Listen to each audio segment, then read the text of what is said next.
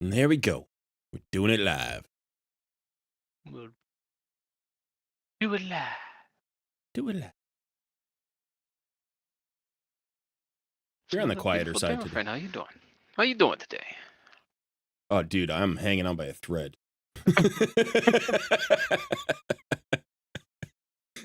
What's a better answer for that? What's a better? I'm doing great, man. I'm doing fantastic. Yeah, I can tell. Yeah, I'm just yeah. I'm in a good place, like emotionally, I guess. Yeah, well, that's good at least.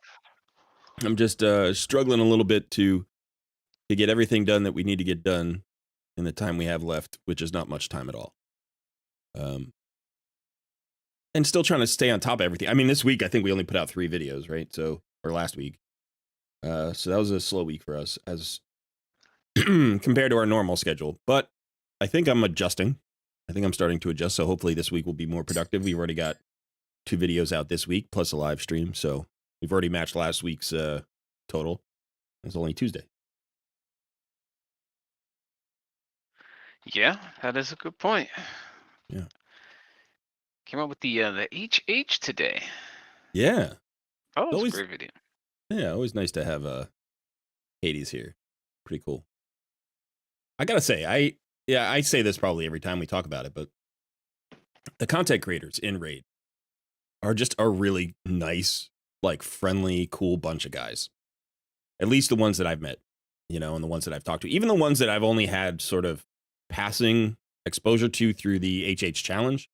Like there's a on Hell Hades Discord, there's a channel specifically for content creators who are in the challenge to just chat with each other. So, it's the 51 content creators in that chat.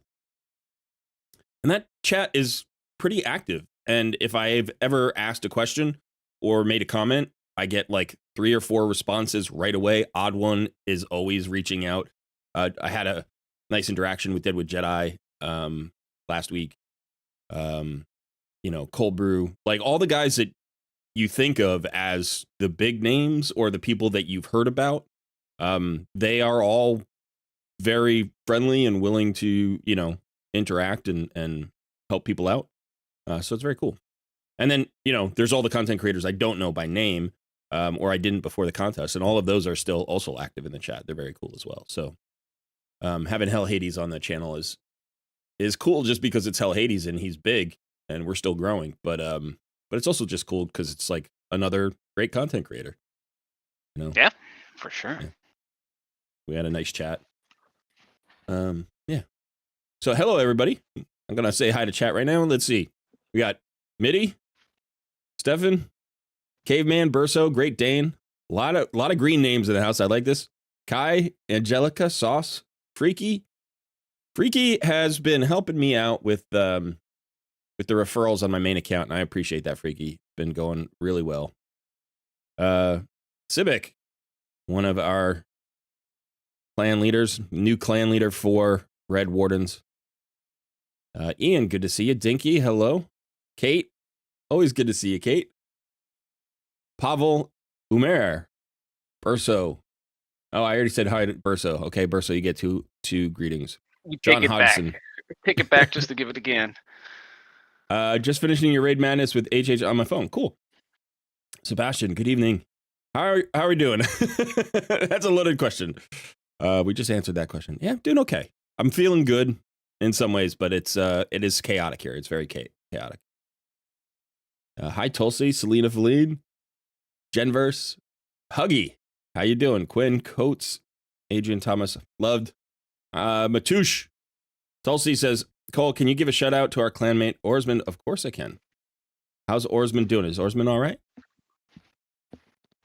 Give a shout out to Ors. Ors is a fun guy. Often live streams in our Discord community. Hope you're doing well. Peckham Halder, Mario. Good to see everybody. Janos. Yeah, there we go. All right, we got a lot of people in the house.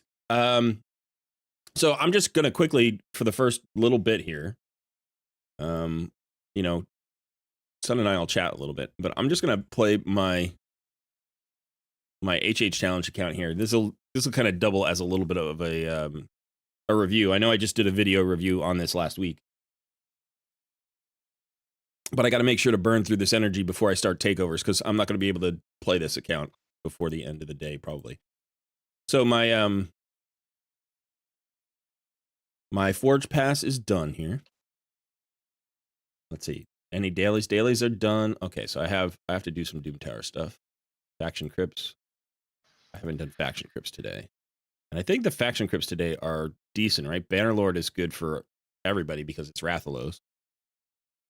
And then Demon Spawn is not great for me, but I think I can push a little bit, maybe. And then the rest of it is I'm looking for another 6-star. I'm trying to get my actually, you know what I'll do here? This will be easier.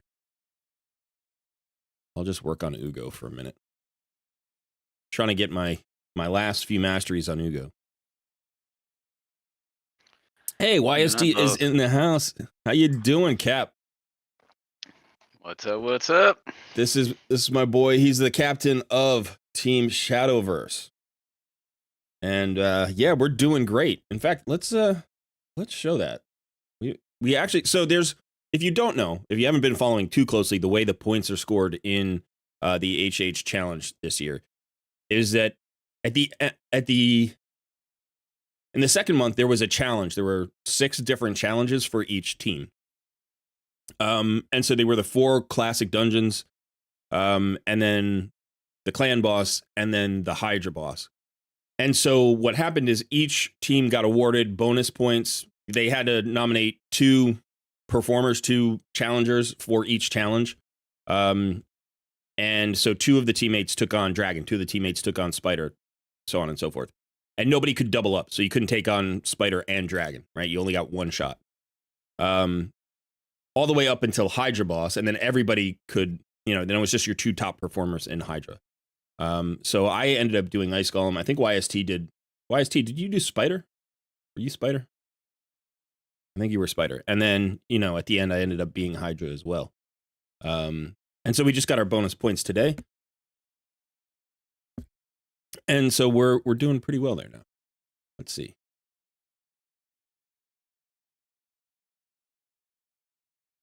Let me just pull up the. All right.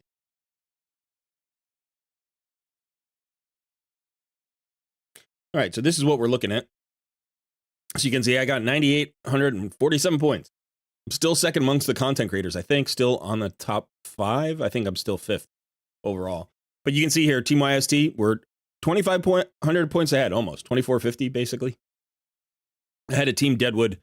Team Deadwood has been surging lately. And so we got all our points today. And so the nice thing is, we actually, I think, the bonus points for this round actually pushed us, or the challenge points for the last 2 weeks pushed us ahead. So the last 2 weeks were Clan Boss and Hydra Boss. And we did I think we came in 4th in Clan Boss and 2nd in Hydra, I think. And as a result, we kind of moved up a little bit. Yeah. So we got a 2,000 point lead, just over 2,000 points. So it's not a lot when you think about the fact that, the top teams are all, 33, 34, 36,000. 2,000 is a small margin. It's like 6 or 7%, right, at this point. So, that could still disappear in a hurry. And Deadwood has been surging. You can see he's up over 8,000 points here. YST's been doing great. He's closing in on 8,000 points himself, almost 7,700 right now. Notorious is just about to hit the 7,000 point mark. Everybody's been pushing. Nacho's just about to hit 4,000. That's going to be awesome. And hopefully I can hit 10. So, not hopefully, I will hit 10. I will absolutely hit 10. The question is, can I do much more than that? And I'm actually hoping to hit 11 now. My original goal was 10,000. When I say original, not early on, but a month ago, I was like, oh, maybe I can reach 10. That'd be nice. I think I was at 6,500. I'm like, I think 10's a possibility. But now I think 11 is my adjusted goal. And as you can see down here, let's see, Team Scratch, I think it is. Crop's got 11,000 points already. So he's the man to chase. He's in first place out of the content creators. you look at the community, let's see. Let's see if I can do this. It's always a little bit weird here. Okay, so let's show the community and then show the leaderboard. So here you can see Crop is in third place. I'm in 5th. And the other 3 contenders are non-content creators, just community members. But it's awesome. Look at JS Foot here with 16,000, Panda with over 14,000. Snackbag is right at the 10,000 mark. So he's the one I've got to catch. Now, one of the things you'll notice about the point totals here is they're a little bit lower because those bonus points that we get, that we were just talking about, the bonus points that we got today, don't factor in to the community score because this is just for the community. So those bonus points are just for the content creator competition. And so you can see here, like my point total is a little bit lower here. Crop is under 11,000 here. It's because we don't have those bonus points factored in here. So that's the difference. Because nobody else is getting the bonus points, so it wouldn't be fair to compare us against everybody else with our bonus points. You know, we would be inflated.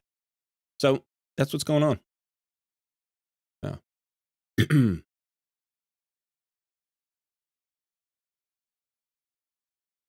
Let me do, I can do this. Okay, there we go. Oh, that was fast. Got Team Sun representing in the chat. I see everybody. Team Sun. Yeah, next year we need to get you into the HH challenge, man.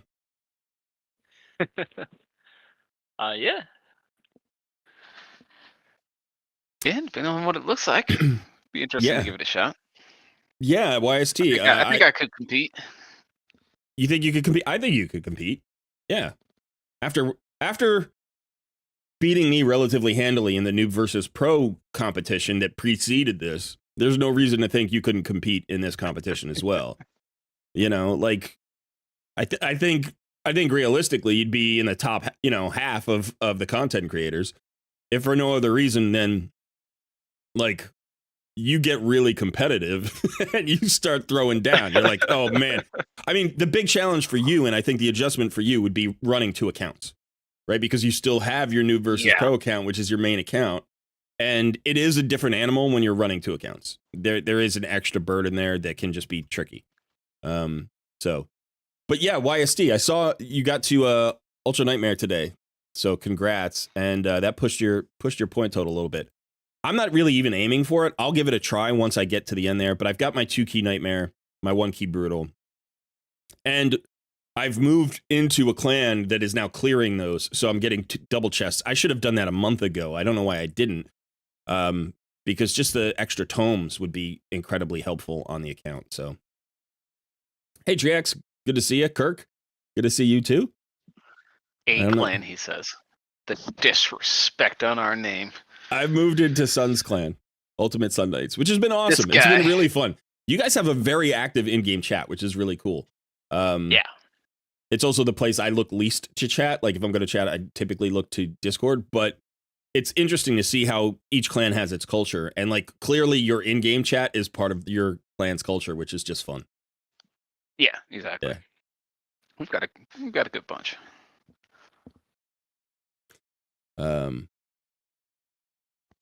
Yeah. All right. So I burned through some energy here. This feels pretty good. Let's see how close are we to our mastery here. So we got 326 scrolls. So we need 350 to unlock the last tier. I honestly don't know. I don't know what my capstone is going to be here. I guess it'll probably be timely intervention. So yeah, I'm going to do this as a poll right now, and you can shout it out too.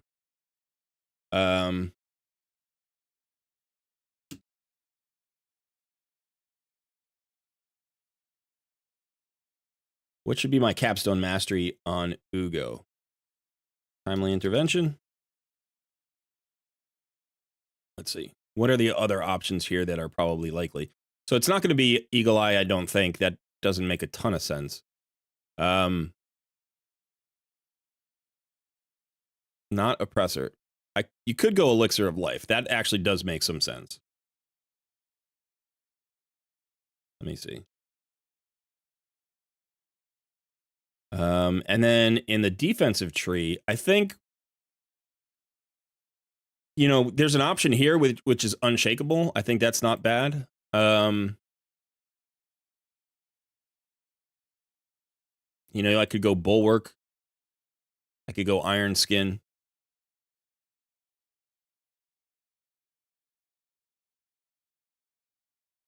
I'm thinking unshakable though. And it's funny because YST does this for HH now. He does the guides for champions and stuff, which is pretty cool. So we got an expert here. Let's see. And so that, and I don't know, bulwark would be kind of interesting. It's not really a tank. I think it's going to be bulwark or iron skin. Let's do that. All right, there's our poll. So YST, what do you think? Yeah, I'm definitely focused on Hydra. You can focus on Clan Boss. I'll focus on Hydra. So, remember that Ugo is primarily going to be a Hydra champion. So remember that. Obviously I haven't gone down the offense tree. I could change that, but I'm not likely to because I don't really have the stats. I just need to extend, right? Because Rathalos is bringing the damage. I've got, basically Rathalos is bringing the damage. That's basically what I've got. I've also got Mordecai, and I do have a Inquisitor Shamil. So I'll give everybody the team so they can see what the team looks like. I'm going to be doing my key tonight, so that's why I need to get this Ugo capped off. So here's my Hydra Clan Boss team. I'm ineligible for Clash, unfortunately, because the way they do that's so stupid. I literally joined the day Clash opened, but I joined a few hours too late. So that's unfortunate. Although this clan doesn't really need my contribution this week, but I would have liked to be able to contribute. So this is my team. Right, and probably something like this setup. But yeah, you can see. So I've got provokes and slows, AoE slow, AoE hex, all coming from Archer. I've got my HP burns and increased attacks. I got my decreased defense coming from Ugo plus the block buffs. Another decreased defense from Deacon. I've got my fear solution here in Shamail. Obviously he's 50. I'd like to have him 60 as well. I don't know if that's going to be possible for tonight. And then I've got my main damage dealer is Rathalos. So the big problem here is if Rathalos gets devoured, I have to break him out. And that can be tricky. That can be tricky, especially later in the game. Early on, it's not that hard, right? But later in the game, when you don't have that many turns, it can be kind of tricky to get this done. So this is where Ugo's got to fit in. So she should be 60, fully ascended, hopefully get a banner on her, and get her final mastery. Am I aiming for high resistance or do I need accuracy? That's a good question. I don't actually, let's look at her build. I don't actually know 100%. I've got 110 accuracy here. I'm going to get a banner on her, and I do believe I have a good accuracy banner. I think I did. I had an accuracy banner with speed, I think. Maybe I don't. So it doesn't look like I do. I haven't glyphed her out. I could get some accuracy there, some accuracy here, some accuracy here, and some accuracy here. So I think for normal Hydra, the resistance is only like 125 or something like that, or the accuracy requirement is it's pretty low. So let me go look. Raid Stages tool. I'm on there right now. I use this thing all the time. Hydra. Oh, plus we need the extra 50 though because of that. Yeah, that's the thing I keep forgetting about. What rotation are we in?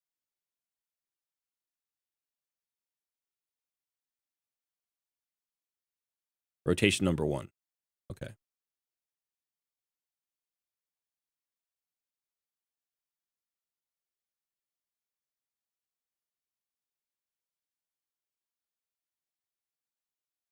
Okay, so rotation number 1. Normal.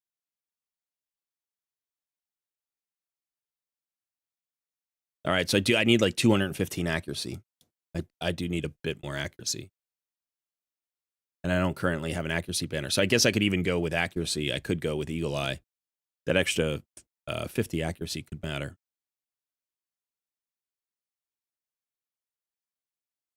Yeah.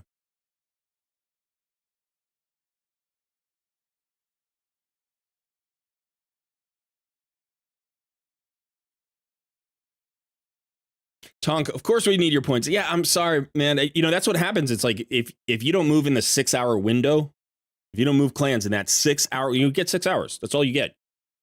You get 6 hours to move and still be eligible for Clash. And I moved like 8 or 10 hours after, you know, the window opened. So I missed it by a couple hours. Yeah, let's see what people are saying. Unshakable. Yeah, could go pure defense, right?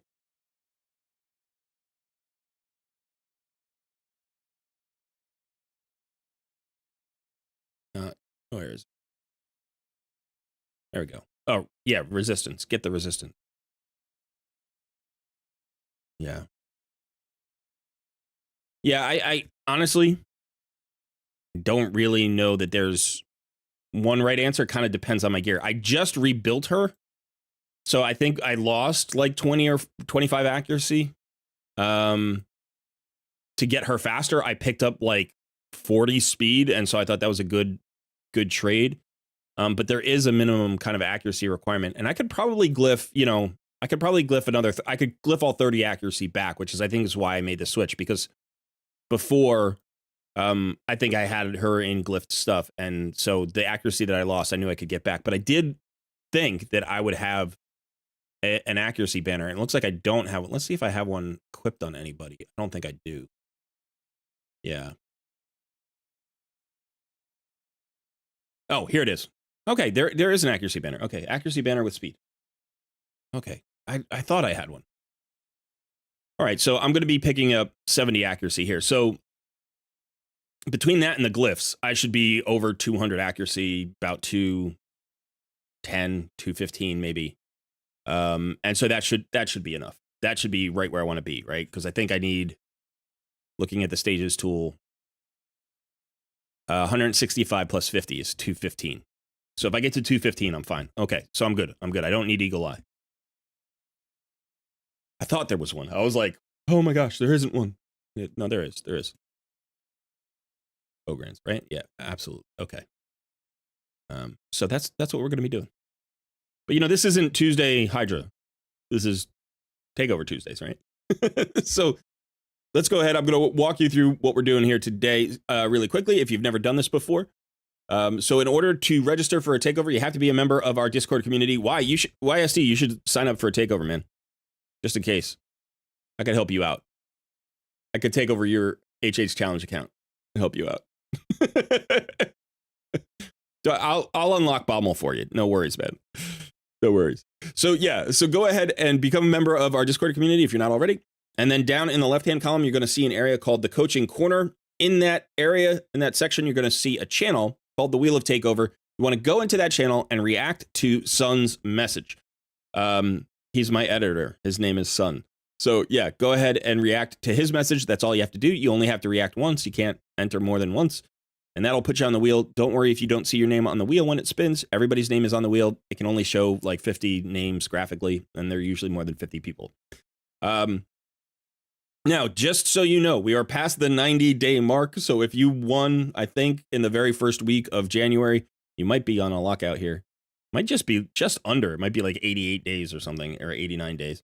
But you can only win once every 90 days. Have your login information ready. That means your email and your password.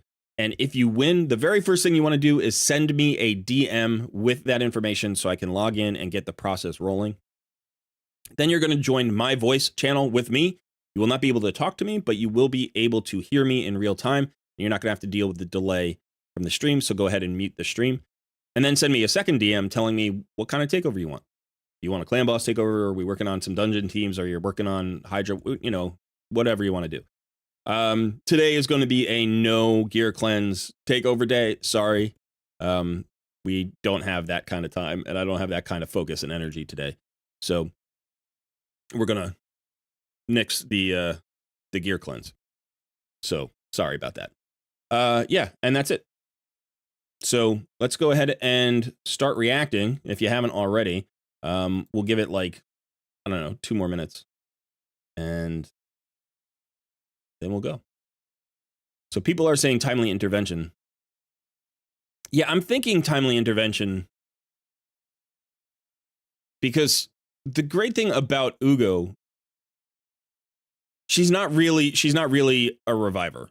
You don't want to think of her as a reviver for Hydra because in order for her to revive, everybody needs to be dead, right? And that means like Archer needs to be dead and, you know, whatever. So it's like she's not really a reviver, but this removes heal reduction and it removes a random debuff and it heals. So you come back around faster to the mini cleanse and the heal. And this is the only cleanse I have available. So, you know, you can remove poisons, you can remove fears, you can remove anything that you know you have here. I think weakens, right? You can remove weakens. So anything that comes up. And then also you get back around to the block buffs, debuff faster.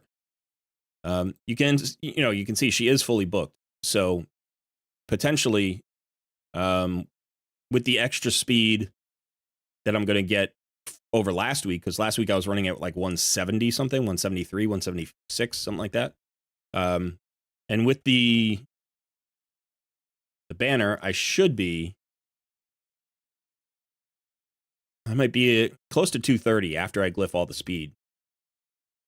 I could be close to 230 because this is 15. I'm going to get at least 15 speed. Yeah. So maybe even 240 is not outside the realm of possibility depending on how that banner rolls. Let's go ahead and roll that banner. Why don't you spin the wheel, son? Let's go ahead and spin the wheel and I'm going to roll on the banner. So we'll have 2 winners here, hopefully. Where is it? There it is. Yeah, let's see if we can't. Let's get at least 1 roll into speed. How about 2? Double roll. Come on. That's okay. That's not bad. I will take that. So another 10 speed there.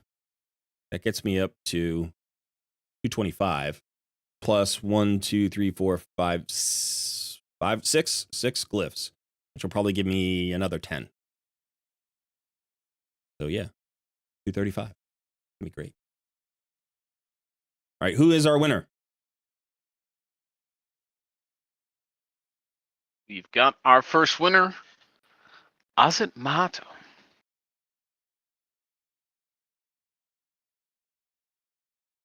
I can't see the name. That's always a little frustrating when this happens. When I'm in streamer mode, it truncates everybody's name down to a single letter.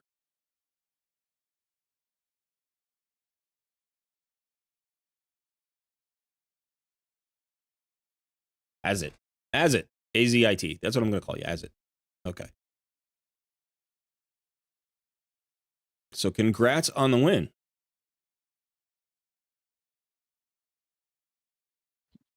I got greedy for the second roll. As soon as you hit the first roll, you're always hoping for the second roll. If I don't get that second roll, it's an instant sell. Yeah, well, you're at that point. I'm not. You know, this is literally the only accuracy banner I have with speed. So, I'll sell it out of spite. Get it out of my account.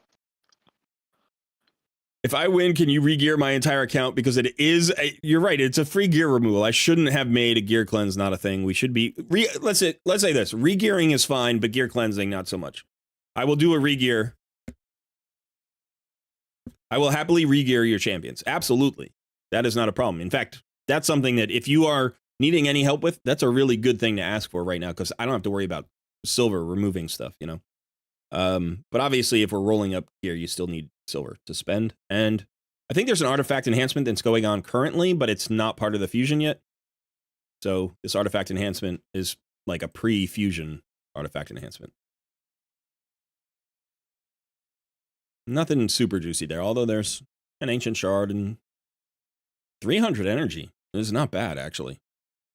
300 energy is nothing to sneeze at. So not an awful thing. Oh, look at this. I didn't even notice this.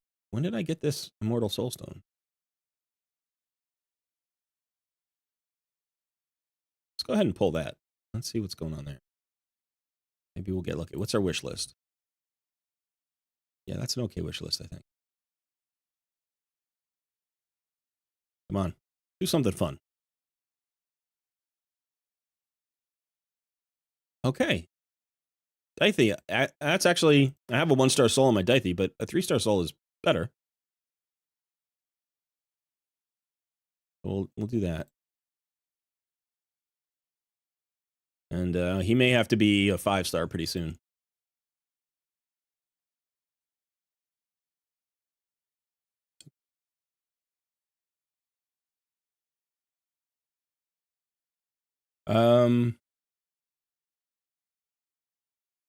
As it's trying to decide between 2 different accounts. Let's go ahead and get this going. I am happy to do whichever one you like. Is there one that's like a main account? You know, I know you have 2 early game accounts. Are you still juggling, trying to decide which one your main is?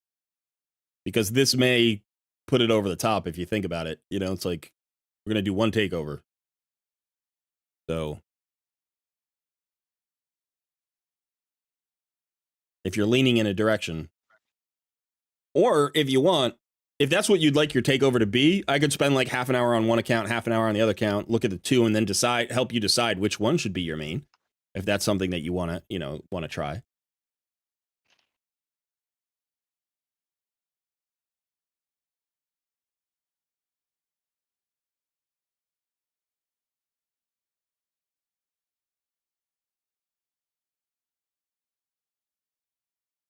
All right, let's see.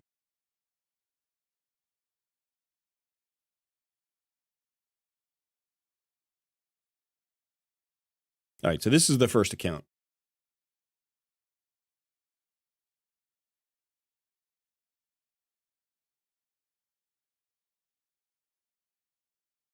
All right, so level 53 account.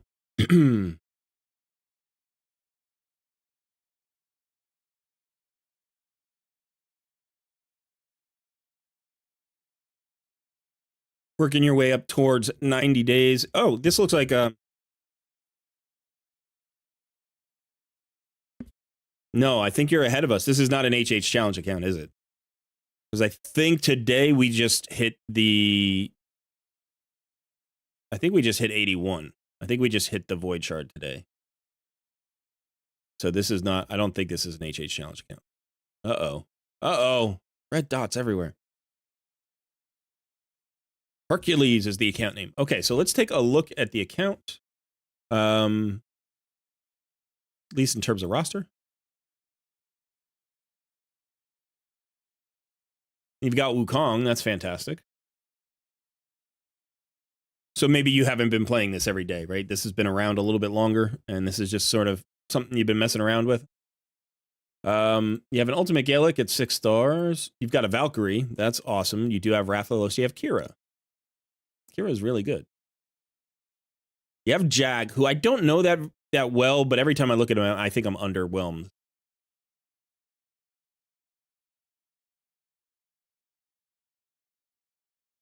Attacks all enemies. Before attacking, removes all buffs from all enemies. Damage increases for each buff removed.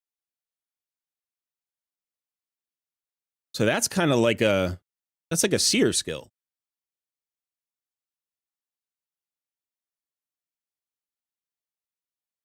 I don't know. If YST's here, you know, or if anybody here has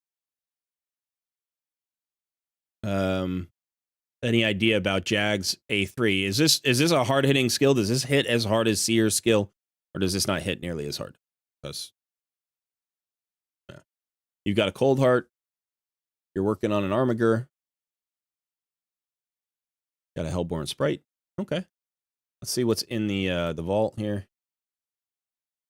Ooh, you've got a Ilfrid. Ilfrig? Yeah, he's good. In fact, pull him out. This is a guy you should consider working on.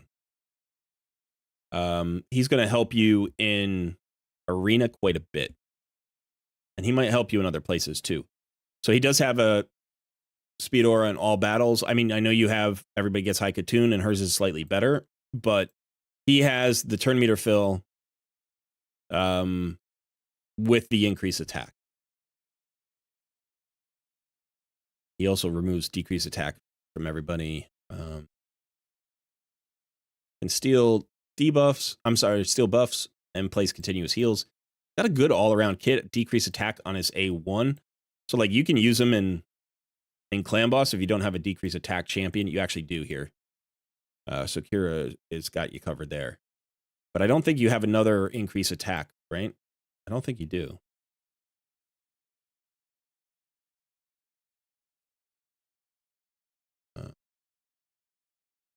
Yeah, so none of these champions place it on the team. This is increased attack on himself, I think.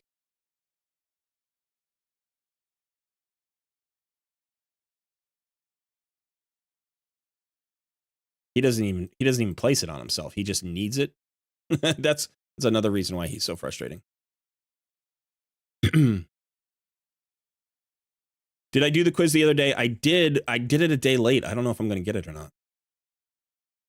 I could kick myself. I told myself to do it, and I was like in the middle of doing it, and then I got distracted by something, and then I didn't do it.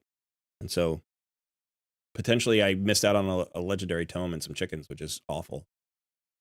But yeah, so Ilfric gives you something that you need. So he's a good champion to work on. And I think, you got your AoE HP burner, but he needs that increase. He needs that increased attack. Oh, he does place it on himself. If the attack is critical. Okay, so he does actually place it on himself. But that increased attack is going to be easier. It's going to, activate you for arena. So if we look at your arena team, let's see where you stand in arena. You're in gold 1. So, you could have your same exact team here, but just with Ilfric in the lead, you give away 4% of the speed aura, but you have the same turn meter fill, and now you have the increased attack, right, for Rathalos and for Kale and for Wukong. Potentially, you could get Ultimate Gaelic in here. If you can speed tune him, get the HP burn out there, and then that'll activate Rathalos, and Rathalos will hit harder. So that could be an option here. I don't know if you have any other.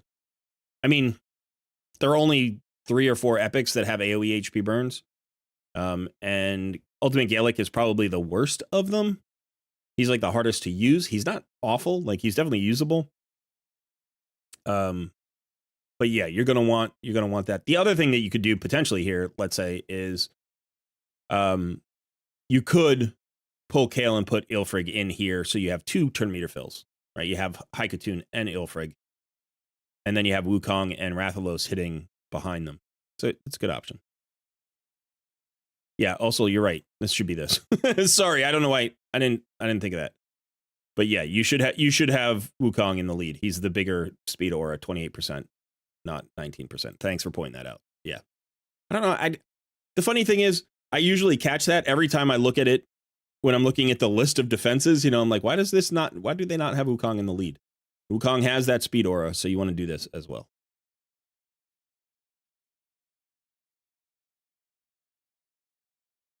Okay.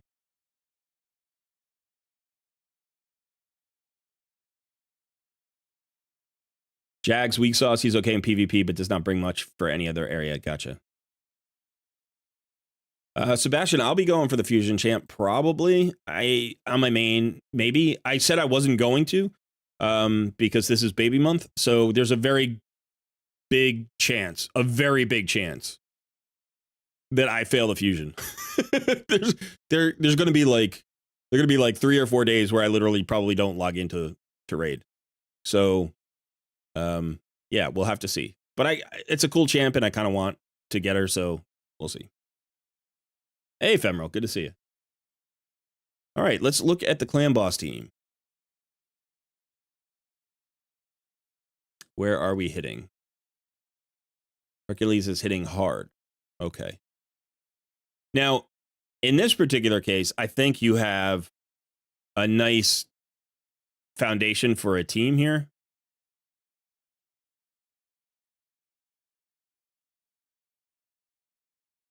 Right, this team that you're showing. Let me shrink myself a little bit so I don't take up as much space.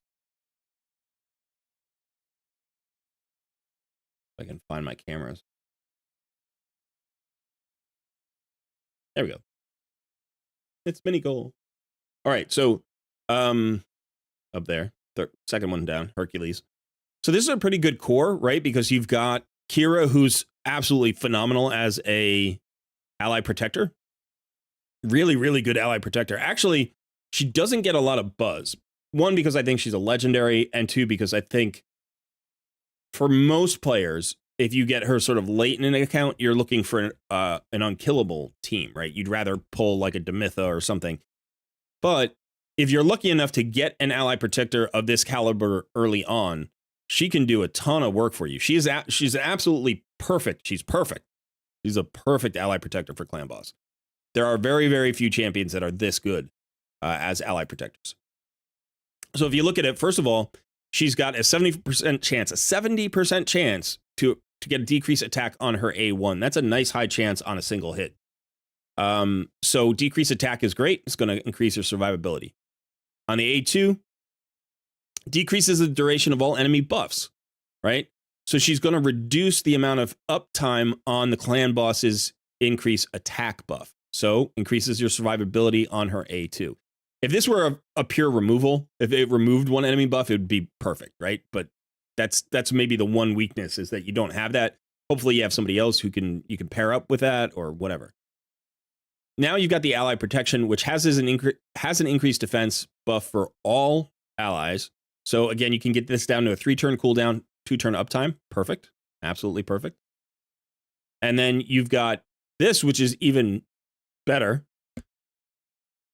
So on top of the 70% chance on the A1, whenever an ally is attacked while under an ally protection buff, places a 50% decrease attack debuff on the attacker for 1 turn. This is a placement, can't weak hit, and it's got a 100% chance. So by herself against all affinities, she's going to place that decrease attack, right? And remember, this debuff only goes up for 1 turn. This debuff goes up for 2 turns. But generally, she can create a scenario where you have 100% uptime on a decrease attack debuff, which is awesome. That's what you want. By herself, you don't need another decrease attack champion. So the increased defense, the ally protection, the decrease attack, and even the turn, like the buff reduction on the Clan Boss is really great. So she is the cornerstone of your team. I would say she pairs really well, really, really well with Valkyrie. Now, Valkyrie has the counterattack and the shield, and that's basically all you care about. You don't care about anything else in her kit. But she's got that shield. She's got that counterattack.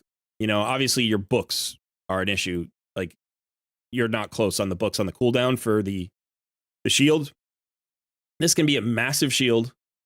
And so these two are the cornerstone. Now you're saying, okay, HB burn and, Rathalos for damage, which makes entirely, like, that makes sense, right? You got your decreased defense here.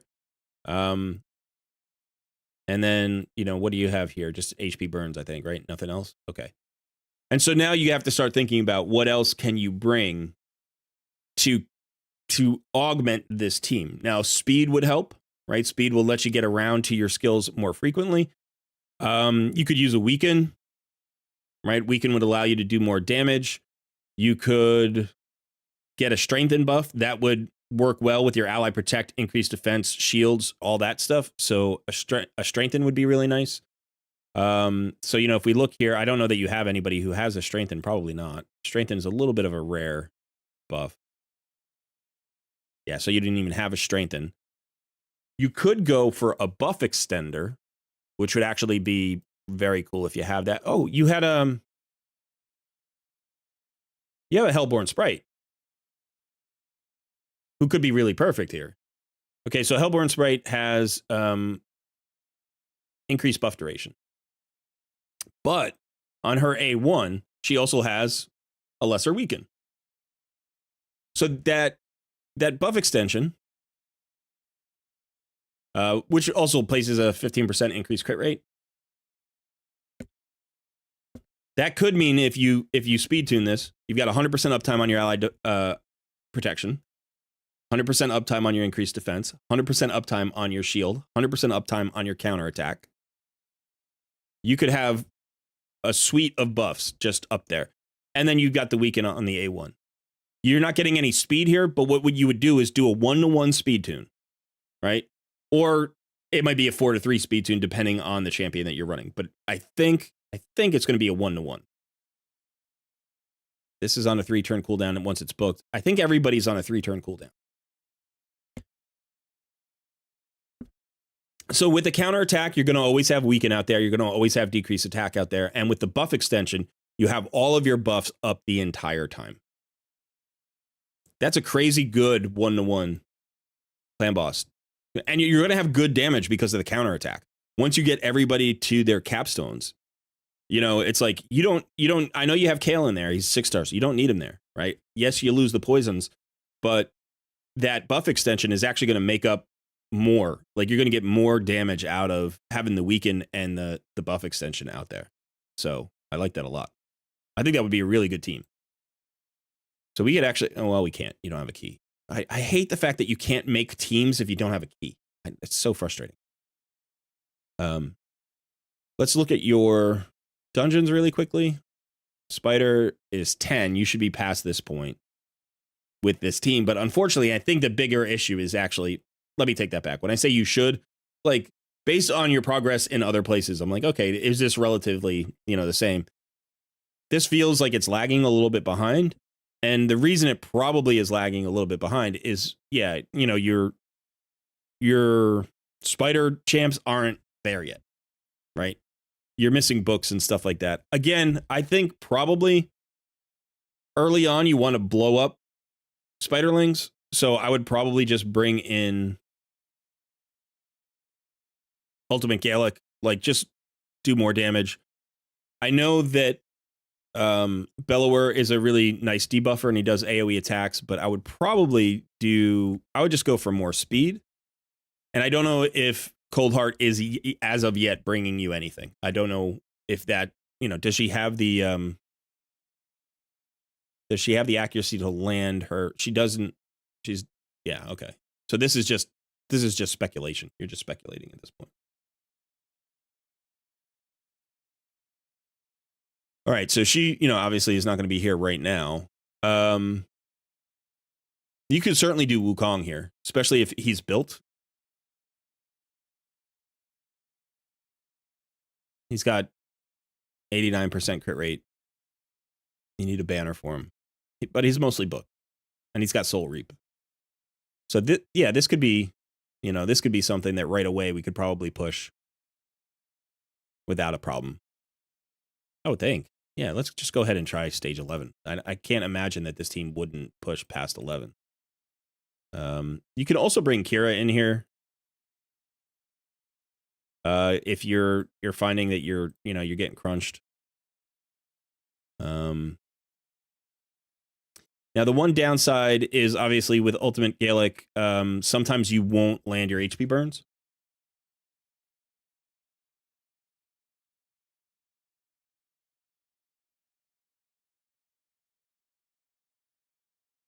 Go ahead and blow them up. That's fine. Because he needs to crit first, I think.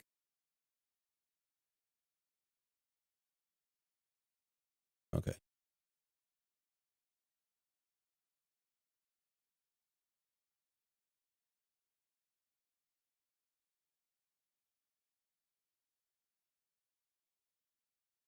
I think we can just auto this. I don't have to manual this. I think it's just going to smash through it.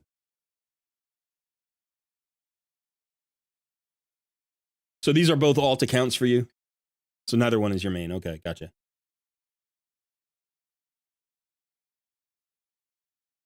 It is very easy, and this is just general advice for any players. Doesn't matter if you're new or experienced, if you're running an alt or whatever. It's very easy to get stuck right where this account is.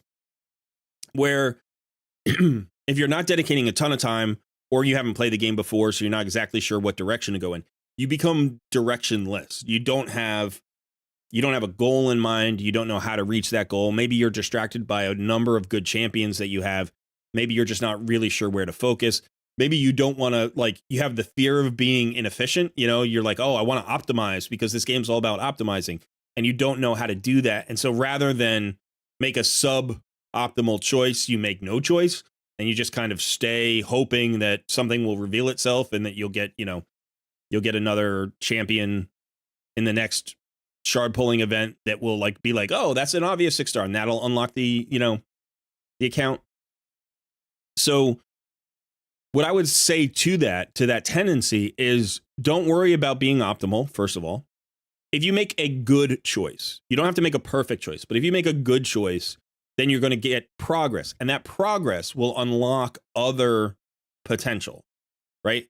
And also what happens is every time you make a choice, you eliminate some of what you now need to do, thereby making the menu of options smaller. You know, so if you've ever gone to a restaurant and looked at a menu that has 50 options and you're just frozen with, like, you know, what's it called? Paralysis of,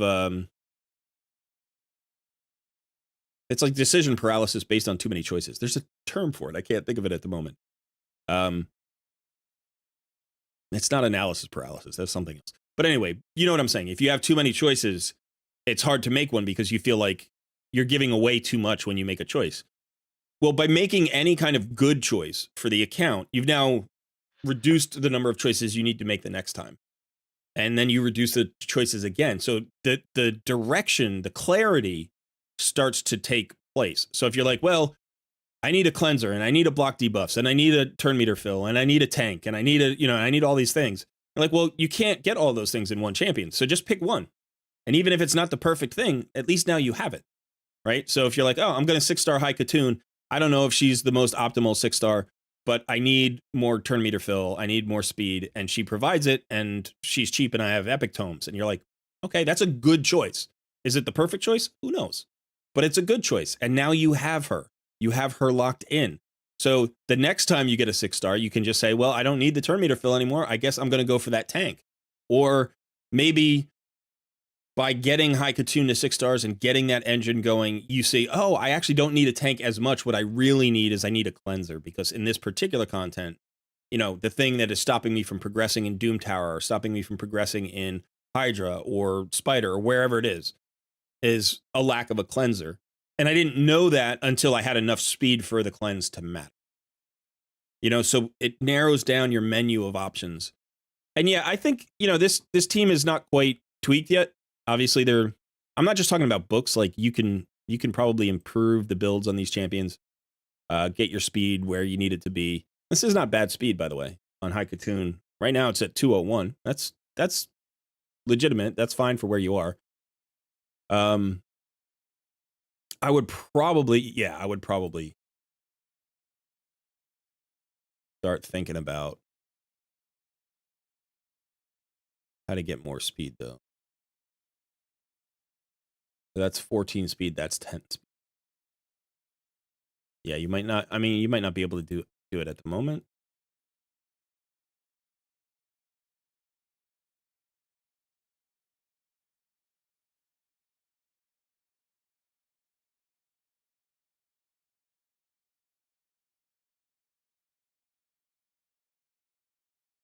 Ooh. Oh, that's on Rathalos. Okay.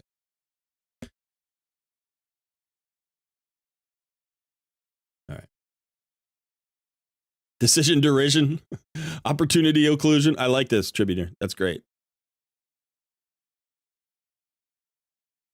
But yeah, so, you know, you only need to make minor progress on your first few 6-star champions. I think one of the things that I can see happening here is something that we've seen before in takeovers, where you've gotten, you know, 4 good legendaries, 4 really good legendaries early in the account.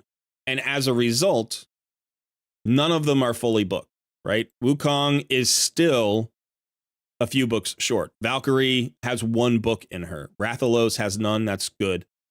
Kira has 2 books in her. So it's like these 2 books could have gone into Wukong to help finish him, you know, off, top him off. Obviously, getting the cooldown reduction and the damage on the A2 is huge. Getting the cooldown reduction and the damage on the A3 is huge. The A1's not super important, but it is a 15% chance for a stun. So that's a significant increase.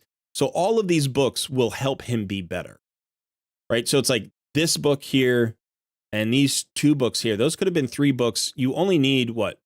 You need 6. You would have been halfway to having him complete. So not saying that you have to do that. You could have prioritized Valkyrie or you could have prioritized Kira.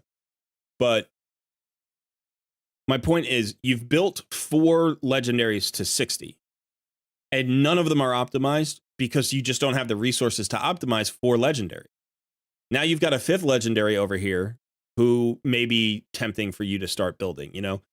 But when you think about it, you can save those legendary resources. Don't build any more legendaries. Like even if you pull, it doesn't matter who you pull. Like, yeah, okay, if you pull Duchess, maybe. But basically, you're going to pull another legendary. You're going to think, oh, this champion is going to help me progress.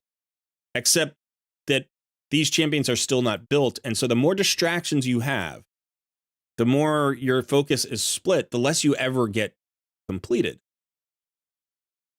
Out of these champions, I would probably focus on Valkyrie as the primary focus. Me, because I like tanks, right? And I think the second thing is that she's going to be in every team. She is your survivability right now. You don't have a healer, right? You know, yes, she's going to pair really well with Kira. We know she's going to go in clan boss. She's going to be a cornerstone of your clan boss. Get her working. She's going to be good in arena. She's literally good everywhere. There's nowhere you can't put Valkyrie right now on this account, right? And then focus on your rares and your epics.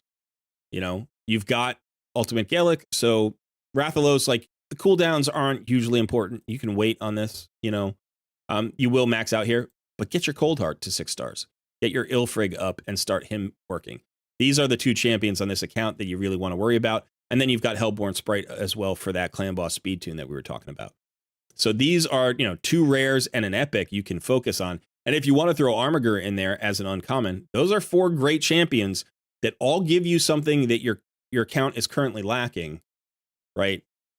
And none of them are legendaries. So you'll be able to actually optimize them. One other option here is Claude. Claude is pretty solid. He gives you an increased speed, increased accuracy. He gives you a shield. You know, whatever. He does give a little bit of healing. I don't think he's as useful on your account. Like I would actually probably not continue building him because you've got Valkyrie, right? So it's like, if you want the speed, you've got a better speed champion. If you want the shield, you've got a better shield champion. And if you need heals, this is not a lot of heals. So I probably wouldn't pursue Claude much further. You know, take him to 50, put him in your faction Crips team. He's going to be good there. Yeah, but I think, you know, Ilfrig, Armiger, Hellborn Sprite, Cold Heart, and High Katoon are all good places to focus. So just pick one. Pick 1 or 2, focus there for a while. When they're done, move on to the next ones. And in the meantime, anytime you get a legendary tome, throw it in Valkyrie, then start throwing it in Wukong, then start throwing it in Kira, and do Rathalos last. And then you got a really nice account. Really nice account. I mean, you're only level 53, and you've got 4 really good legendaries. So you should be good up to like level 70. You know what I mean? Like you literally don't need another legendary. You just need to optimize what you've got. All right, so I think that's the plan for this account. Let's go ahead and take a look at your second account really quickly. And then I know everybody's like, really quickly? Really, Cole? Is that going to be quick or not? Let's take a look and see if the other account maybe is more worthwhile than this one.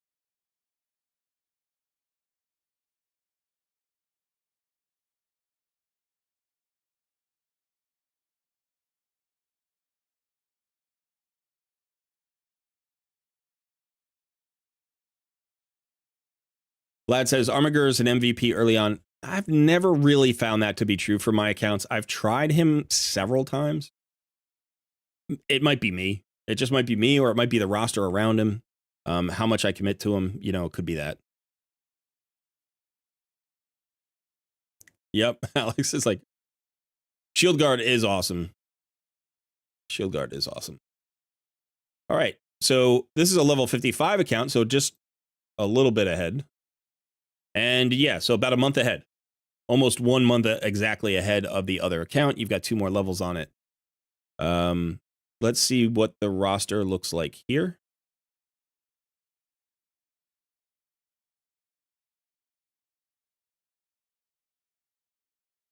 Okay, so you still have Wukong. Still not quite booked. Rathalos, mostly booked. Trunda, not booked. Okay, don't book her. Don't book her. Right? Book these two champions first. Finish them off. Or skip Wukong and focus on Trunda. I wouldn't. I would focus on Wukong. I think Wukong's better for your roster right now. It's the buff strip that's incredibly important, but also like the passive makes him a viable solution. Like he's a cheese solution in a lot of Doom Tower places. Again, you've got the Armiger going. Here, you've got the Gorgorab. That's awesome. So that's a huge leg up. You did build 2 starters to 60, which I don't like. That's unfortunate. This is just a word of advice to everybody out there. If you ever run up a new account, my guess would be this sometimes happens. Like Elhain was Elhain your starter champion, and then you pull the Kale and you're like, oh, Kale's better in Clan Boss, and so I'm going to build him up?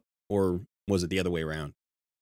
It's not that you don't want to build 2 starters down the line. In fact, you can build 1 copy of each of the starters. That's a great long-term goal for secret rooms in Doom Tower and for faction crypts. You have that advanced quest where you need to complete a faction crypt with 1 rare.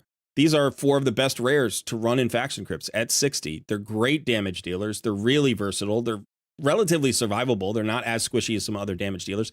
They're all rares, obviously, so the investment is low. But early in an account, not really a priority. Like if you had Armiger here instead of Elhain, that would have been so much more valuable, right? Even if you had like Gnarlhorn here over Elhain. I imagine this is helping you in faction crypts a little bit, but elsewhere, I don't know where this is going to be valuable. You don't need her for her arena, right? Because you've got Wukong and Rathalos. You've also got Magnar. You've also got Trunda. Now, this actually has a little bit of a similar challenge to the previous account in that, there's a little bit of a lack of focus in terms of your legendaries, but that's not the bigger issue here. The bigger issue here is the focus on damage dealers. Let's look at all of the 6 stars you have. How many do you have? 1, 2, 3, 4, 5, 6, 7. 7. How many of them are damage dealers? 1, 2, 3, 4, 5, 6, 7. All 7 damage dealers? Those are the first 60s. It's like, wow, you like your damage. A lot of people do. Sun loves damage. Sun's a dirty DPS, right? So I understand the attraction here to like, oh, I've got all these great damage dealers. I want to build them. They're really highly rated champions. But as a result, your roster is not well-rounded at all. What do you need to activate these damage dealers? Well, speed makes everybody hit more, right? Like they hit more frequently, they do more damage. So your speed, okay, you've got Diabolist, you've got High Katoon here. Not bad, right? Getting there. But one of these could have been a 6-star. Like instead of Elhain, one of these could have been a 6-star, probably High Katoon, Like, I don't know when you got Magnar, but Magnar as a 6-star champion when you already have Wukong and Rathalos feels like overkill. He's good as an all-around damage dealer. He's a great carry, but then maybe you didn't need to build Rathalos out. And then maybe these books could have gone into Wukong, and then you would have been complete there, So again, it can be a distraction in terms of, I pulled a great champion, I want to build him. But always ask yourself, how does it fit into my roster? How does it progress my team? A better damage dealer for you to build could have been Frozen Banshee. Now, I'm not saying build Frozen Banshee now. Do not build Frozen Banshee right now. You've got 7 damage dealers. You need support champions and utility champions, right? But at least that would have given you something that you didn't really have. It would have given you a poison sensitivity, which would have optimized her performance and Kale's performance, right? So that would have been something that you could have brought in. Burn Giri brings you an AoE stun, brings you a strengthen buff.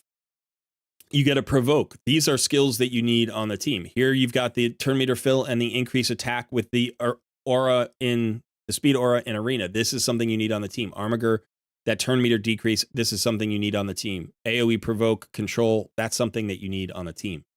So all of these champions down here in the second row are potentially, okay, even look at Steel Skull here, who is now actually fully booked, which is great. Increased defense, heals, cleanse. Now it's a single target cleanse, but it is a cleanse. Even got poisons here. This is a good champion for Clan Boss. This is a good champion for Dragon. This is a good champion for Doom Tower. So this could be a 6-star, So in looking at this team, looking at this roster, I'm thinking Gorgorab is a great 60. Steel Skull is a great 60.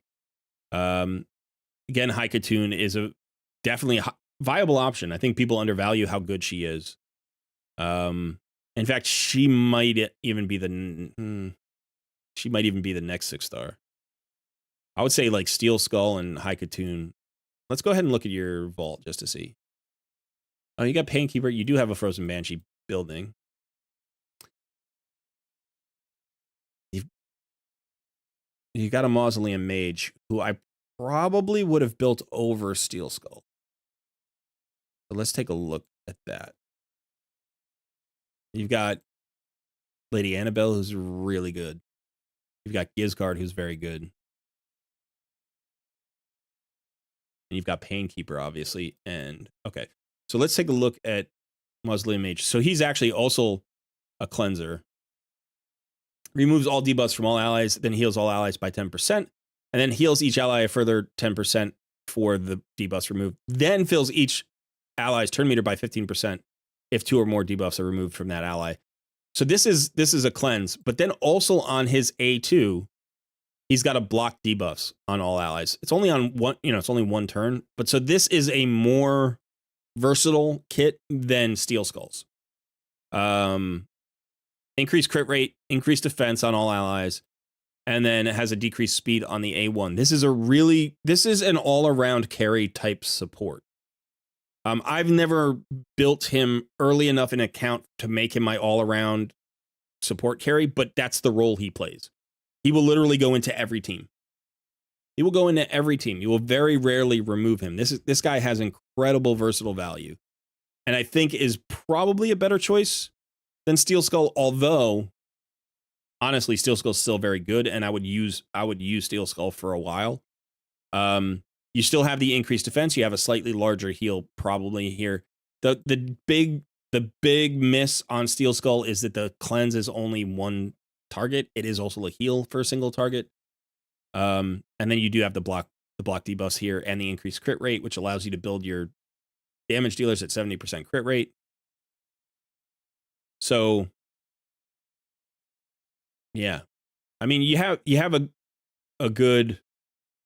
some good champions here to build that could potentially solidify this roster. Hey, Darren, good to see you.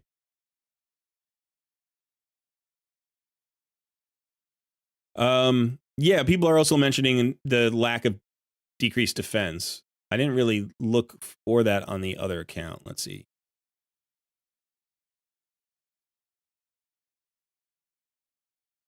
I mean, we mentioned that Rathalos has it for like Clan Boss, right? Although it's not 100% consistent.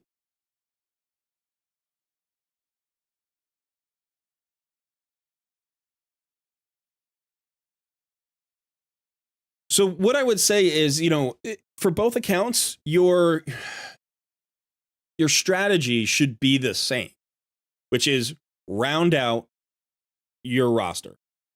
Look for the skills that you're lacking, and then focus on 1 or 2 champions at a time and optimize those champions. Get them to 6 stars. Get them full masteries. Get them fully booked. Focus on your rares and epics because you are overextended on your legendaries. That's true even here. You've only got 3 legendaries, so you're not as overextended on the other account with legendaries. But in this case, your account needs more, right? You actually need more on this account to get it into well-rounded shape, even though it's a little bit more advanced than the other account in terms of, progress. I think the roster over there is better. I think you have, like, because you got Valkyrie and Kira, and they were legendary champions that you invested in early, you actually have utility and tankiness right there. And those two synergize so well that I think you actually need less on that account to get it going. Because you have 7 damage dealers here, right? Like, you really need 3 or 4 other 6 stars to get this account rolling. Now, once you get this account rolling, obviously you have all these built damage dealers. You're going to have damage dealers in every faction. You're going to have damage dealers for every potential fight, whether that's, like a Dark Fae or a Spider or an Iron Twins. Like, you're going to have people in every spot. And I do think you have good support champions here. I really like these two, Mausoleum Mage and Gorgorab. I also like Burn Giri quite a bit. Steel Skull is very solid as well. Obviously you've got the Armiger going, and Diabolist is no joke as well. Diabolist is actually a very good rare. So it's not like you don't have potential here. I just think it's going to take you, 2 to 3 months potentially at the level that you're playing. Like, if we look at the logins, and we say, okay, you're closing in on 4 months here. And you've got, 7 60s. So you get about 2 60s a month, right? And you probably need 4 more 60s to really round out this roster, or at least to get it started. And then there's probably more after that. So you're looking at least 2 months of sort of redirecting your energy into building 6 stars, not even optimizing the ones you have, but building new 6 stars. And then you have to worry about all of the masteries, all of the gear for those champions. This feels like a trickier rebuild, or not rebuild. This feels like a trickier evolution to force, right? You have to move in a particular direction, and it's going to take a lot of time and effort to get there. And I think it's because you've gone further down a path than the other account has gone down, and the champions that you've pulled just happen to all be great damage dealers, and so you've focused more heavily on that. The other account's just more well-rounded by nature of the pulls that you could receive. So if you were going to focus on one of the two, I would focus on Hercules, not on Silver Bullet.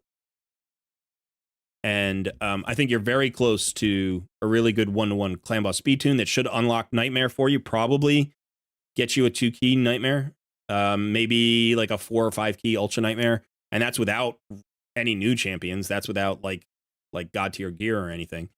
So I think you're at least there. You're close to unlocking Hydra on the other account. You're really close to pushing all of the dungeons. You should be able to get to like Dragon 20 pretty quickly on that other account. I would say within a month you should be there. Whereas here, you're too far away in terms of it's a salvageable account. It's not a bad account. It's just going to take a lot more effort. So I would probably recommend the other one.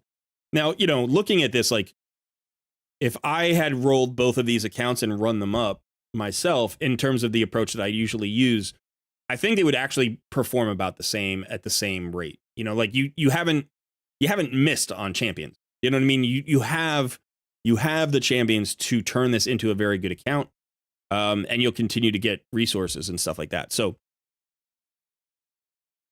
it's a live and learn kind of thing. I've been playing this game for so long. I've run up so many accounts. I've made all of the mistakes. I've made all of the mistakes. This is a really common mistake here on this account. Building 7 great damage dealers. We like damage. And when you pull a Trunda, you're really excited. You're like, hey, this is a really top-rated damage dealer. Let me build her next. Why not? Well, it's hard. It's hard unless you've experienced, what you're experiencing right now, which is like, you said to me, I'm having a lot of trouble progressing with these accounts, right? It's like, why didn't Trunda unlock progress for you? Well, because you had Rathalos, and you had Wukong, and you had 2 starter champions, and you had Magnar, and then you pulled Trunda. Or maybe it happened in a different order, I don't know. But it's like, you got Trunda or Magnar, you got one after the other. And these two do very, very similar things, right? And it's like, oh yeah, Trunda might be an upgrade from Magnar, but if you had Magnar already, the value over replacement is this big. And the value from a completely new champion like Mausoleum Mage would be like this big, you know? So it's like, that's the lesson that you need to take away from this and then implement in any accounts you get moving forward. Or if you start a new account, right? When I start a new account, I look for every 6-star needs to bring a new skill set. If I have one great damage dealer, that's literally all I'm building. I'm not building a second great damage dealer. You know, and if I pull a third great damage dealer and a fourth, it's like, that's unfortunate. That's just bad luck. And now they sit in my vault, or they get run up to 40 or 50 and they become faction champions. And that's it. That's all they do. Hey, XT Redline, welcome to Barbarians. Son, the Horde is growing. The Horde grows. That's what we say around here. The Barbarian Horde grows. So, welcome to our new member. Thanks for joining. It grows. Caveman's calling it out. The Horde grows. All right. So, yeah, you know, this is just it's a really good example of exactly why good champions, like high-rated champions, can be traps. I think you got caught here by some really high-rated good champions, damage dealers. And also, you know, I don't know how many of you play MMOs. Maybe people don't necessarily have the MMO background that I do. You come over from RPGs and you come play this. And if you've ever played an MMO, you know the Holy Trilogy. The Holy Trinity. What the heck is the Trilogy? Holy Trinity, right? Which is tank, healer, DPS. Now, it's evolved since the early days. There's more to it than that. But those are the cornerstones of a good squad in an RPG. And you think squad builders are an evolution of RPGs, right? They're like, take the squad building aspect and iterate on that and make that the main theme, as opposed to like having a single character as your character and building the squad with other players. Now you're building the entire squad yourself. And so the theory remains the same. You need a way to extend the fight. You need a way. So that's your healer. You need a way to direct the flow of the fight. That's your tank and your utility champions. You need a way to get the enemies dead. And that's your damage dealers. And if you're going to lean in one direction or the other, by leaning towards more damage, you put yourself at greater risk. By leaning more towards tanks and utility, you extend fights, even sometimes to the point where you're like unkillable, right? That's the whole idea behind an unkillable clan boss team. Like literally get to a point where the clan boss can't kill you, and then you don't have to hit that hard. And if you're used to doing that damage roll, and if you like doing that damage roll, if you like playing FPSs or you play Overwatch or something, you're always like, you know, I'm looking for kills, you know, you're sniping or whatever. It's like, that's really fun and exciting. But if your team is just 6 damage dealers, you don't have those roles filled out. You don't have the tanks. You can't direct the flow of the fight because you don't have enough utility in your roster to handle every situation. And you can't always blow everything up, right? Like you can't blow up clan boss. That's not a thing. It literally is infinitely healthy. Even when you get it to 0%, it keeps fighting. So that's why the ally protection, that's why Kira is so good, right? Because she does that everywhere. She extends your fight. That's why Valkyrie is so good. Those shields and that counterattack allows you to simultaneously get stronger, like get tougher, more survivable, and do more damage. And so you got to think about damage in different ways. Other than just hitting hard, you got to think about the team composition empowering just 1 or 2 damage dealers, as opposed to bringing in 3 or 4 or 5 damage dealers. Okay. So support is better than damage. No, not necessarily. But what I would say is like damage without support is worse than support without damage, right? In most cases, not all cases, but in most cases, like if you can get to the point where your team literally doesn't die, then what you know is you're going to win the fight. It's just going to take forever, right? Now, in some cases, you can't do that. You can't get tanky enough to be indestructible. And at that point, it's a DPS race, right? Like your damage dealer needs to damage the enemy team faster than the enemy team damages your team. So it's a balancing act. And what I would say is typically, especially early on, I run 2 damage dealers. And that's it. I run 2 damage dealers in every piece of content. So if I go into a dungeon, let's say I'm in Dragon's Lair, right? Okay, I want to push this. I'm looking for 3 support champions and 2 damage dealers. Probably. I could potentially get away with 2 support champions and 3 damage dealers, depending on how good those support champions are. So in this particular case, I'm looking at 5 damage dealers. And they've maxed out here at stage 17, right? They've gotten to stage 17 and you can't push further. Why? Because the enemy's health, like HP pools and defenses, keep going up, and your damage doesn't scale as well as their defenses do. So you're going to run out of a way to blow up the enemy.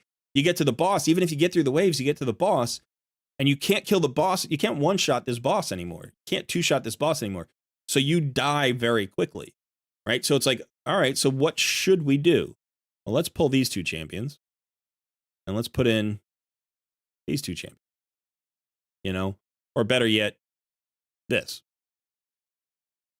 Why is this better? Well, the block debuffs is incredibly valuable against the dragon. Prevents you from being stunned, prevents you from being poisoned. And then if you pull those debuffs, you also have a cleanser, right? You've got 2 turn meter fillers. You've got increased speed. So what does this do? Well, it makes all of your damage dealers do more damage. Not in any one hit, but over time, right? Now they're going to get 20 or 30% more attacks in the same number of rounds, like the same boss round, right? So even though you've lost 2 damage dealers, in this case, you've lost 40% of your damage dealers, right? You've lost 2 out of 5 damage dealers. You've lost 40% of your damage. But these 2 supports will enable each damage dealer to do, say, 25% more damage. So you've actually only given away 15% damage. Plus, you've increased your survivability. So you're going to get more debuffs out there. You're going to get more cleanses out there. You're going to get more heals out there. You're going to get, so the waves will take fewer turns to your turns. So you're less likely to take damage on the waves. So you've increased your survivability, and you really haven't lost that much damage in any one particular round. So it's the mix. It's the mix of support and damage. What I would normally run is I would run something probably like, I would do something like this, and then maybe like this. This could be a really good combo. Maybe even bring Trunda back and get rid of. I would probably do something like this, right? Or even better, this. This is a really good team composition to think about for Dragon, right? Actually, probably even this would be better. This is probably the best composition for Dragon, right? So now let's think about what we've got here. So we have 2 turn meter fillers, actually 3 turn meter fillers, right? We've got 3 turn meter fills. We've got the speed aura. We're going a lot faster than we were before. We get a 50% increase attack from Gorgorab, which means that Rathalos and Ultimate Gaelic are going to be hitting a lot harder than they hit before. So even though we lost damage dealers, the addition of the increased attack makes our damage much higher per hit. Plus, we're hitting more frequently because of the 3 turn meter fills and the increased speed buff, right? Now, in addition to this, we have the cleanse, the block damage, the heals. Gorgorab is also a reviver. So if my damage dealers happen to die, they come back. And then Ultimate Gaelic has HP burns, right? His HP burns even make Rathalos hit harder. Potentially, by going from 5 damage dealers down to 2, I might actually be able to match the DPS, or at least come very close on a per enemy turn basis. Now I'm going twice as fast as the enemy instead of the same speed as the enemy. I'm getting 2 hits per one. So I'm getting 4 damage dealer attacks versus 5. Plus, each one of those attacks will hit. I might actually be hitting harder, right? Because of the increased attack, because of the HP burn that activates Rathalos and his passive. Like, these 2 damage dealers may do more damage than the 5 damage dealers that I had in here before. Right? Plus, they're going to survive a lot longer. Plus, if they die, they've got a reviver. Plus, they've got the cleanse, so they don't have to worry about the stun. Plus, you got more utility. You've got turn meter control on the waves with the high Katoon. You've got a slow there. You've got, this is just a better team. And it's crazy that when you think about like the 5 damage dealer team, that's a glass cannon team. That's a pure glass cannon team. There's always a ceiling for that team. And you hit the ceiling relatively early. It's really, really hard to build a glass cannon team that takes on hard content. It's fine early game. You just cruise through stuff. And that may be a little bit of a trap as well. The game encourages you to go in that direction because it seems to be succeeding. You're like, oh, this is the way to succeed. Just build more damage. And then the stats start ramping up on your enemies and you're like, oh, I can't clear a wave. And now, as soon as the wave hits me, I die. Because I have no defenses. I literally don't have a single way to survive, their attack on me. Plus, they get faster, right? So it's now you have to go faster. Now you have to hit harder. And you just run out of stats. So you don't react to the old post. We're going to do a new post. So, okay. So that's just the little lesson there on team building that I would like everybody to know, especially as a free-to-play player. If we look, I'll actually show you very quickly. I want to show you my HH Challenge account, which is about the same amount of time as the 2 accounts that we've just watched.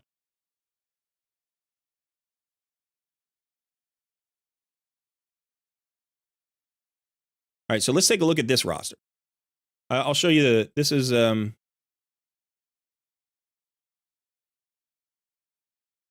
days. 82. Here's my roster.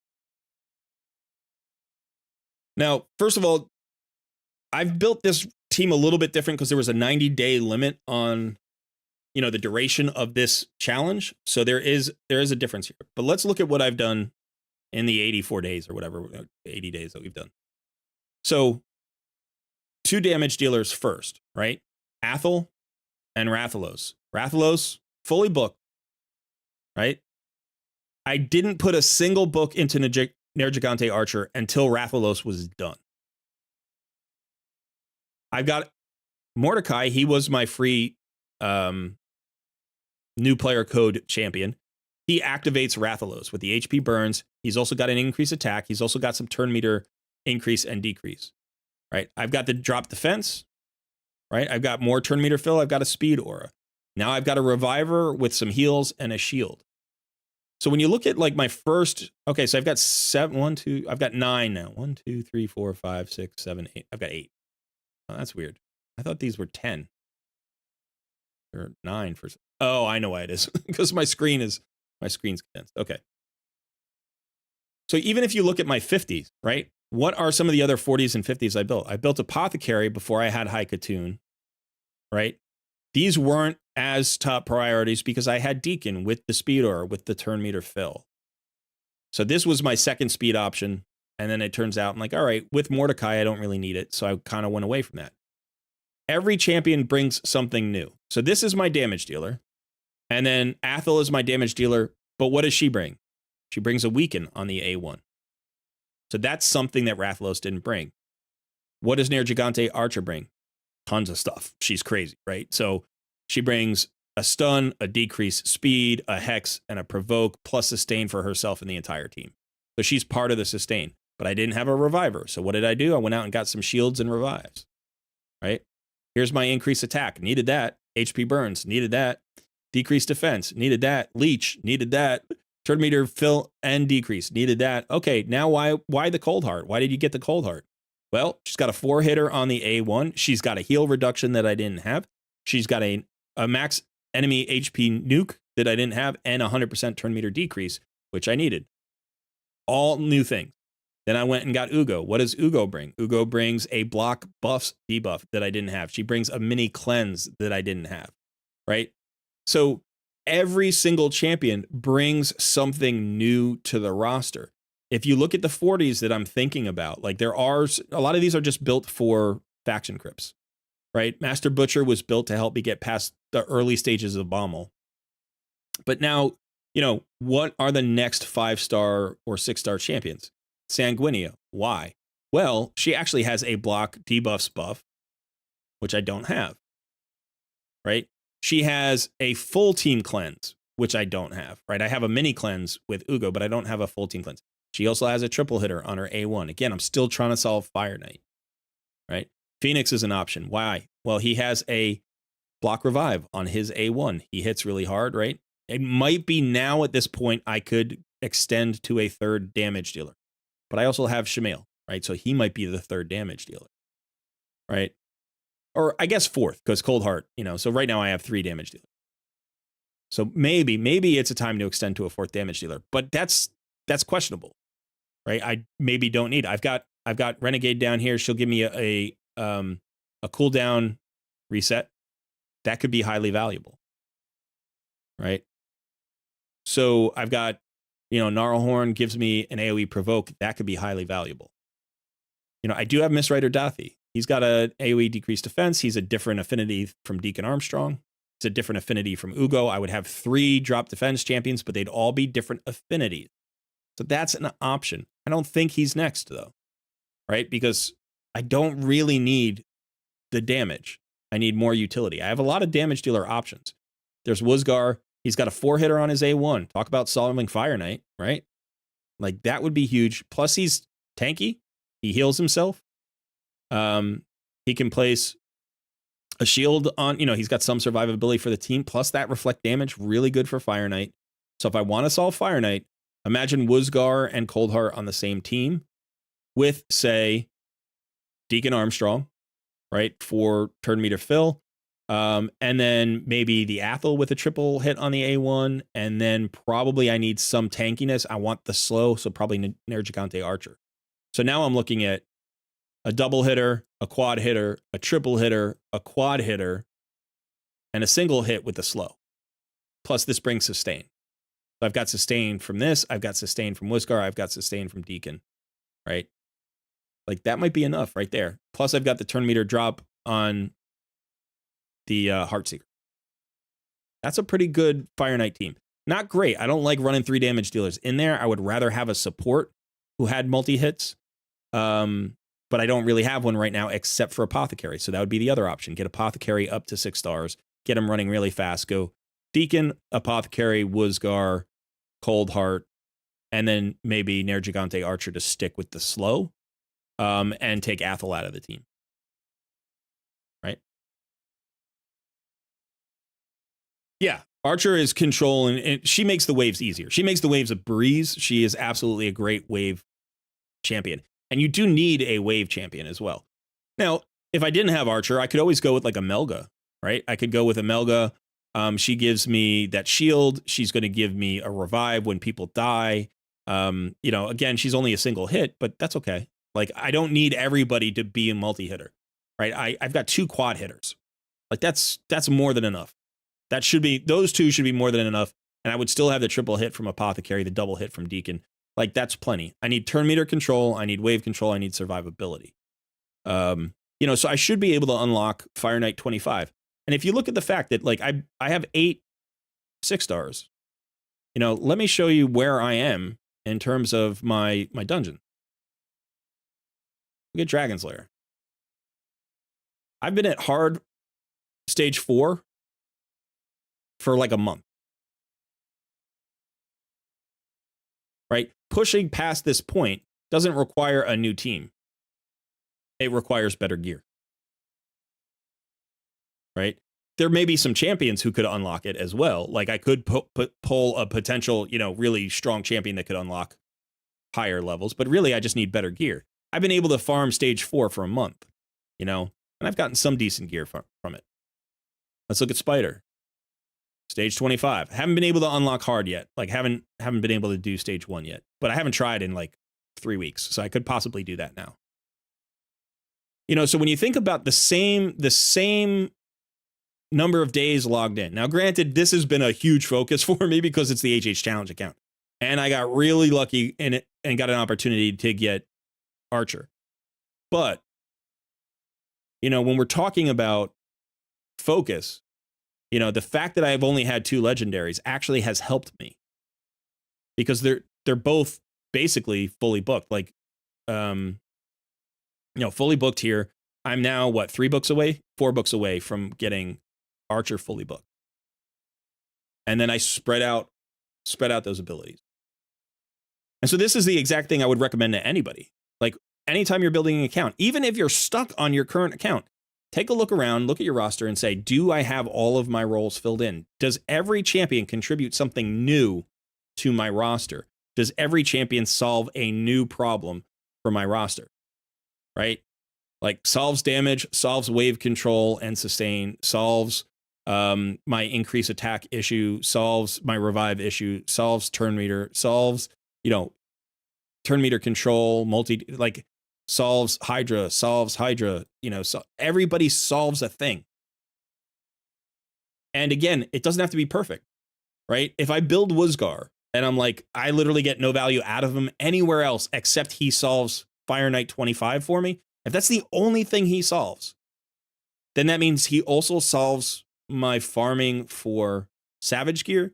He also solves my Fire Knight tournament issues. Like, I don't need him anywhere else. He'll go into a Faction Wars team. Maybe he'll show up in a Doom Tower secret room. But if he solves Fire Knight 25 for me, I can use him there until I get into hard, and that's great. So he's provided value. And that's a good call. It's not a perfect call, but it's a good call, and it's enough. It's enough to get me moving in the right direction. And now that Fire Knight's solved, I don't have to worry about multi-hitters anymore.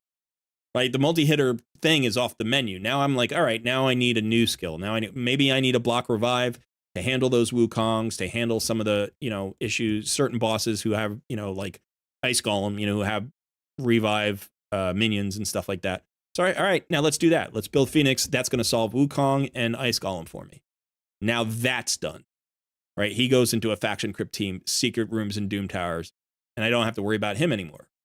Right? Or that role anymore. All right, now what do I need? Well, I need a reset champion. Let's get Renegade going.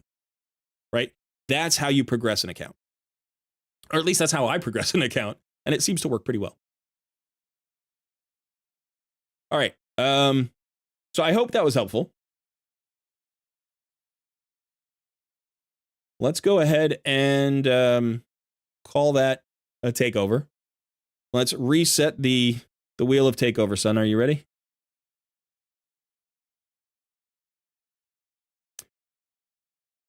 My editor, whose name is Sun, are you ready? Captain. Okay, thank you.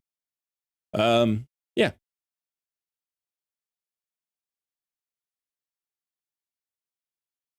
Apothecary is still one of the best rares. Speed heal and triple hit is a great combo. It really is. I have found over time that Apothecary's value has decreased for a couple of reasons. One is because of the availability of Deacon Armstrong as a promo code, so you have a lot of speed and utility there. They do work well together. But then I think there are also a lot of champions that provide more sustain, so I think he's a great budget solution for Fire Knight, and you can use him in Clan Boss speed tunes. So he's not bad. But I think over time he's become less valuable than, say, he was 2 years ago.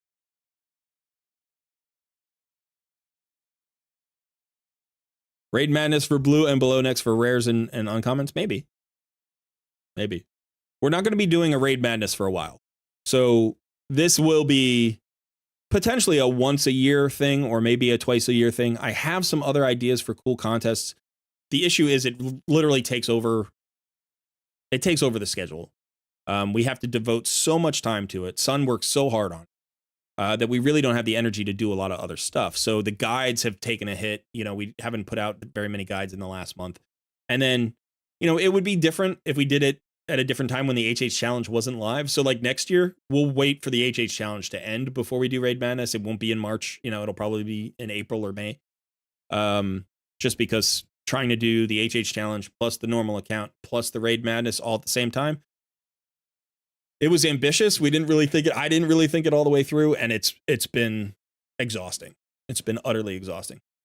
It's been really fun, and I don't regret the greatest doing of it. times. Yeah, but it's been very tough on us to get all of that done. I do appreciate everybody who's contributed and voted and did prediction brackets and stuff like that. So.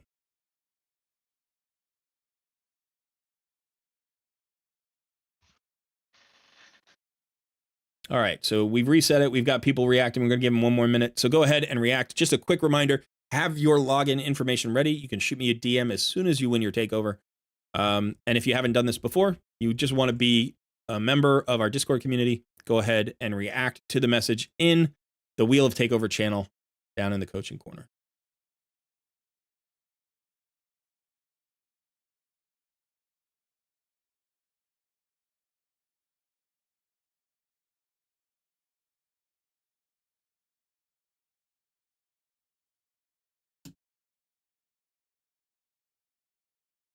All right.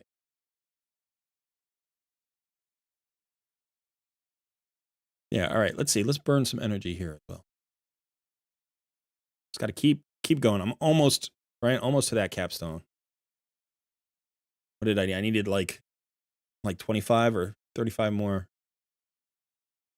I'm looking up here in this chat. It says Jen versus Cole Red loves Geo. People are trolling me in the live stream now that I'm in your clan. They could just go ahead and troll me in the clan chat during the live stream. Would you expect any less? No, I expect exactly this. Team Sun is full of trolls. They follow their leader in that regard. I gotta say it's fun over here, though. I have been enjoying my my time in Ultimate Sun Knights. It's only been a week, but it's been great. It's been less than a week. It's been like 5 days.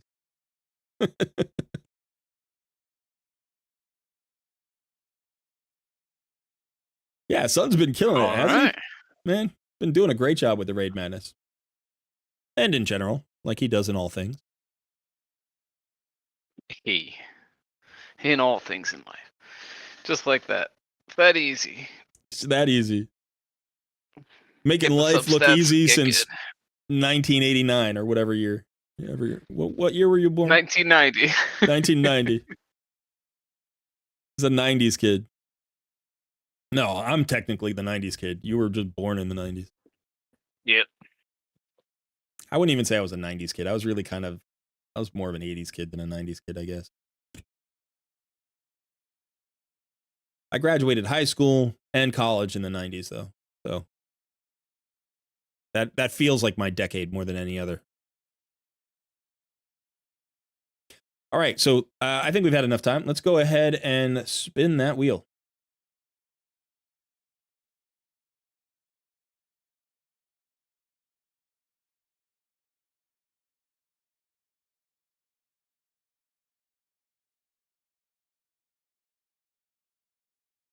Wheel of Names is thinking. That's just a disturbing sentence. I don't want that wheel thinking. I just want it spinning.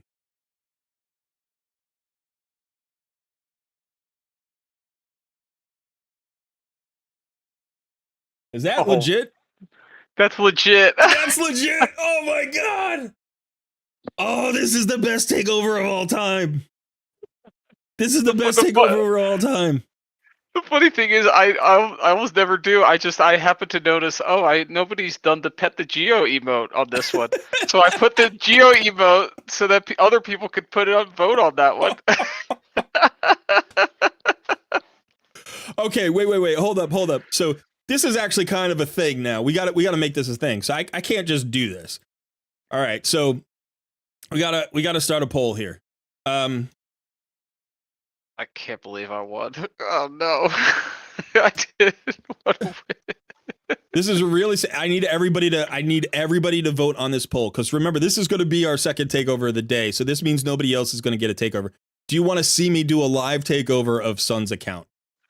Okay, now if you don't want to, that's fine, because if you want to make sure that you get an opportunity to get, I can always work with Sun, I really haven't worked with you on the account in months.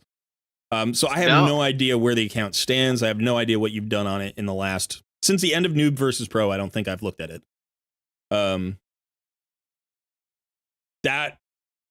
People want it. we got almost 50 votes, and 73% of people are saying I should do a takeover of your account. That's too funny. I didn't even think that was a possibility. I saw it and I'm like, is somebody trolling Sun by taking his name? And then I'm like, oh, you can't do that here. It's Discord. Yeah. I was like, legit. Oh, buddy.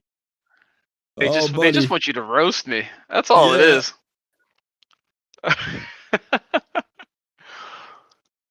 Oh. Kai says, would be a fun stream for a non-takeover Tuesday. If I took over your account on another day, I could do that. We could just do, the thing is, we're down to one stream. We're only doing the Takeover Tuesdays right now. We're not doing any other streams because I'm getting ready for the baby, so I just don't have the time. But I tell you what.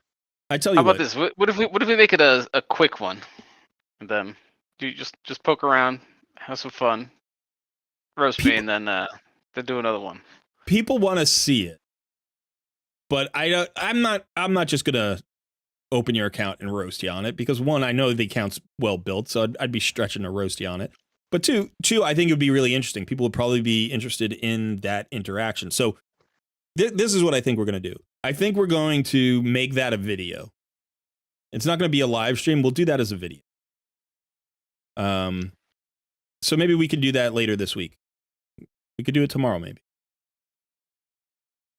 And we'll get Sun up on screen. John Hodgson says, Sun, ask for an accessories cleanse. I don't think Sun gets to choose his type of takeover.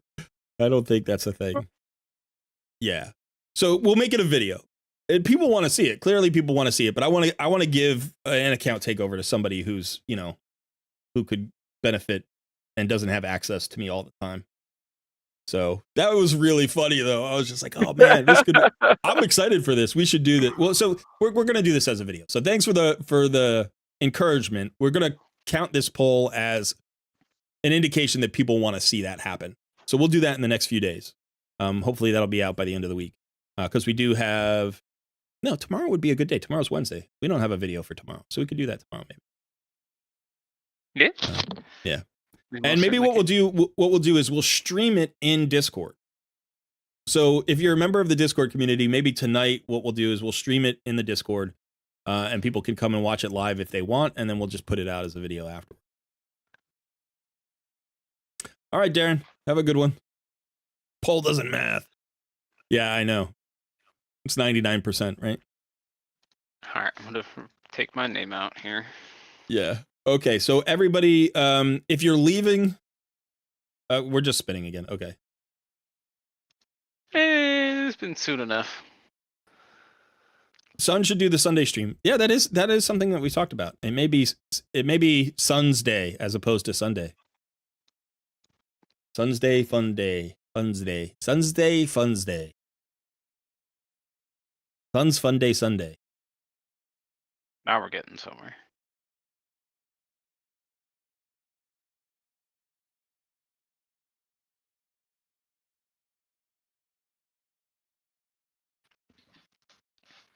We've got our actual winner, Bungling Panda. It's a great name. Bungling Panda is a great name. Congrats. Bungling Panda is very happy that Sun did not get a takeover today. But all right. So when you are ready, go ahead and shoot me a DM. Oh, we've got our Ugo. All right, let's see. So I think oh man, I can't get to timely intervention because I went over here and got Master Hexer. Darn it.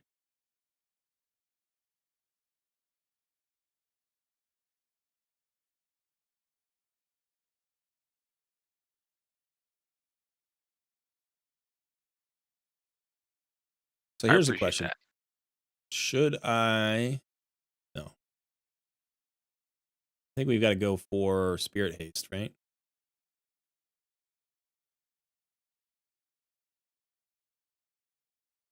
I think we got to go. I got to go for Spirit Haste. Which is tough.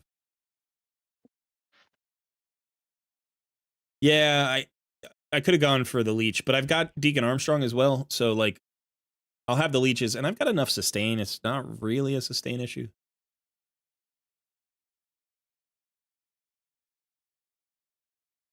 This is a 100% chance. I think when you're talking about, like, getting around to those cleanses more often, getting around to the revives more often, potentially, it's going to be based off that. So All right, so we've got the incoming info.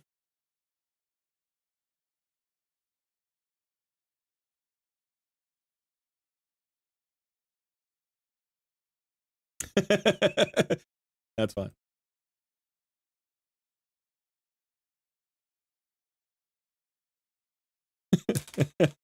This can happen every once in a while.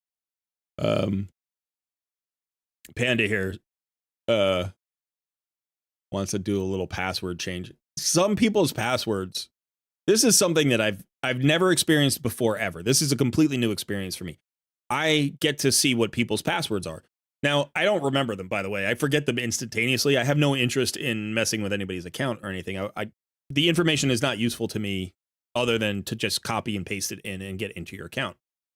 But every once in a while, I just notice the passwords. And it's really interesting to see the different patterns emerge in terms of how people pick their passwords. Because I have a method for picking my passwords that I have not seen anybody use.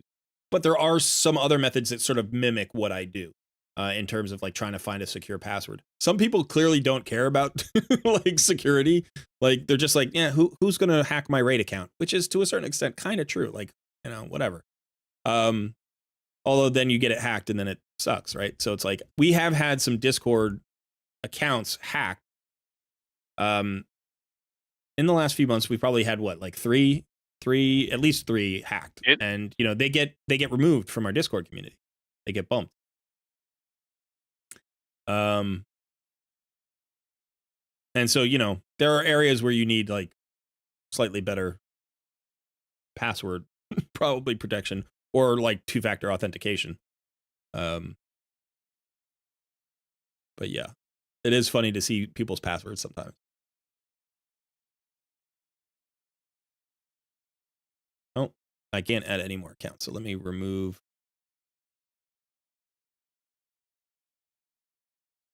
Let me remove some of the other accounts.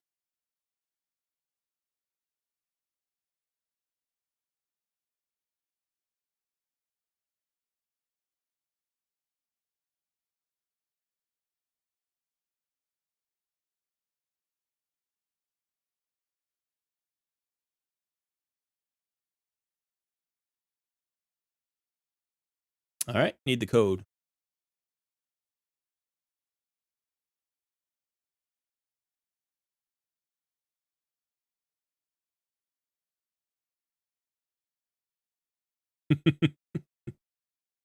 Yeah, it can be fun to see people's passwords.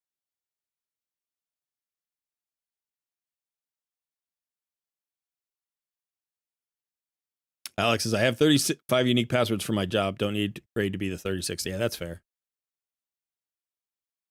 You make a generic password for takeovers, then change after. Yeah, that's a good idea.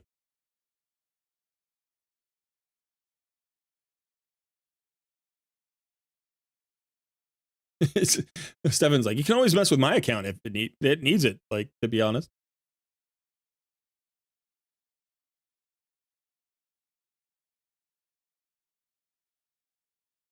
You know, from the same, obviously, there's a lot of reasons for me not to mess with people's accounts, right? One of which is just, I'm like pro gamer, right? Like I like other gamers. I want other gamers to have success in this game. That's why I started the channel in the first place. So it would be really like counter to my own principles. Like, why would I mess with somebody's account? I don't find that interesting or fun or good in any way. But outside of that, like as a content creator, you mess with somebody's account, that gets out. Like Takeover Tuesdays are my most popular stream. It would seriously hurt the channel if I did that. And then the third thing is, even if I wanted to, for some weird reason, if I wanted to mess around with somebody's account, I don't have the time. I just don't have the time. I don't have the interest. I don't have the time, and it would be hurting myself. So, you know, there's no, you don't have to worry about me wanting your account for any reason. I just don't. Like I've got 3 other accounts I don't have time to play anyway. If I wanted to mess around on another account, I'd break out one of my old accounts. Or I'd mess with Sun's account. If I wanted to troll somebody. I'd troll this guy.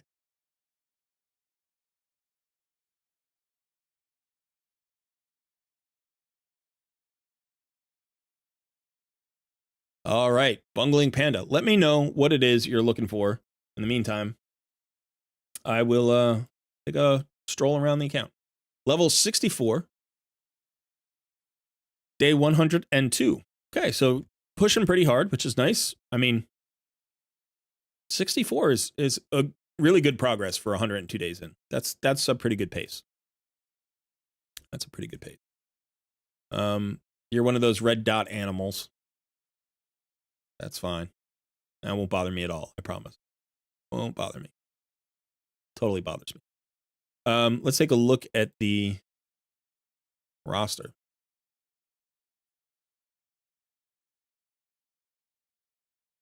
Nine.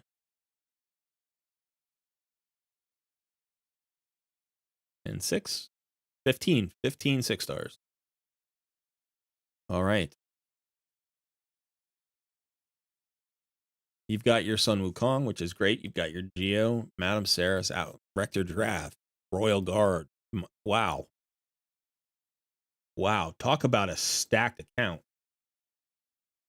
Like in terms of epics, this is crazy. Let's just look at your epics for a second. Wow.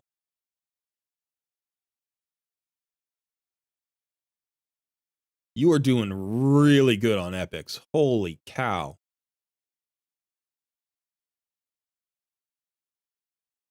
So obviously you've got Deacon, Madame Saris, insanely good. Geomancer, insanely good. Rector Drath, insanely good. Royal Guard, insanely good. Ursula, insanely good. You know, Mist Rider, insanely good. I mean, Myceliac Priestorn is very good. Hycatoon's very good. Old Hermit Jorg is very good. You've got Skull Crown here waiting. You've got a Frenzy, a Padma, a Golden Reaper. All of these are really good, usable champions. Down here, you've got a Cryodan. You know, you've got a Hoskrol, you've got a Carlinia, you've got a Gorlos. All of these are usable. You got Runekeeper Dazdurk down here. You've got Urgrim. You got a second Madame Saris. You've got a Basher. You've got a Warcaster. You've got a Cardinal. I mean, this is a phenomenal collection of epics. You know, if you're looking at like what's it missing, it's missing like a Maneater or a Demitha, right? Maybe a Godseeker and Eerie. But realistically, you've got a lot of bases covered with just the epics. So that, and just the ones that you have built. Like forget about the ones that you don't have built.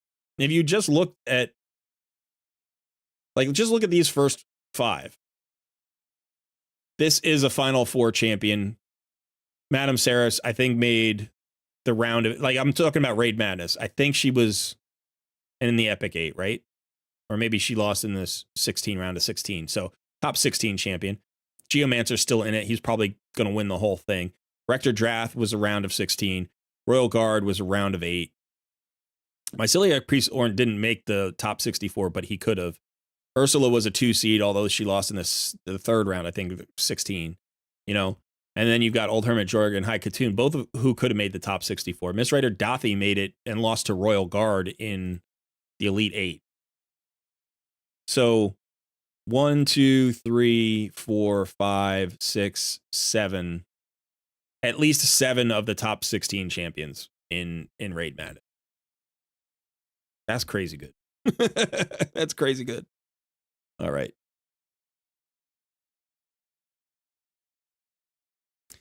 Do you need to get into some kind of queue? There is a wheel that we spin, and it's a random thing. And yeah, you need to be part of the Discord community, and then we just spin each week. So if you come back next Tuesday, you know, and you're here for 2 spins, then that's great.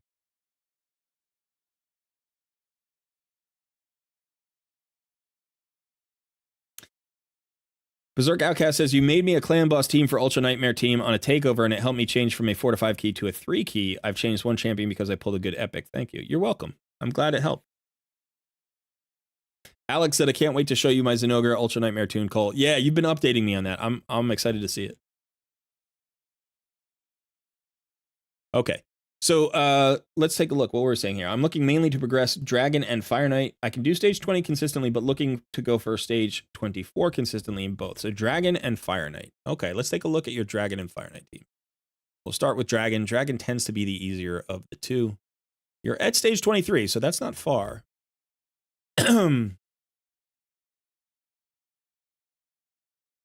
Okay. I think the idea that you've got here is pretty good. Obviously you want to take your built champions, right? So like whoever you've got built, that's going to be your first look. So you've got Sir Nicholas here, right? He hits hard. He hits hard. He's got the unkillable, the continuous heals. Now this is a little tricky because his sustain might be difficult to use in full auto. I'm not sure. Now you've got Wukong. Wukong's not booked. Wukong's pretty good at wave clear, even if he's unbooked. You do have a destroy set on him. He's doing what, 150% crit damage, which is a little low for him as a wave clearer. And you might have more luck moving towards a tanky team. And the reason that I say that is because when I look at the epics that we were just talking about, you have Myceliac Priest Ornn. Is he booked? He's fully booked, right? So he's going to be your primary wave clearer. He's really tanky. You've got Royal Guard we could bring in. He could work really well. But you've got Rector Drath, you've got Geomancer, you've got Sir Nicholas. It feels like we move towards tankiness, which is not going to be a fast clear. But I think we get away from Coldheart. Coldheart's not really great for Dragon. She's good. She's not great. Her max HP nuke can be really good to break through his special skill, but it's hard to time, right? If you're not manualing it, you don't know if that's going to happen at the right moment. And she's not great at wave clear. She's like slightly below average, I think, at wave clear. She's not useless. But you know, we've got a tanky team here. So what I would probably say is let's go ahead and pull Ursula and Coldheart. Let's get Geo in here with Rector Drath.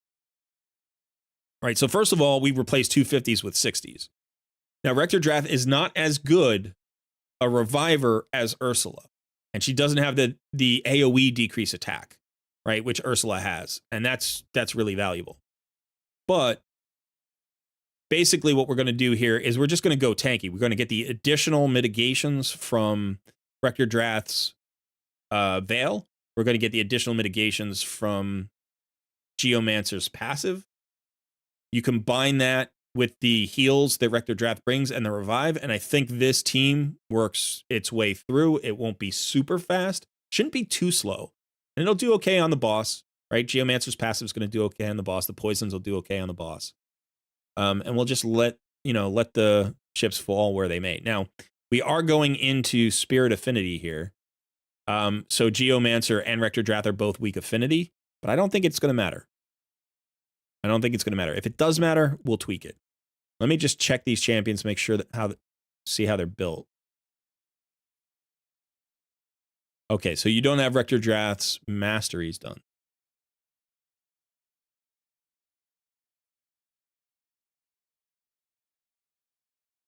And she's built in a strange way.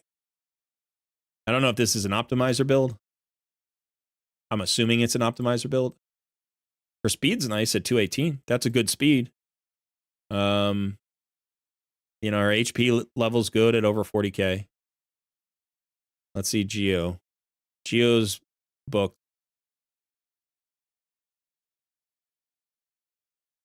He's okay. Again, his speed is good. Accuracy's good. So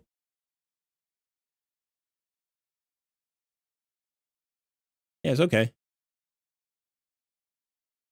Do you have a plan for Rector Drath? Are you building her for anything in particular, or are you just building her for everywhere? Because if you want, I can do a build. I can do a rebuild on Rector Drath. It's not going to cost us a lot of silver because we have the 3 gear removal right now. So if you want, what I would do is I would do a rebuild and I would put her masteries in.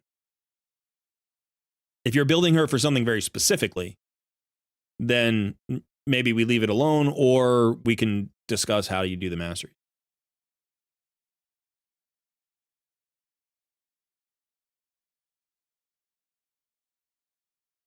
Like, is this a speed-tuned champion for clan boss or something?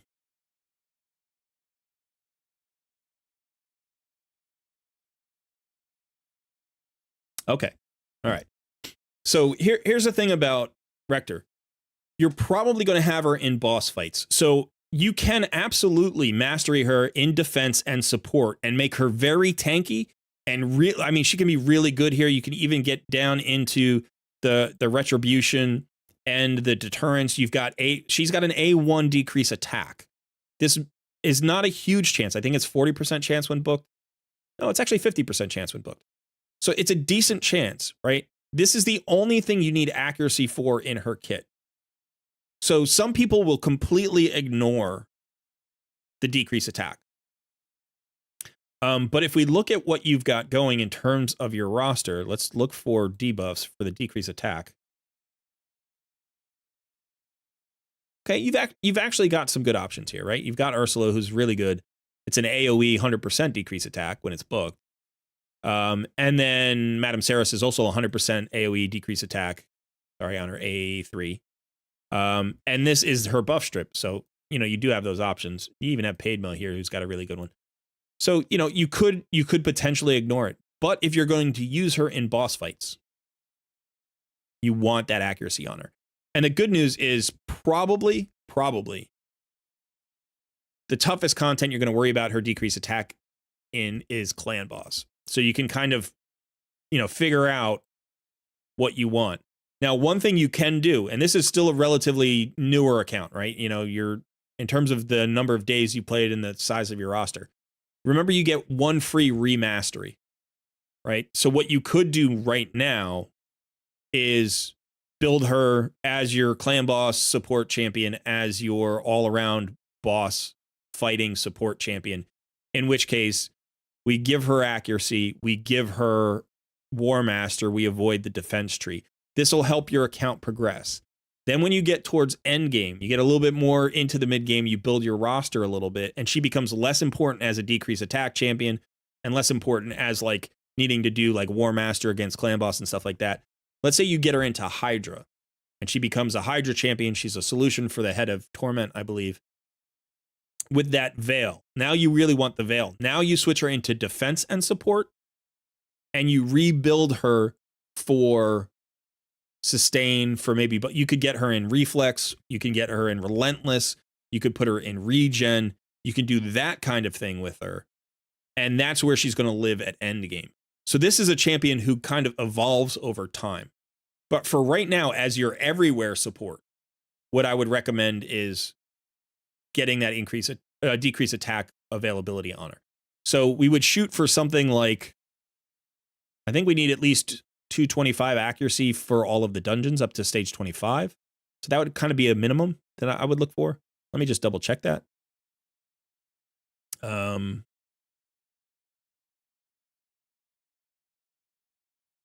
Let's see, stage 25. I think it's 225 you need. Yeah, you need 225. So we would shoot for 225 accuracy. And that would just give you that nice, healthy thing. Okay, you're not 100% sure what speed tune means. Yeah, that's fine. Speed tuning is when you specifically design the exact speeds of each champion so that the rotation is very predictable and optimizes the skill use of your roster. So for instance, I'll just give you a really quick example. Let's say we were in Arena.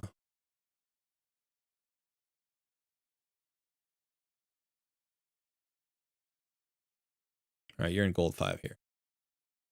So in this particular case, we would say, let's say we wanted this turn order to work in a very specific way. Let's say we wanted Madame Saris to go first, so she could do the buff removal and the decreased defense. And then you want Wukong to hit so he can do his nuke. And then let's say you wanted, this is kind of a weird, you wouldn't speed tune this as much, but I might do something more like,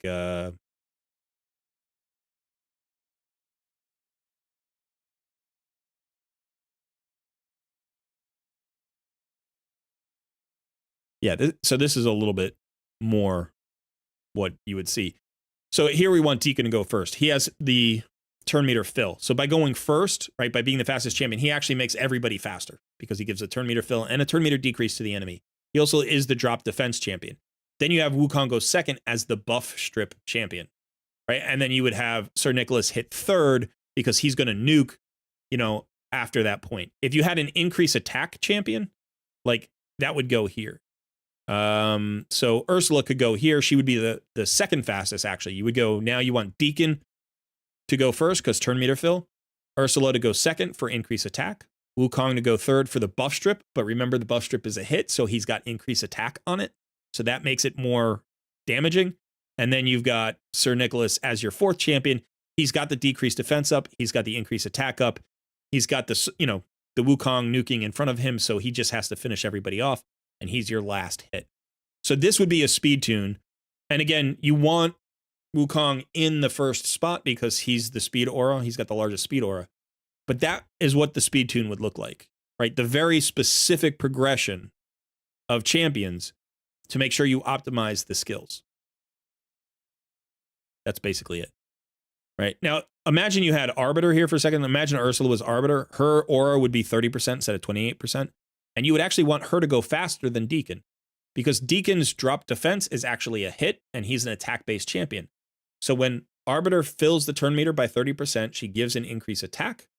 That means everybody else can run even slower. Even Deacon can run slower because there's a 30% turn meter fill. Then you go into Deacon's turn meter fill. Now you have an increased attack on his hit. He hits. Now you have a decreased defense for Wukong's buff strip. He has increased attack and decreased defense. It's even harder. Now you've got your nuker at the end. Right, that's a perfectly speed-tuned comp that gives you everything that you need. So when we talk about speed tunes, for like Clan Boss, there are known speeds that allow your teams to work together and optimize their skill usage over the Clan Boss fight, which is multiple rounds, right? Or it's one round, but cycles. It goes again and again. So that's what a speed tune means. And you can speed tune anywhere. You can speed tune anywhere, although some speed tunes are just for an opener. Like you want to have a really successful opener, whether it's in a wave-based content or a boss fight. Other speed tunes are to cycle every time the right way and come back to the right skills at the right time. But most speed tunes are just about the opener, like the arena team is. All right, so let's try this out. Oh, we need to build Rector Drath. Okay, so let's go ahead and pick her masteries. Now, here's the thing. I want both the accuracy and the healing on her because she's also our sustain. So this is a little bit tricky in the support tree. I need to figure that out. So we could go pinpoint accuracy into shield bearer into healing savior, but that actually feels kind of wonky. If we go with steadfast, we need to go to exalt in death, and then we're going to come up to swarm smiter, and that's all the extra accuracy we're going to get, and then we're going to get lore of steel.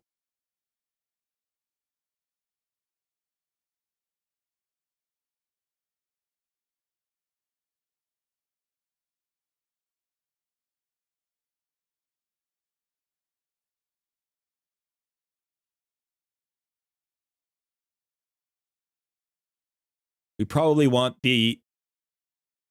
we do want lasting gifts. That's important. And then the question is, do we want sniper or spirit haste, or you don't want master hexer? Probably. I mean, extending the decreased attack would be nice, but I think what we're going to do is we're going to go with the healing route. So I think we're going to go steadfast. We're going to go into lay on hands, increases the heals. We're going to go into healing savior.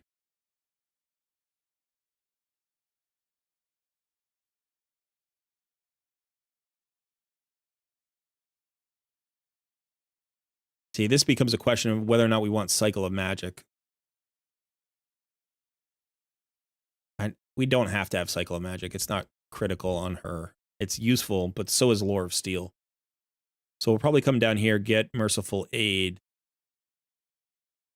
and then get lasting gifts. I think that's what we're going to do. And so then we're going to go with Exalt in Death, which will make her more survivable. Now, we could increase her turn meter, but then she'll be, like, if we did this, this can actually be really useful, but then you can't speed tune her as easily in Clan Boss because she's going to get turn meter fill. So I'd probably stay away from that because she might end up in a Clan Boss speed tune. And the accuracy is going to be helpful as well. So let's just do that for now. And then let's do Lore of Steel. And then I think we're probably going to end... Spirit Haste is okay in a Clan Boss speed tune because once people die, yeah, but it's a killable. It's a killable team. So probably we go Sniper to increase that chance of that A1 landing. So I think that's what we're going to do. And then here we're just going to go down this. Just come down this tree. And there we go. There you go. Those are your masteries. So you have the War Master for the bosses and the clan boss, and then you have, the support for the heals and the buffs and all that stuff. All right, now let's go ahead and build her out. So the first thing that I'm looking for is I do want enough accuracy. We need to get to that 225. Let's check, see if you have an accuracy banner just to see what you've got available. Okay, so that's the only accuracy banner. It doesn't have any speed on it. That might be okay, though.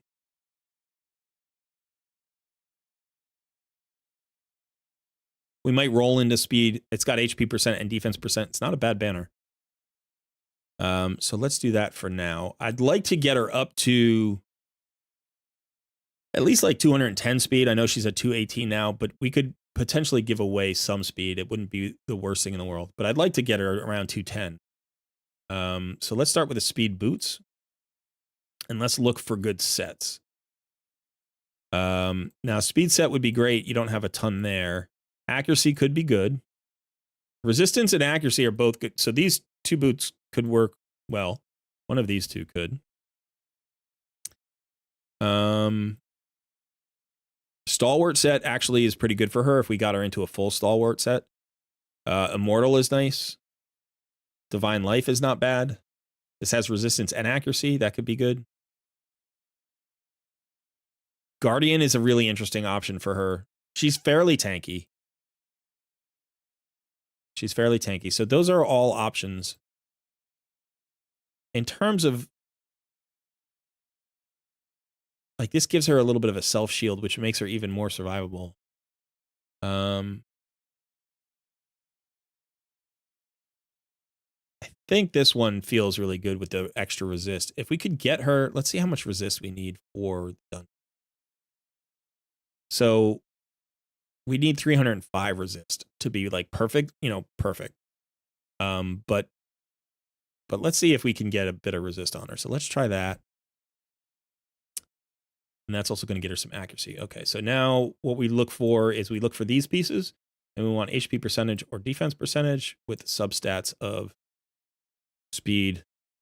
I can get resist too. That would be great. Yeah, I didn't think that was going to happen. So this pairs well with the boots. Frost is actually sort of a low-key potential one for her, I prefer to have Frost on a Provoker, but it is something that could work. You could also put her in a Toxic set for Clan Boss to get more damage out on Clan Boss. So even on Dragon, that's something that you could do. So we could come back to that. That might work. We do have the Immortal set, which I like a lot on her. We don't have great Guardian gear, unfortunately. So I like this for now. Let's start with this, which would be sort of more of an all-around potential. Do we have any gauntlets here that really fit the bill?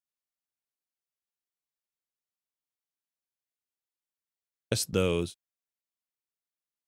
Which actually might work.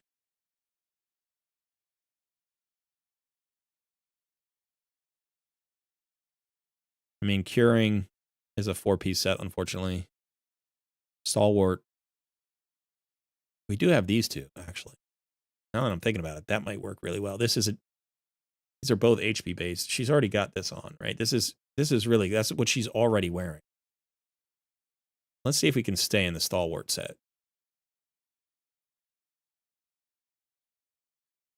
All right, so now we're looking for stalwart. That's actually helpful because now what we say is we can look at these 3 pieces. Let's go with a substat of speed and just look at the stalwart set and the accuracy set.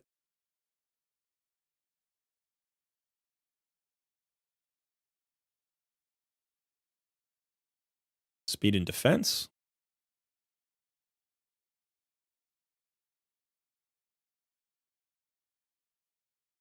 All right, looks like we're not getting our resistance, but speed, HP, and accuracy, that's really nice. There's the stalwart set. And now we need a weapon from speed. This is beautiful. Okay. Now, resistance isn't really that high, so let's go ahead and look at there was a different boot, I think, right? In the, there was this one, which had accuracy instead. So let's go ahead there. If you can't get enough resist, like it's okay to get more resist on, but if you can't get the resist that you need and you need another stat, then you make the swap. And here, let's just go ahead and start rolling these up. Let's see how we got 7 million silver. You okay with me rolling stuff up? I assume that this is all right because I don't want to burn through your silver for the fusion coming up, but we might be able to do this whole champion, at least get her to a pretty decent point for like 2 million or so. You know, what, 7.4 here. Resistance, not bad. Let's get speed. Speed. Good. One more. Ooh, that was not too bad. Let's go ahead and take this up. That was nice. Go ahead and take this one up.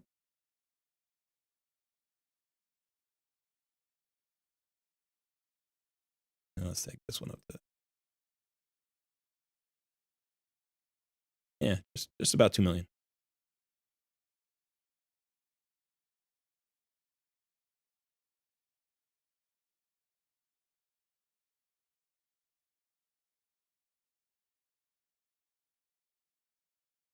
Okay.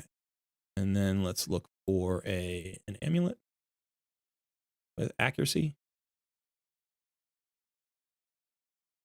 I don't really want to take up a crit damage amulet, but we need an amulet on her for now.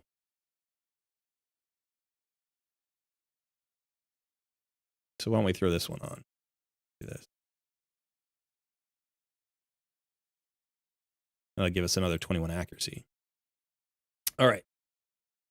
Now we're up to 204. Let's go ahead and glyph a little bit. Obviously, you know, you still have some stats you can get on here in terms of rolls. So you're going to want to do that at some point. I don't want to do that for you right now.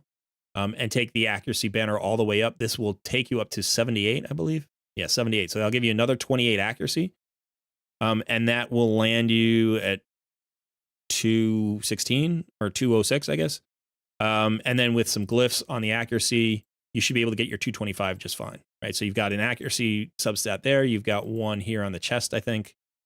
You got one on the amulet. So you've got one on the boot. So you got more than enough to get to your 225 accuracy. In fact, it's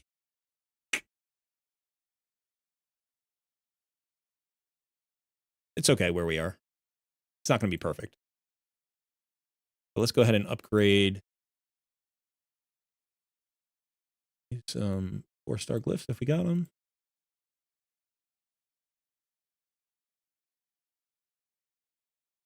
You know, oh, come on, one more. There we go.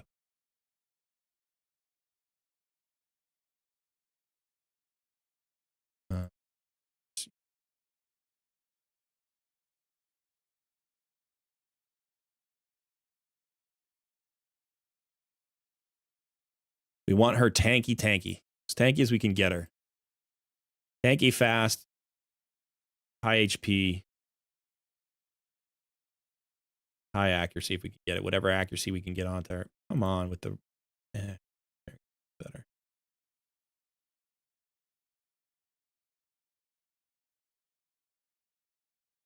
I don't really care about the attack, but there's no reason not to glyph out her attack.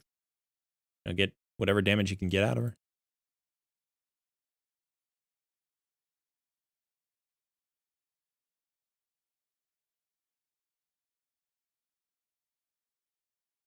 By the way, I generally only use 4-star glyphs because there are some missions and stuff for using 5 and 6-star glyphs, like some Arbiter missions and Ramontu missions. I also, people don't get as many, so I don't want to overspend high glyphs. I tend to stick to 4-star glyphs if they're available. But you can certainly make the decision to use your 5-star glyphs or 6-star glyphs if you want. This is nice. Banner is actually really nice. I hope it rolls into speed on the last roll. If it does, even if you get like 5 speed plus a glyph of say 3, that's 8 more speed. That could be a sweet little amount of speed to get onto this. Optimally, the banner would be a 6-star accuracy with like a triple roll into speed or something. But you don't always need Rector to be super fast, right? It's helpful to have her fast. Normally you think of revivers or healers as going kind of last in the turn order, but remember she has that perfect veil. So getting that up before the enemy goes is really important. All right, let's do that equip. And then let's glyph this chest plate out. Definitely going to use a 3-star speed glyph here. Come on, 3. It was okay. So what were we at, 210 or 211? Perfect. 198 accuracy. You'll get your 225 accuracy. What I would say is in the future, you want to look for an amulet that is either defense or HP based amulet. Probably defense would be better for you because you've got a ton of HP on her, but you don't have it that high defense. So defense amulet with accuracy and resistance as substats. That's what you would optimally want. And then preferably probably roll into the resistance at this point because your accuracy is high enough. But if you're pushing her into Ultra Nightmare Clan Boss, then you need 275 accuracy. So you can make that distinction at that point. Yeah, in fact, let's see if we can get maybe a little more defense on her from the ring. Let's do a primary defense with a substat of defense percentage. Nah. I'd like her over 2,000 defense. Let's see what happens if we just roll it to 8.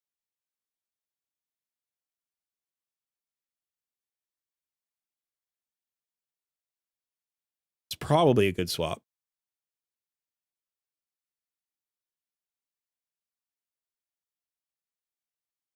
There we go. Better.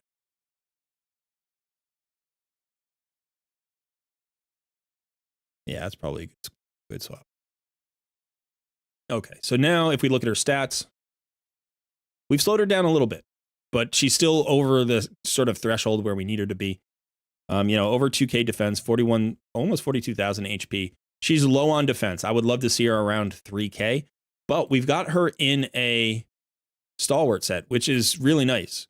So that's going to reduce the amount of damage she takes. Remember that her passive, which is, I'm sorry, not her passive, her veil, the perfect veil gives you 15% damage mitigation. She's going to be taking a lot less damage from the dragon AoE. You've got 11 books. She takes 11 books. 6 and 5. So you could fully book her out, during the next CVC or during a champion training tournament, I think it is, where you get points for the books. So that would be certainly something to consider if you don't need the books on anybody else. The books on her are valuable, right? Getting this down to a 4-turn cooldown is nice. Getting this down to a 4-turn cooldown and getting those extra heals is really nice. This is where you could probably, if you're using her for that decrease attack, then you want the books in the A1. If you're not, then you could miss books in the A1 and that'd be fine. Obviously, we're saying we do want her right now to have that decrease chance. Okay. So she's not all the way home, but she's in a much better build now. So let's go ahead and get her in here. And then we said this. So let me just double check. Pretty good. Pretty good.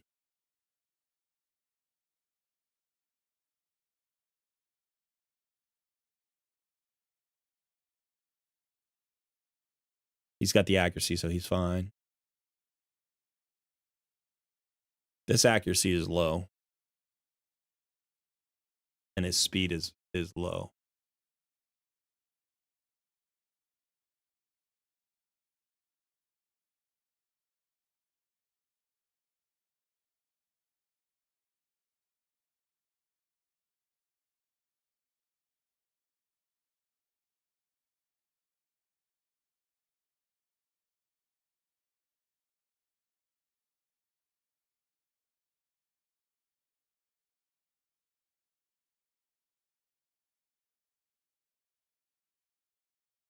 Let's see. Do we have any?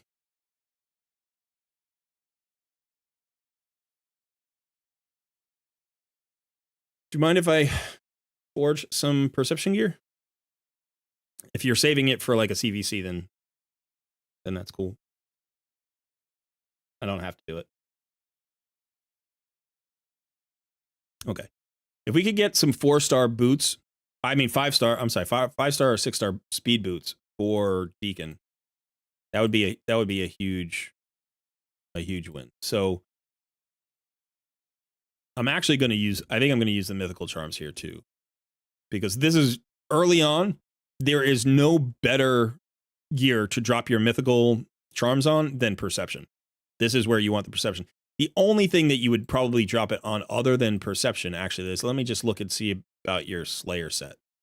So you still have to do this. So if you want to hold this for 15 pieces of Slayer or whatever, you could do that.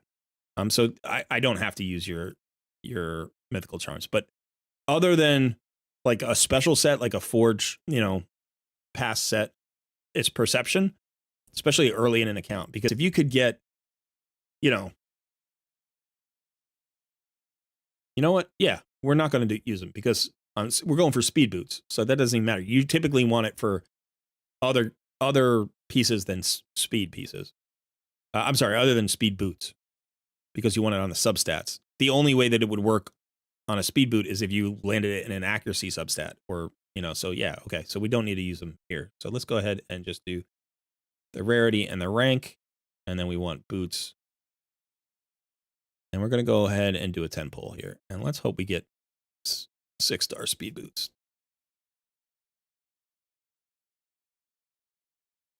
We've got some boots. Wow. 3 6-star chest pieces. A lot of 6 stars. 6, 6, 6, 6. Another 6. Another 6. Wow. Another 6. All right, let's look at the boots. Speed. Flat defense.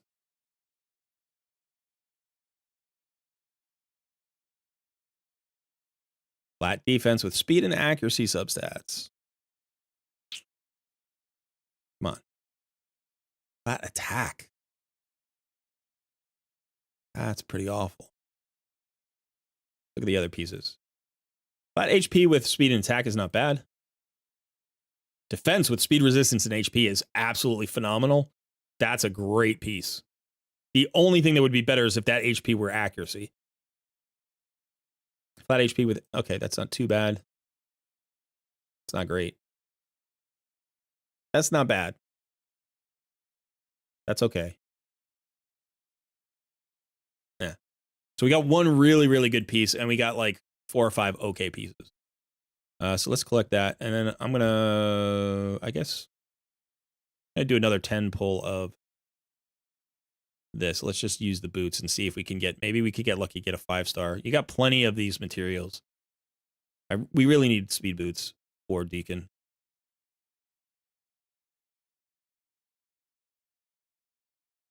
That's awful.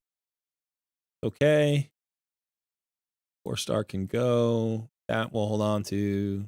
That we'll hold on to. Pretty good. That's not really good. Sell those. Okay. Okay. Okay. One more. Let's do another one. Even 4-star speed boots in the perception set would be good. There we go. With accuracy as a substat. Huge. Huge. 5 stars. There we go. I'm going to keep all of this. I don't even care what the other stuff is. All right. So now we've got 2 pieces. We've got 2 pieces. Do I think 4-star speed boots are worth using for a mid-game account? They can be. In the right set with the right substats, they can be. Honestly, it's hard. You want those 5-star and 6-star speed boots, but sometimes you just get the right stats on 4-star speed boots. Remember, it's only 5. It's 5 speed per star. So going from 6 stars to 5 stars to 4 stars, going from 6 to 4 is only 10 speed.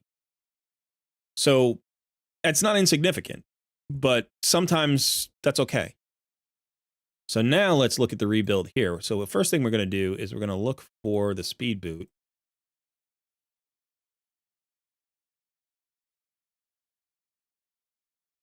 Why didn't I just do this? This is so much faster. Yeah, let's just do this. And let's go ahead and take this up. Double roll into resistance. Yeah, I wish we rolled into accuracy there. That's okay. You need that one all the way up. You've got a little bit more gear to cleanse. You've got plenty of forged materials, by the way. You can get your silver back, so hopefully that's not too big an issue. All right, so let's go ahead and throw that on. Now, let's look at the chess piece.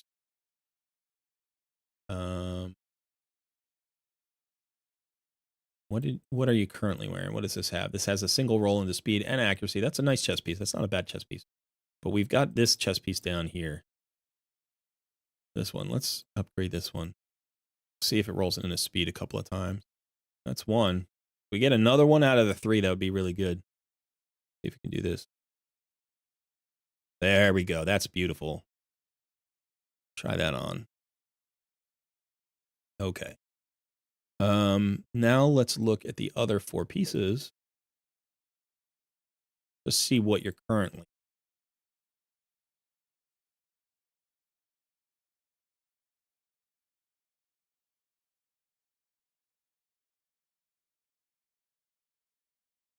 Wait, what's going on here? Oh, not defense. There we go. Let's see the pieces you are currently. It's a shield and a glove. 1 speed roll, 2 accuracy. Okay. And then the glove is HP percentage with a single speed roll. Okay, not too bad. And then perception.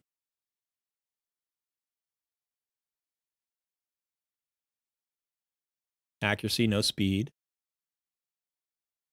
And then the helmet is no speed at all, but a single accuracy roll. Okay, so Deacon needs to be accurate and he needs to be fast. He needs to be very fast. At this level where you are on this account, I would say I want to start pushing him up above 250, 260. If you could get to 270 or 280, that's where I want him to live. Now, granted, that's tricky. I'm not saying it's easy because you also need the accuracy. And the accuracy we're looking for is at least 275. Like we want 300 accuracy and 270 speed. You're like, how do I even do that? You focus on perception gear. You focus on perception gear. You supplement it with speed or divine speed. We'll take a look at divine speed if you got any pieces here that might work. That's a triple speed roll. Wow. That's 20 speed just sitting there. That could be huge. Unfortunately, you don't have another speed substat on any page. No, maybe. Let's look here. Let's forget about.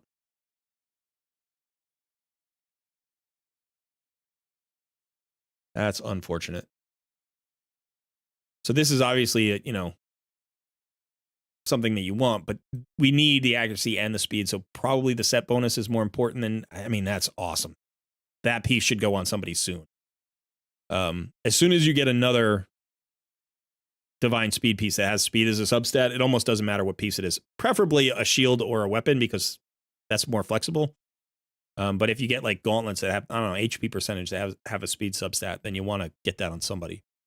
That's a great piece. You're going to be happy with that piece. I'm assuming that you just got that piece from the Deck of Fate event. But okay, so we're going to look at these 4 pieces. We want substat of speed. We're going to also look for substat of accuracy. If we get them both on the same piece, that's great. If we can't, it's okay. We have this. That's nice. I like that.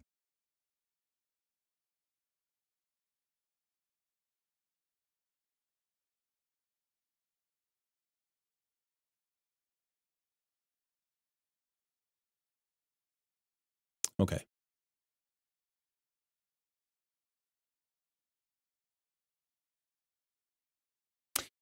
You don't need to sell every piece of gear that doesn't have speed substat, but in the speed set, right? The whole purpose of putting a speed piece on a champion is to have as much speed as possible. So generally, you want substats with speed.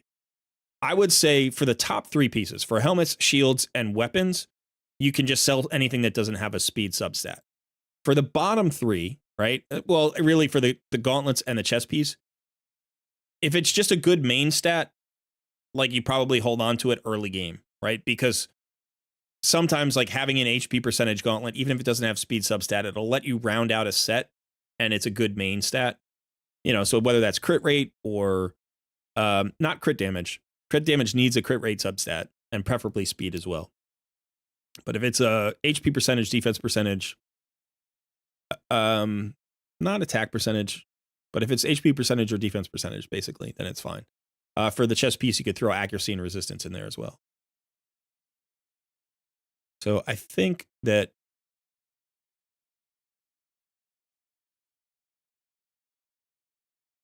now we need another.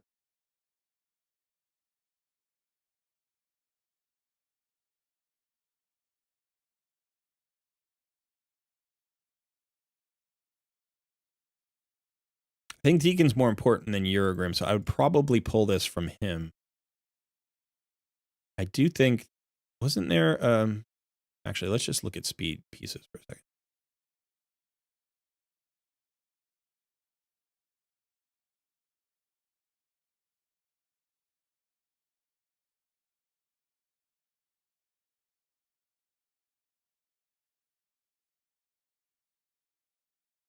There was a shield. Wasn't there a shield that had this shield here, I think? Let's upgrade this shield. Yeah, we'll have to take a look at the banner as well. Do it again. Do it again. Oh, that's nice. We're losing 23 accuracy there, but we're gaining 13 speed. So we're going to do that for now. Let's go ahead and roll this one up.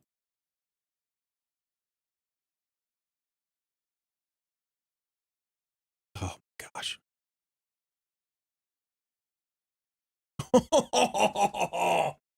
How good is that? How good is that? Wow. 5 speed rolls in a row? That was insane. Now we're at 251, right? How hard is it to get him to these speeds? This is what I'm talking about. It's just got to be a focus.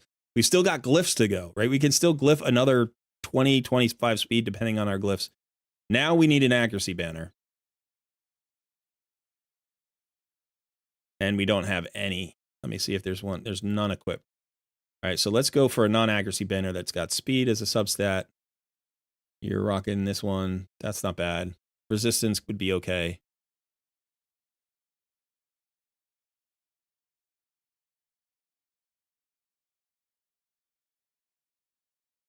We're on a roll. That's crazy. That's crazy. That was 7 speed rolls in a row. I'm on fire. I should be rolling my own gear right now. Holy cow, I need speed. That's insane. 7 speed rolls in a row? That ain't right. That ain't right.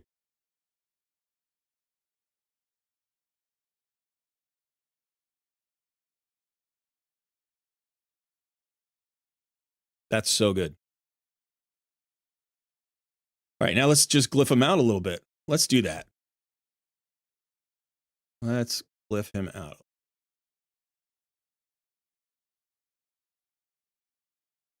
That's like my best streak of speed rolls maybe I've ever seen. 7 in a row? That's wild.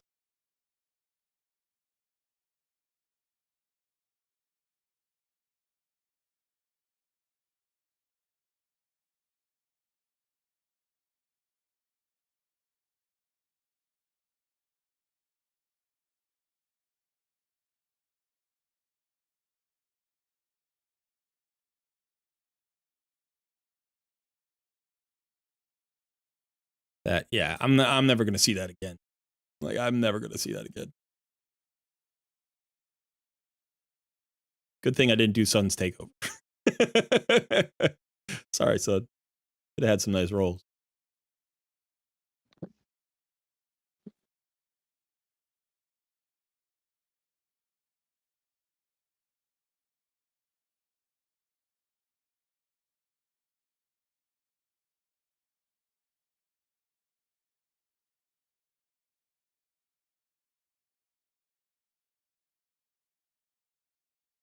Yeah, it wasn't a roll. There we go. That's better.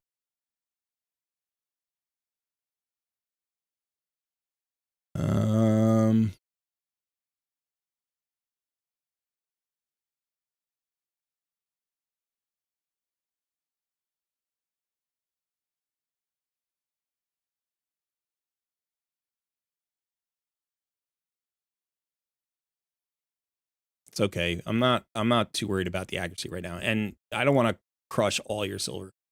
But if we look at this right now, like if this is a Deacon that's going to be usable in a lot of places. You're going to love using this Deacon right now.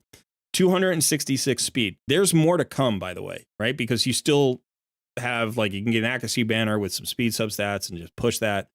Obviously, the accuracy is too low. The accuracy is way low here at 132. So this is the thing that's going to be holding us back for a while. But what I would say is, you know, the accuracy banner is going to get you, well, this is, yeah, we have the speed here from the resist. So this is actually going to be a little bit tricky to swap out. If you have to give away like 5 or 8 speed here in order to get into an accuracy banner, you're going to want to do that. 5-star banner gives you 78 accuracy. In addition, you're going to want to swap this amulet out. You're going to want to get an amulet with accuracy in the substats there.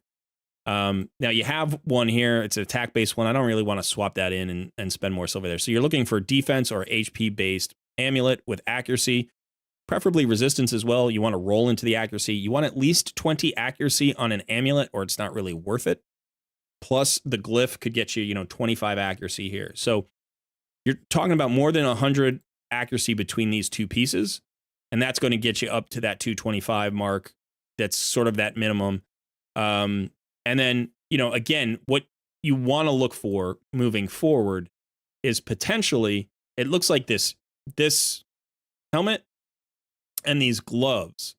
You want to look for perception pieces, preferably 6-star pieces with speed and accuracy substats, right? So those would be the ones to replace, because replacing this 19 speed is going to be tough, and replacing this 20 speed is going to be really tough.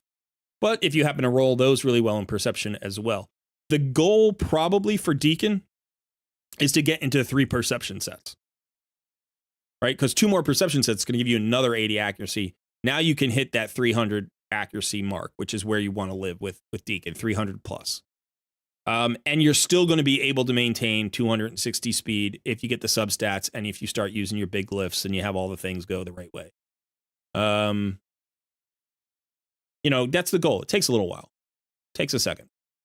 But, as far as defense is concerned, his stats are okay right now at 2,500.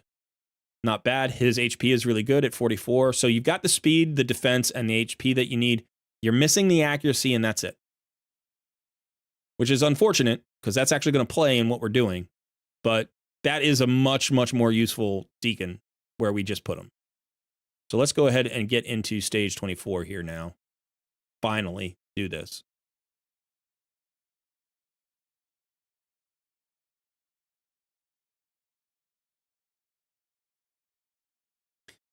Let's go. Who's the tankiest? Probably that. Probably that's good. So let's go ahead and see if this just works.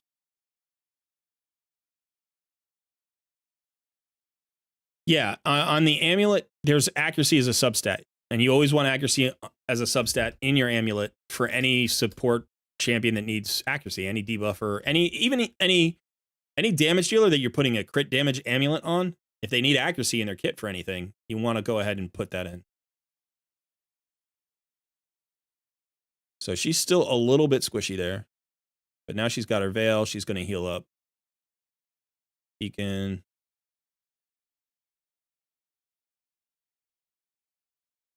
It could be a little bit tricky because, like I said, we've got 2 weak affinity champions here. Right? We've got our Rector Drath and our Geomancer, who are weak affinity. It's possible that some people will die. That's what the Rector Drath is there for. We're hoping Deacon doesn't die too often, but he's clearly going down here.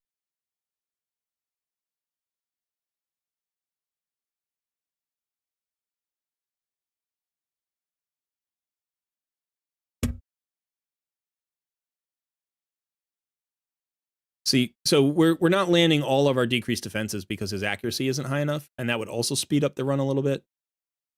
Once you get through, I mean, it can be tricky because on some waves you have a spirit host who does a cleanse and a block debuffs, and so that's tricky. In other waves, you have an apothecary as that center champion. Apothecary does a speed up and a heal, right? So in either case, the center enemy is a support champion who you need to kind of deal with. And so it can be helpful as you're leveling up to either manual or at least manually target. So like I could just choose Spirit Host here and be like, okay, let's kill Spirit Host. You know, Geomancer will use turn meter decrease. We'll get the freeze out. And like this will actually make the wave a little bit easier to handle. So you can do this.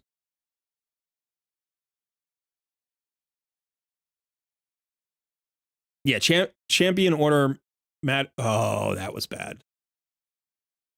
Champion order matters a lot. Okay, that didn't work. All right, let's just check out. He's not bringing that much damage.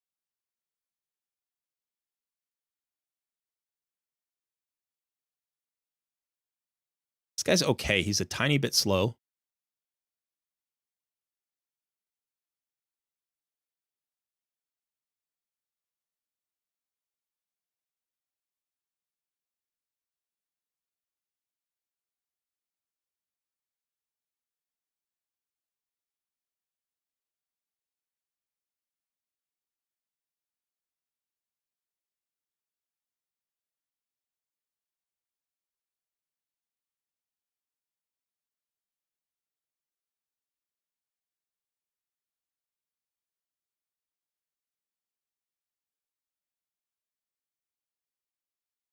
Just seeing if I can get a little more speed on him without losing accuracy.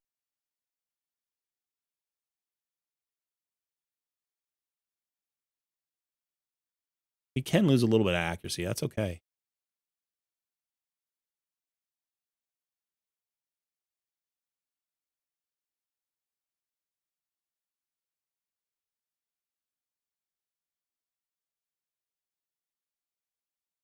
Let's check out.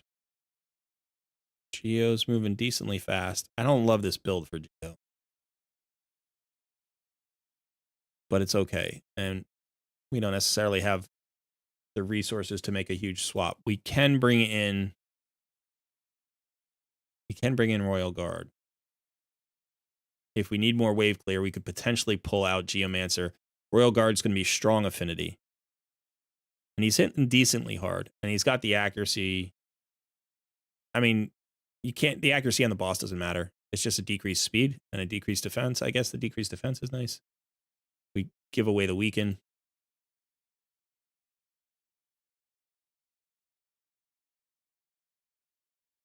Rector is still taking a little bit too much damage. Obviously, if we get her in a defensive amulet, that would help there.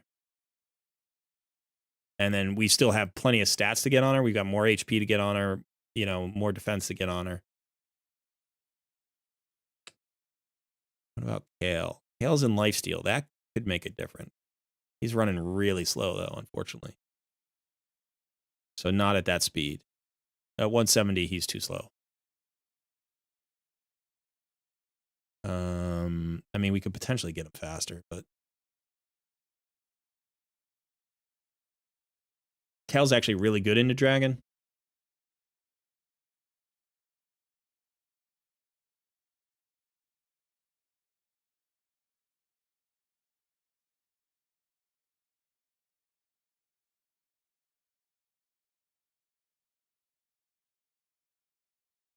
All right, let's try this again.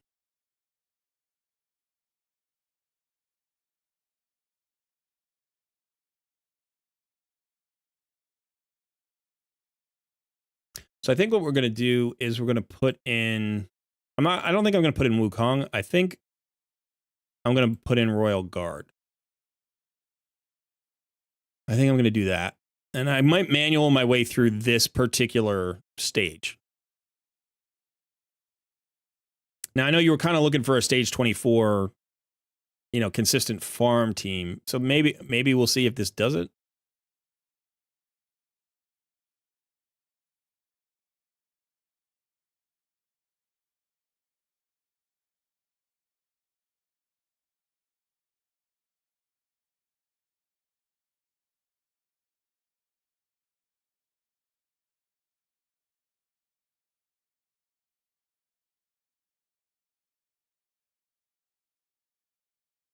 Trying to determine if we actually need to pull out Sir Nicholas.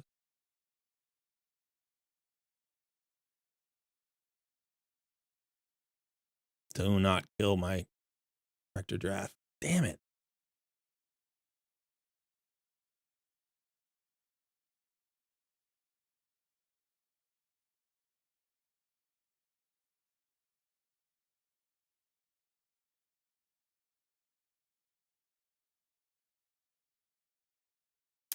You know, now I'm thinking about the investment in that stalwart set, which is going to be really good in clan boss and really good against the bosses, but it's not helping against the waves because most of the waves damage is single target attack. And so she's squishy to waves, even though she's going to be tanky to bosses. If we can't get her to the boss, it doesn't matter if she's tanky to bosses, right? So it's like we need to be able to get her there. It does look like Royal Guard is an upgrade here from Geomancer, right? Because he's strong affinity instead of weak affinity. So he just takes less damage, and he's going to hit harder.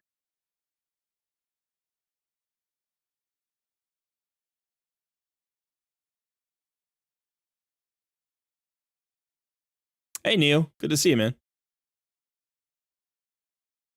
Yeah, Ornn in a regen set would be nice, but that's actually even more moving towards like a solo build, and Ornn's going to be not the one dying, right? Like, so right now, Rector Drath is our only weak affinity champion. And even though she's phenomenal and she's good everywhere and she's built decently, like if she just gets focused down, we're in trouble. Yeah, and we're not, without the sustain here, we're struggling. So I think that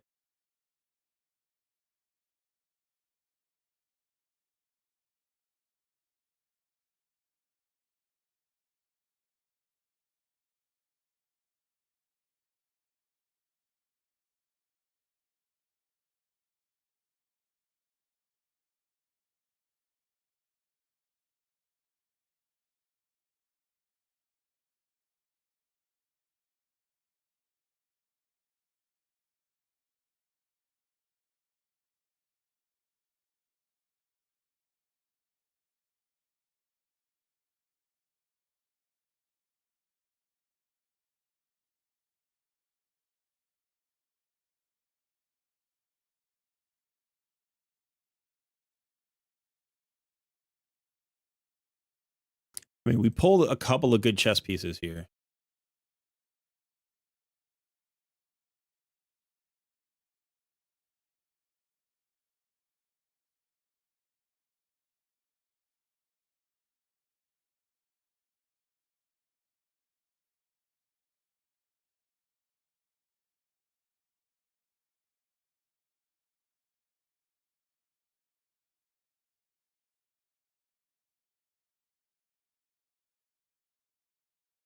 Yeah, we don't have the silver to keep going down this road. So but I think that potentially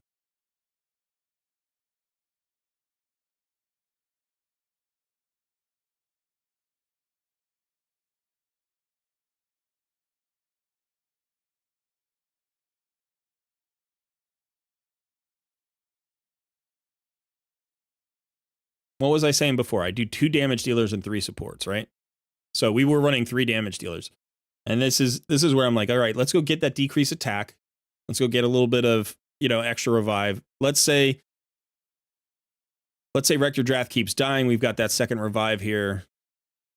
We really just need to kind of get this consistent. Doesn't have to be fast.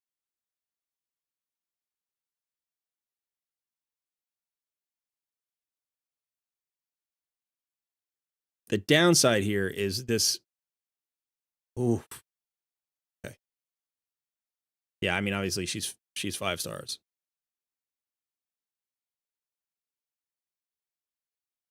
Okay, so now we're going to get a revive there. No, we're not, because Rector is provoked. He's going to die. Jeez. It's the Spirit Host who's just wrecking us. If it wasn't for the Spirit Host, we'd be totally fine.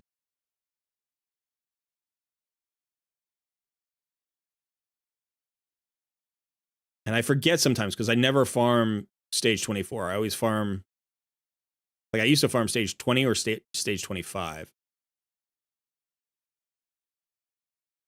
But now I farm stage 10 hard mode. So it's like every stage has different waves, you know? Oh, come on. We need Ursula to revive Rector Drath. There we go. It's just a race, right? We're just cycling revivers at this point.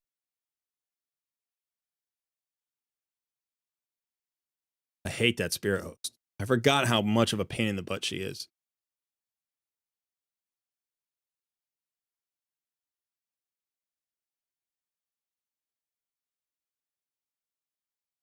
Yeah, it just, you know, some champions are just good for literally one skill. That's all they need. They just need to bring that one skill and, you know, that's it.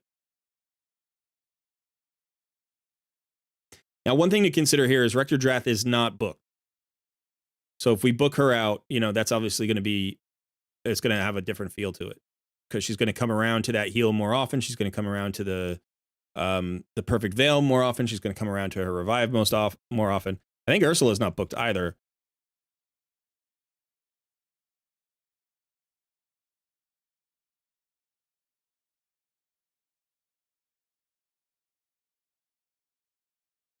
And again, this is, you know, to some extent, like the team is in concept very good, but it's also stat dependent. You know, so a little bit more gear. See, that cleanse right there is literally what does it, because now you lose the decreased attack, you lose the decreased defense, you lose all the poisons that you're putting out for the wave clear. You know, like that cleanse is so incredibly important. Like if we had one champion who just had an AoE stun, or one champion who had like an AoE slow, right? Like that would be hugely valuable. That's what I was hoping, you know, like Royal Guard is a bit of a, like he has the slow, but it's, you know, it's random. He's hitting 4 out of 5 though. I don't know. I think he has the accuracy. So there we go. Okay. Yeah, that's unfortunate. We're there. We're like so close. But getting past this particular stage is tricky. And I'm thinking about what we can do to make it work and just get past it. If you want to farm it though, that's harder.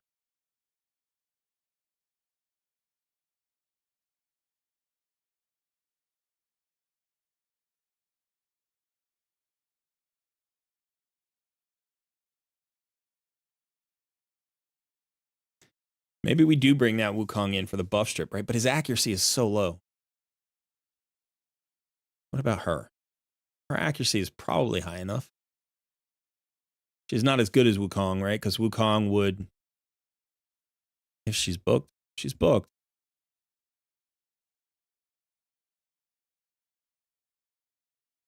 Wukong would bring more damage.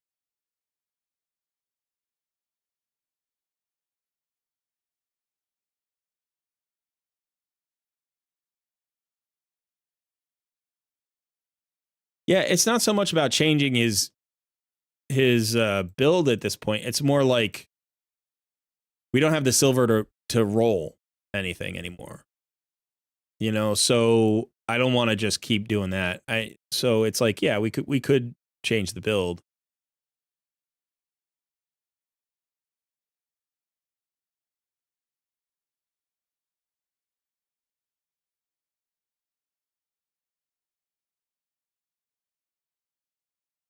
Wukong could really, let's try something. Let's just see if we can find a build here that works.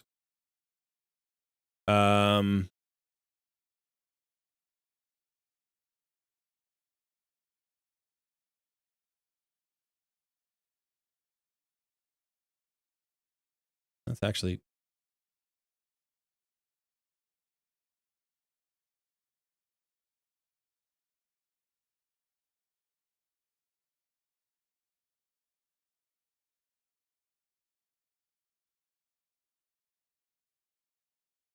I need to find something that's rolled at least a little bit. All right, let's do that. See you, Sauce.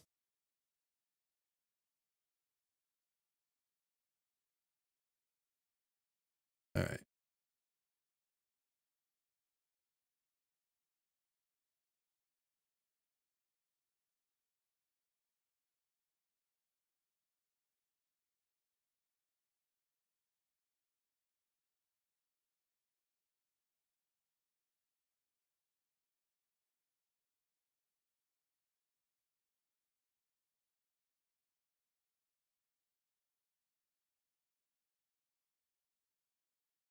I need things that are rolled. So that's just the way life's going to be for the time being.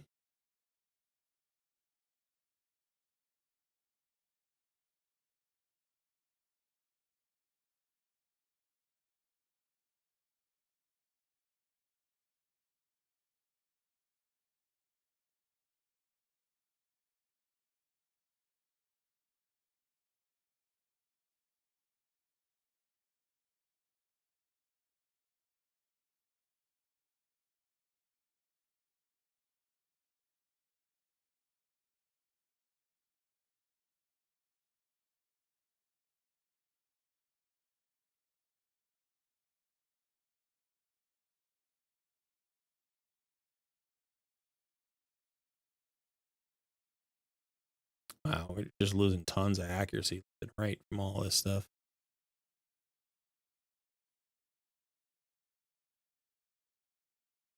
Lost crit damage. I mean, we gained speed and accuracy here, but let's see.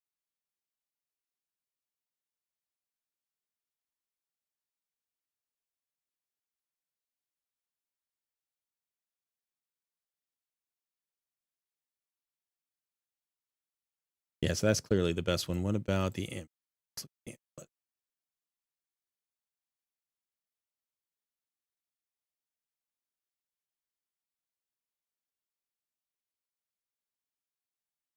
I hate when I do that. I hate when I do that.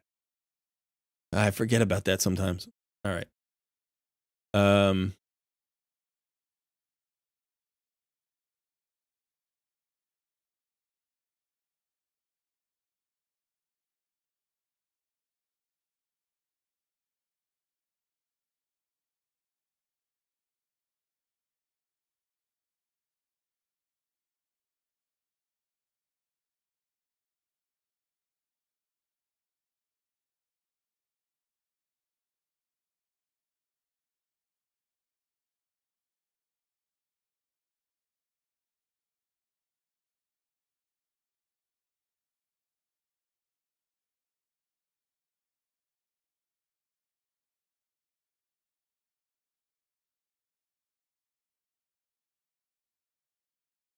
That's not a bad.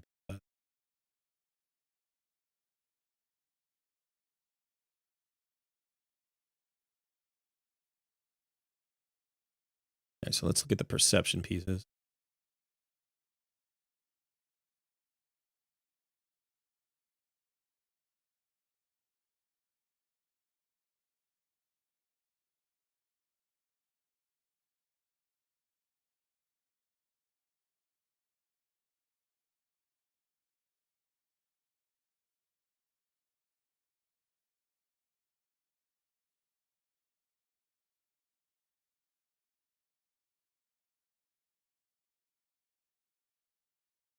I think that's where we were at, right?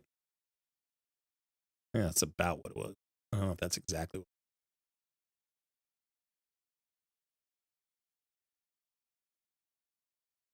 So the reason I want to try this, and I'm getting a little bit desperate here, like in terms of trying to make this work.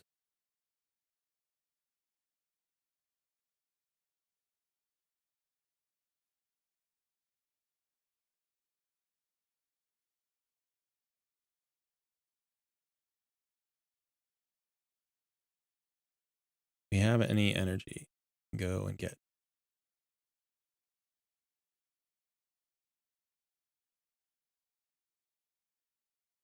Okay.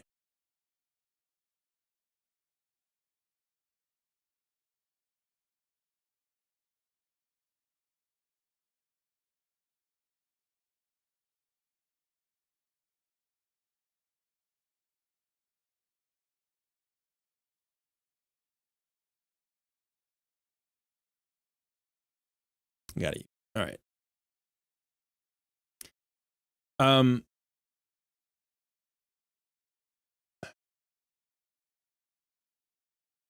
So one of the things I'm thinking of is if we can make Wukong the target, right?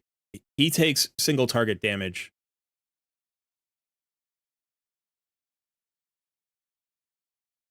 So I mean, everybody's neutral affinity. That's, you know, so it's like we want Wukong to be the target. So if we put him up front, we can't run Rector Drath because Rector Drath is negative affinity, right? She's weak affinity. So the question is, will Ursula be targeted before Wukong? She probably will be. I think she's kind of squishy. Obviously, at 50, she's going to be more squishy. She's not bad, but this accuracy chest plate is really reducing her tankiness.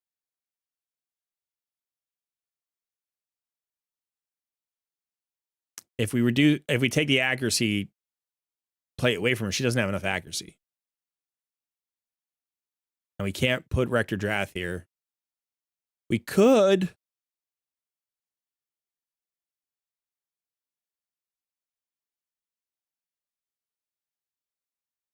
Could do this.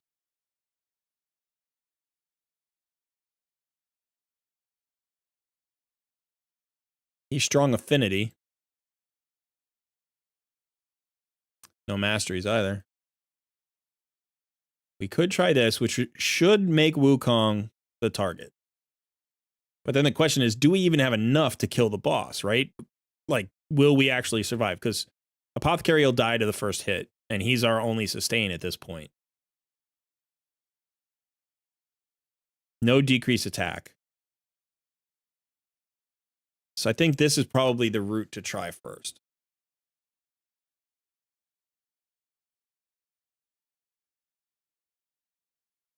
Now we actually need that buff strip to be available. Like he used that too soon. But he's gonna be going too fast. And he's, Deacon's the target right now. Okay. So now Wukong should become the target. He dies instantaneously, so it's not even.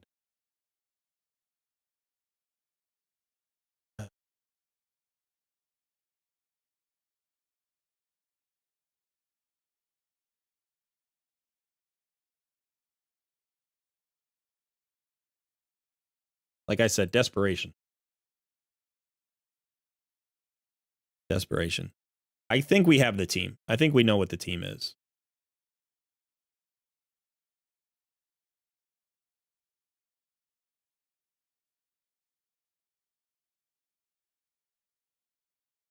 Let's try one more iteration here.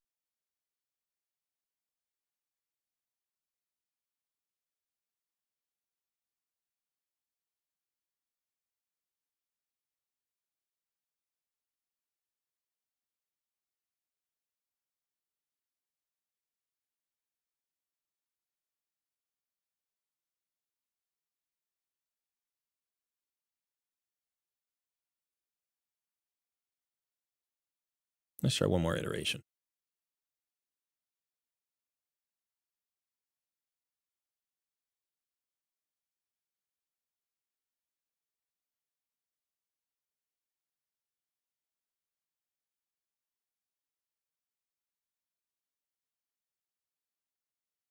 I like Cernek being the target.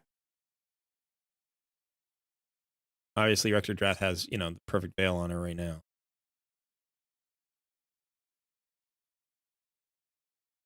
That's going to be a problem.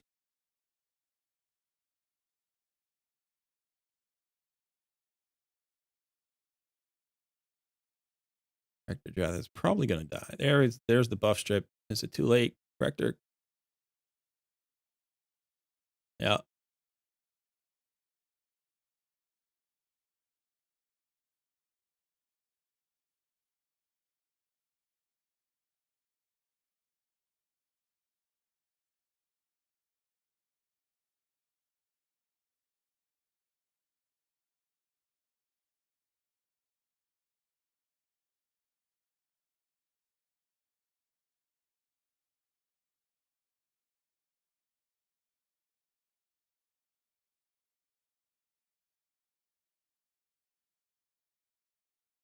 See, this is better.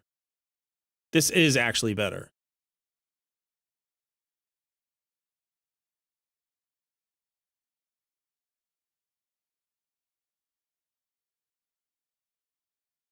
that buff removal is huge.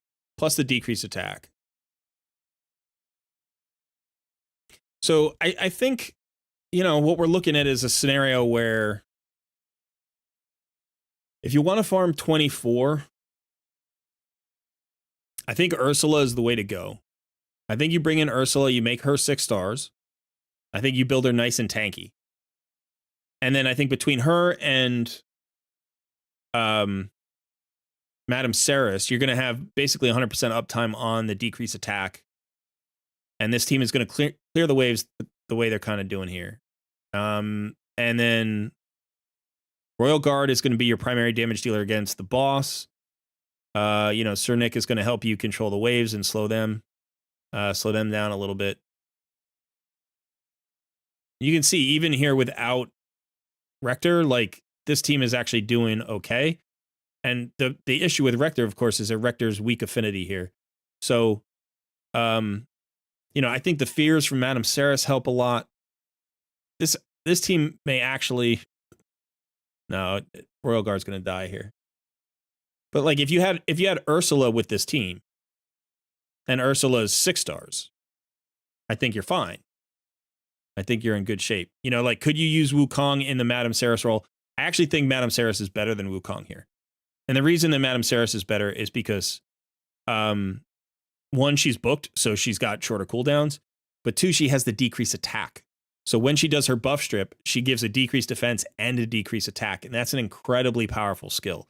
This is one of the reasons why Jay Giggs was calling her his, favorite epic champion, going all the way to the finals in Raid Madness. And where she, people think of her as an arena champion, but she's not just an arena champion. You can see the kind of work that she's doing here. She is so good. She's got the fears. So I think it is Ursula here. I do think Rector Drath is going to be really valuable once you get past this stage. If you want to farm stage 25, right now she's going to be really valuable. But at 24, because she's weak affinity, she just becomes a liability. So that's, my bad kind of pushing down that route. I thought we could maybe get her tanky enough that she would actually be the damage target and do a good job as the damage target. But getting her into Stalwart, I think, what made her tanky in a way that doesn't help her in the waves. I think that was ultimately the mistake I made, which I don't think is bad for her. I think that's really good for her in general.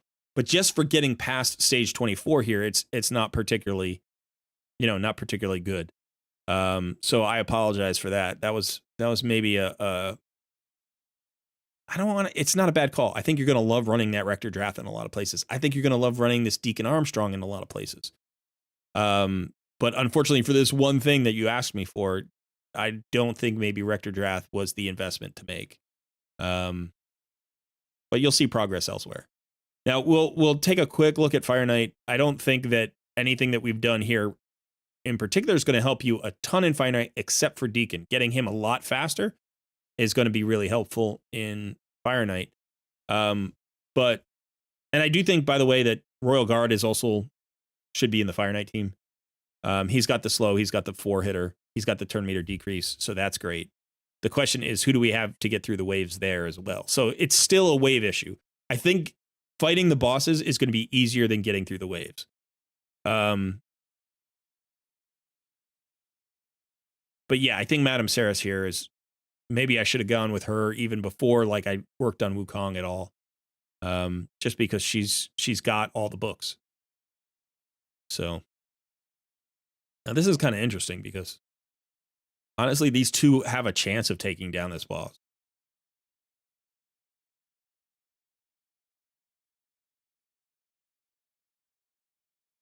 Boss is gonna go and we're unkillable, but yeah, like these two could take down this boss. They might have enough. And if we get through and we get to stage 25, then, then all of a sudden Rector Drath becomes a thing again. It's going to be a stretch, though. I don't know if they're going to have it. It's a lot. It's a lot to ask.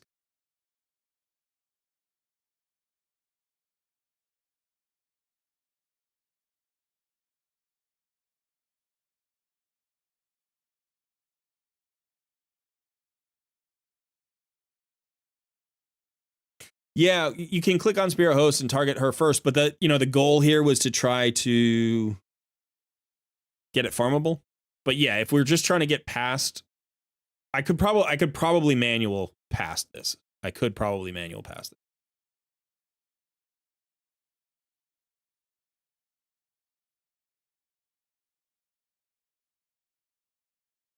Yeah, Bellower is another option. He brings in so many CCs. I'm sorry, so many debuffs. Yeah, this is going to be too much to ask, I think, for these two to get through here.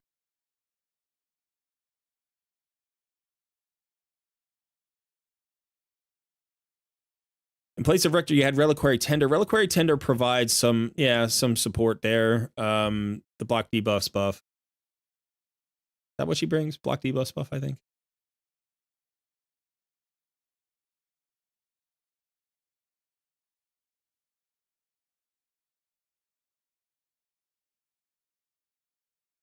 Okay.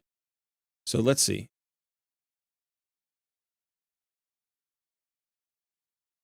She brings Cleanse. Okay, not a block debuff buff. Cleanse, decrease attack. Decent chance, right? So that's 50% chance as well. And a revive. Oh. Yeah.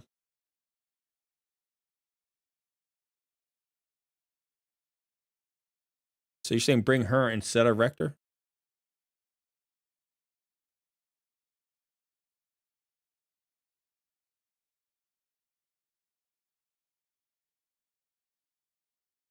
How's she built? Let me just double check. Fast enough, decently tanky. Might work.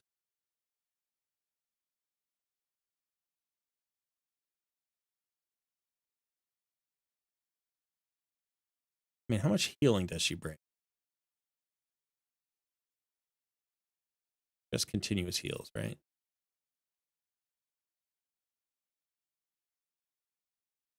Maybe? If she doesn't get targeted, right, so now the target's clearly going to be Deacon. The issue with Deacon being the target is that he's not, oh, I gotta get Spirit Host, is that he's not particularly tanky right now.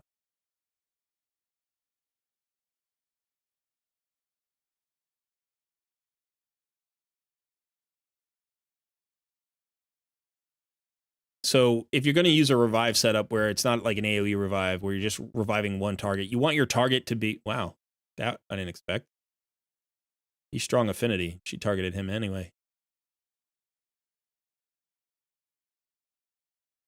Okay, interesting. But you want your revive target to be relatively tanky so that you get time to come back around on the cooldowns and stuff like that. That it doesn't like that revive target doesn't keep dropping over and over again. So it's fine. This is just weird. Why did they switch to Deacon now? He was full health. I don't really understand what's going on with their targeting.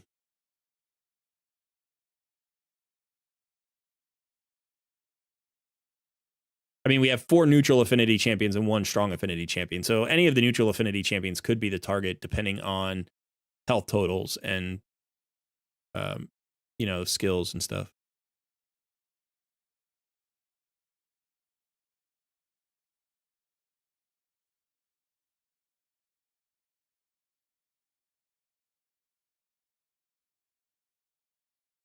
So yeah, this is looking much better. Without the Rector Drath just falling over, right? I didn't see Reliquary Tender, so that was a good call.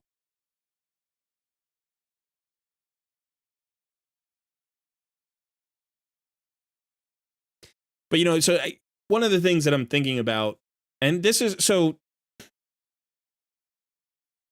sometimes it's tricky, right? Because you have a lot of factors going into rebuilds and dungeon designs and stuff like this. But imagine that you're doing this on your own. Imagine that this is the experimental process that we're trying to do to discover a reliable stage 24 dragon farming team, even if it's slow, right? Even if it takes 7 minutes. Like, you're just saying, I want to be able to farm this stage of dragon.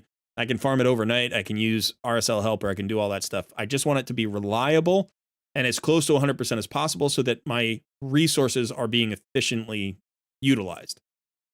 So that experimental process is I start from certain fundamental concepts or foundational beliefs in the game. Like these are experimentally derived, through a lot of trial and error. But one is that that I generally only bring 1 or 2 damage dealers. I start with the idea that like tankiness is more reliable than damage, right? And you can bring tankiness in a lot of ways. You could do heals, you could do revives, you could do shields, you can do block damage, you can do increased defense, you can do strengthen. There's so many ways to extend the survivability of your team. You can also use turn meter decrease. You can use decrease attack. You can use any CCs like slows, fears, stuns, freezes. All of those really increase your survivability. So because survivability comes in so many different ways, you can start to mix those different skill sets into a team and just let the 1 or 2 best damage dealers do their work. One thing you always want to account for in this process is affinity, right? So having a strong affinity damage dealer means you're going to be doing more damage, do 30% more damage when the enemy's weak affinity. So just forget about the weak hits that you have to worry about when you're weak affinity. Just literally doing strong hits more often, doing the extra damage more often. Those things really add up. And then also that affects targeting, right? So figuring out who you're trying, we talk about it most frequently in Spider, the Spiderling tank. You want a weak affinity Spiderling tank who draws all of those attacks, and then you build that champion to withstand the Spiderling attacks, either with high resist so they don't get poisoned, with tankiness and regen so that they just kind of have more sustain than the Spiderlings can take away. But this is true for every single fight. It doesn't matter what fight it is, right? Weak affinity, strong affinity, these things matter. The buffs and debuffs that you bring, these things matter. And look here, like we made one change, right? We got away from a reviver who was weak affinity, who I was hoping we could build tanky enough to make work. We got to a reviver who then is never really the target, right? And this is basically, iteration upon iteration. We're like, okay, one strong affinity damage dealer, one kind of utility damage dealer who's a void legendary. Obviously, he's, Sir Nick is built really well. So like we wanted to try to keep him in that team. Royal Guard is built really well. So this makes sense for this affinity. But now we think about like the next affinity is going to change, right? So does Royal Guard stay here? Where does the target change to when we go up to stage 25, when we go to hard mode dungeon? So it's a lot of experiments, a lot of iterations. We think about the gear that we have already on our champions rolled up. We think about what kind of rebuilds we can do that would be effective. If we don't have masteries, we think about the masteries on the champions to help us out in the places that we want. So like we could put, for instance, let's say, Reliquary Tender here could go really high in resist, right? We could put her in that kind of set because she's the cleanser. So if she gets stunned, she can't cleanse everybody's stun.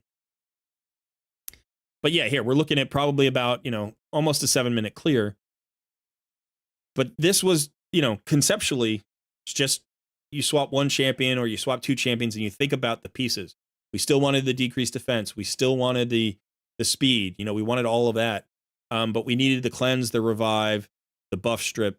So moving towards the Wukong and the Madame Saris for that buff strip allowed us to solve a problem that we couldn't solve with damage before. We couldn't kill the spirit host in time, right? And then like having to manually select her was a problem. But here, all of a sudden, we've been able to get this together with that.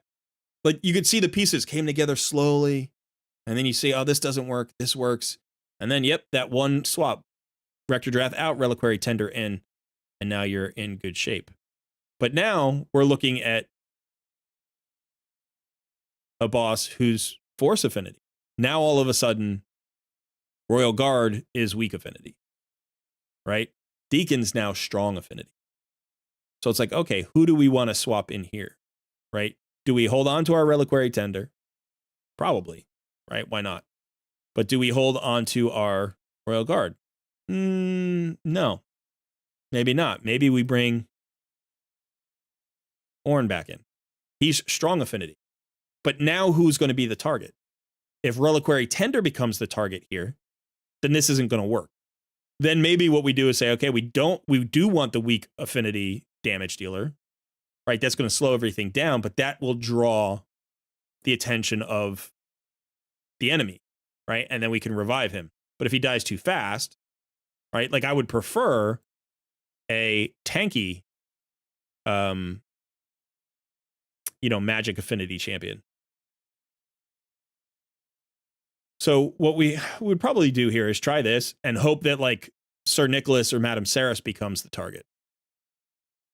We could try that. Let's see who becomes the target here. If Reliquary Tender becomes a target, then it's a problem.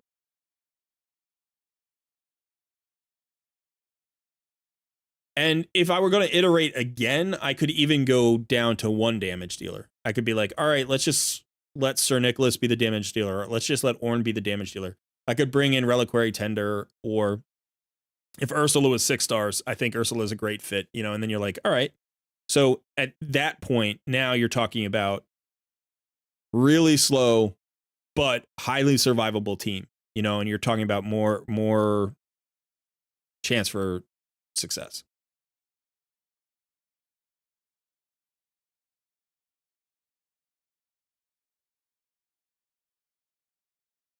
So, I mean, right now it feels pretty good.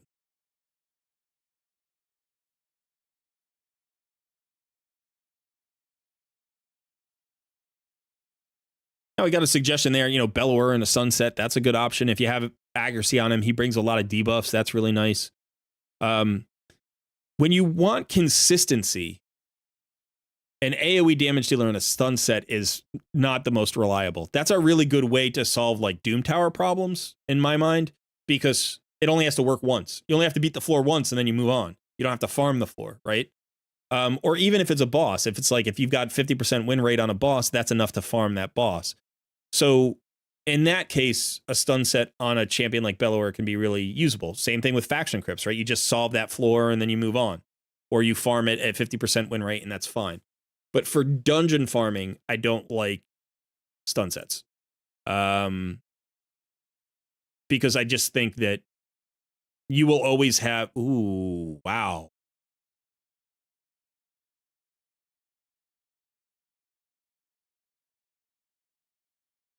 I did not expect that to happen. That was kind of wild.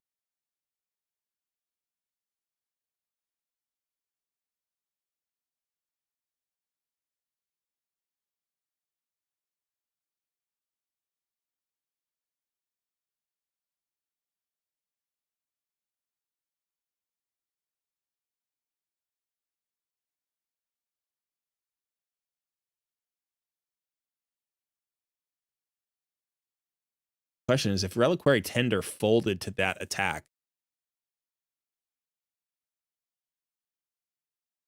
I mean, she's actually I think she's tankier than Rector Drath. 2,700, 47k. 2,700.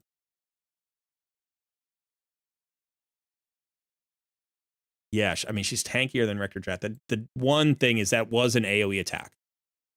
And so the Stalwart set would play there. And again, this Rector Drath can get tankier. The question is more, will we have our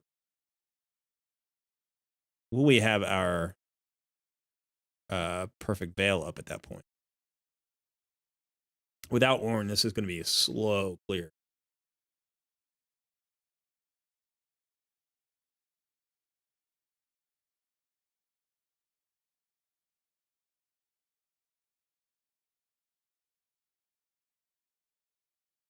I mean, I could have swapped in. I could have swapped in Rector for Reliquary, but Reliquary has the cleanse, and I really like that. So I'm kind of like, if Reliquary dies and Rector keeps bringing her back, I'm okay with that. All we need to do is get to the boss. This is going to be slow.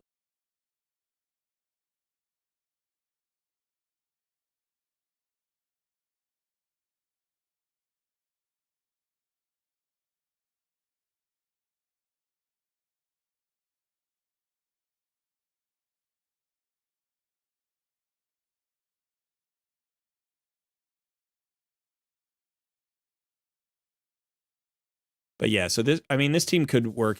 You get a situation where sometimes particular mobs will just counter the particular champions that you bring in, or the particular builds that you have on your particular champions. That sometimes happens as well.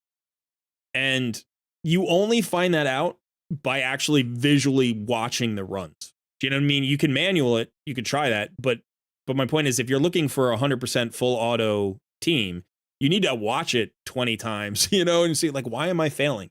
Don't just think, oh, it failed and that's it. It's like, oh, it failed, but this is a particular reason why it failed.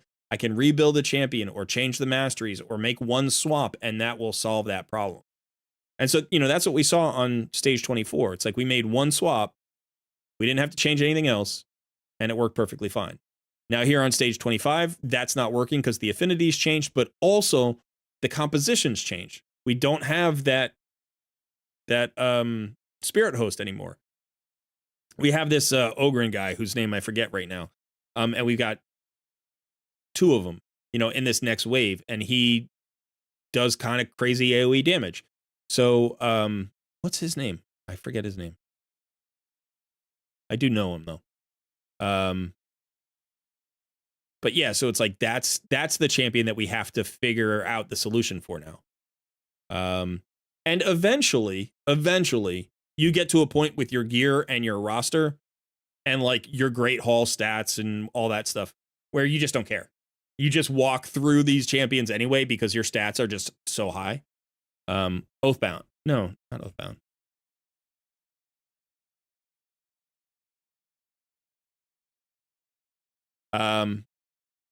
Yeah, what's his name?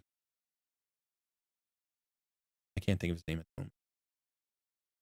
I'm going to go look this up because it's going to annoy me.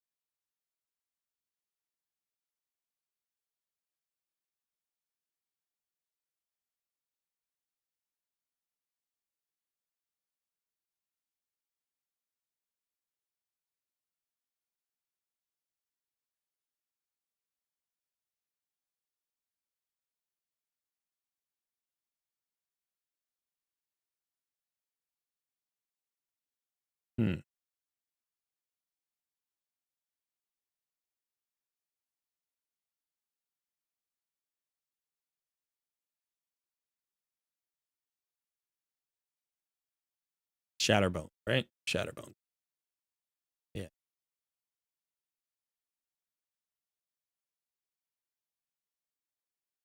His name is Shatterbone.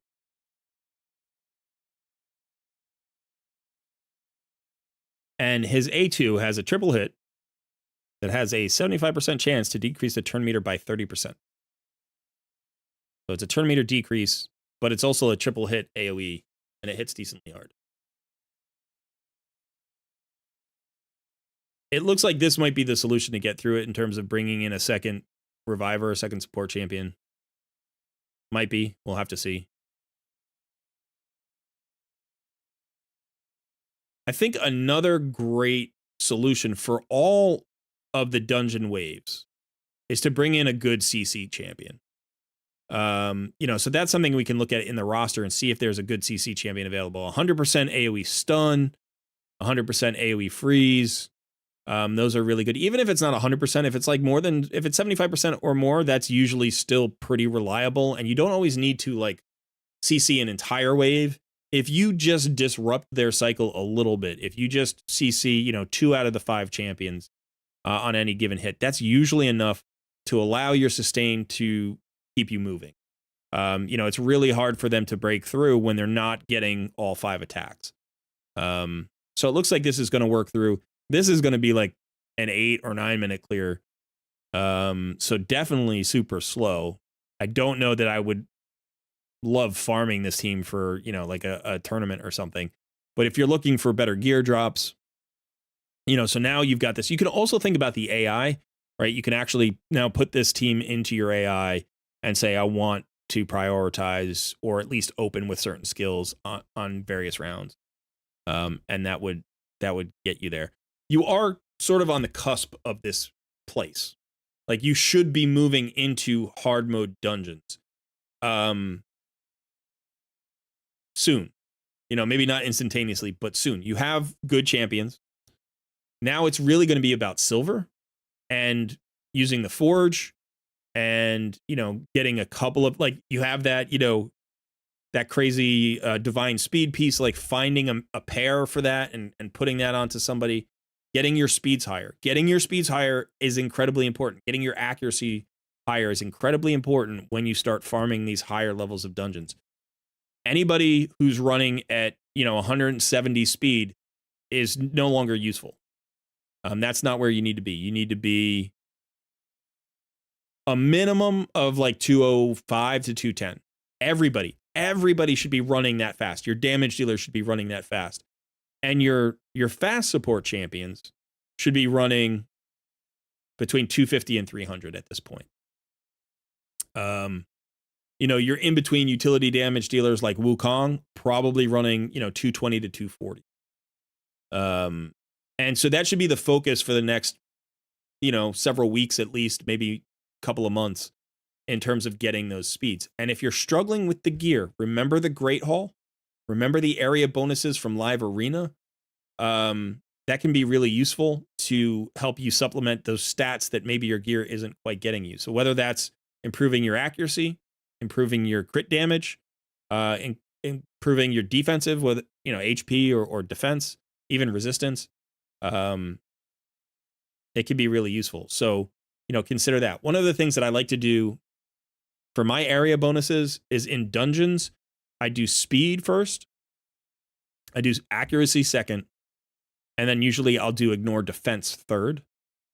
So those three stats are really good in areas, except for clan boss. I don't mess with the speed in clan boss because eventually you're going to want to speed tune. And so you can do it early, but since I've already got my speed tune, I can't actually put speed into clan boss. And so, you know, you can decide whether or not you want to do that with your area bonuses. But if you're not doing Live Arena, then you're giving away free stats. Remember that in Live Arena, after 3 consecutive losses, you get a bot opponent. Okay, so you should always be able to win 25% minimum of your fights. You should be able to beat the bot regardless of what level you are. It might take a little bit of practice to get good at beating the bot, but you'll figure it out. It doesn't take too long. One of the things that the bot does is it always bans your lead. So when you know that it's a bot, right, because you're like, all right, I just lost 3 in a row, now I'm going to get a bot. You make sure that you don't put an essential champion in the lead spot. You know, like the first champion that you pick, your first pick will get banned. And usually the bot will pick like 5 very powerful champions, but they're not a team. You know, they're not really synergized. So you just have to identify sort of the win condition and then break it with your ban and your playstyle. So yeah, we're going to be over 10 minutes, I think. But those stats can be incredibly important. Sometimes it's just a matter of like 6 speed. Like getting 6 speed in an area can really improve your chances because now everybody who's running at, you know, 201, they're now at 207, you know, and that's enough to get over the hump in terms of cycling around your skills a little bit faster. Or sometimes just getting that, you know, getting 10 or 12 resist or whatever it is, you know, is enough to resist the stuns or the debuffs that are, you know, breaking up your team. Or getting that accuracy, getting 20 accuracy could be enough to make sure that you have everything you need. Okay, so stage 25 down.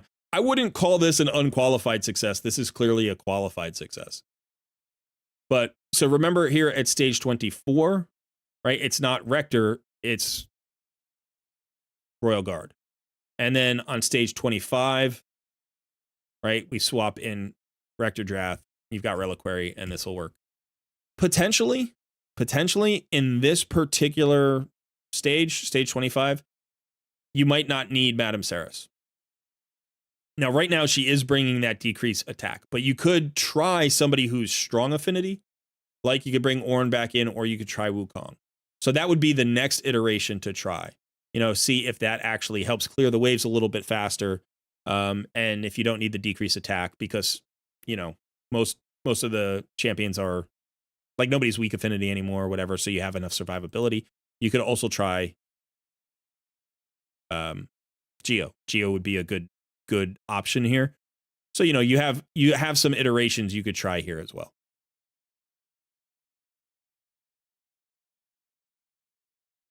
So in terms of farming, if you're doing a tournament and you're farming tournament points, right? So if you're looking to do a dragon tournament and like for a fusion event or whatever, you actually want to farm stage 20.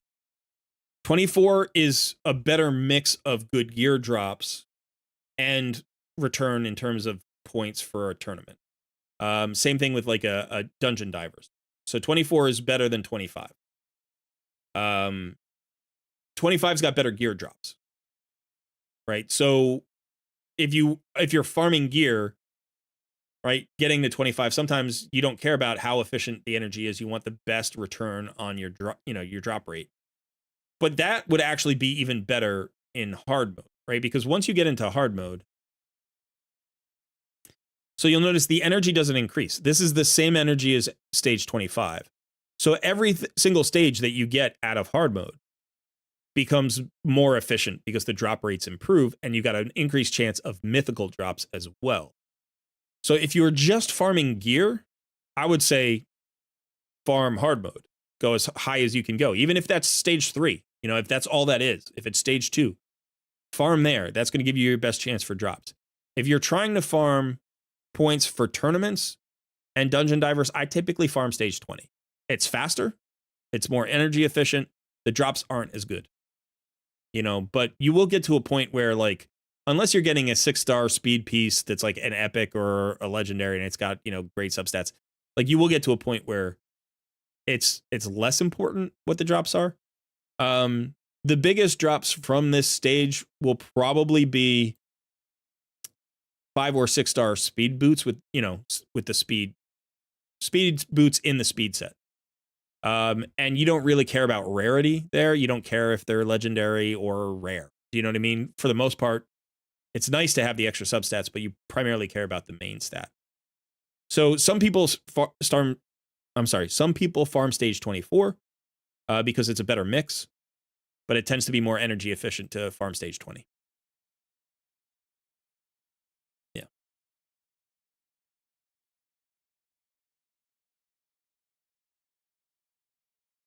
So anyway, let's take one just really quick look at your team here.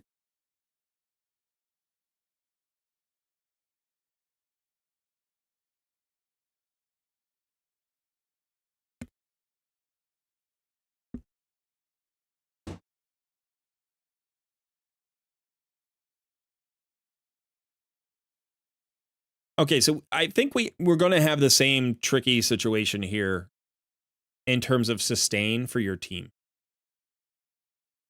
You're not going to clear the waves fast enough, and you need sustain. But you also need the turn meter decrease, and you need the multi-hits.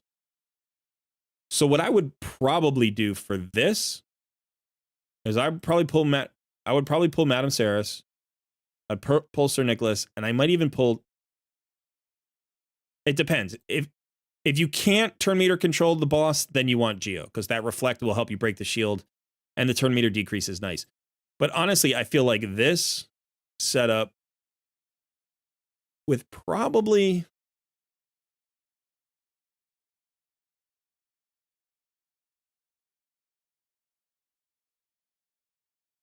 Maybe we stick with this. Maybe this would be better.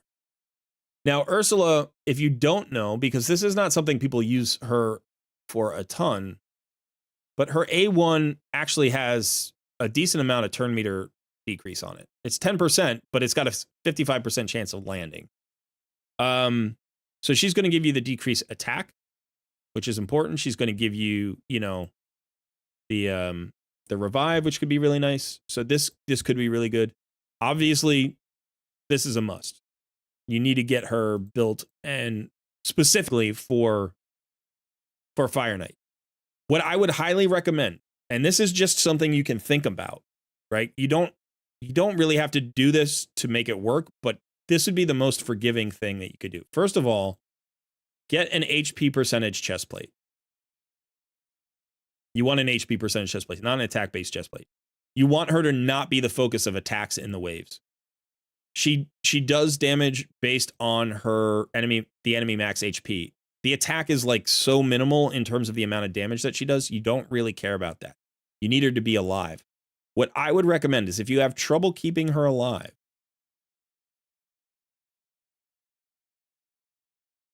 go with a lifesteal set.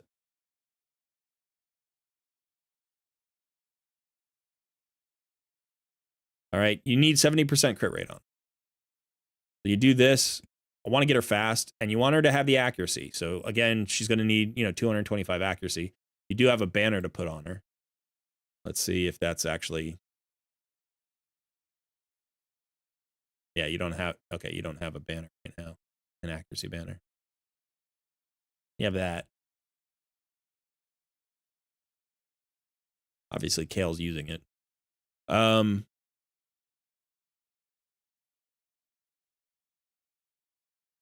I'd probably go for crit damage. You can find it. That's nice. That's really nice. It's not bad. That's also really nice. Both of those are really nice. But probably the lifesteal for now.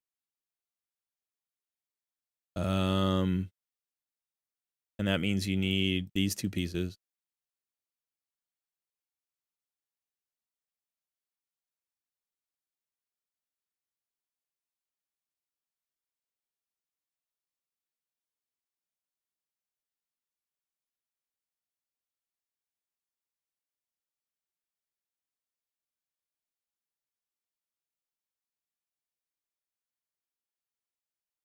Yeah, giving away too much speed right now.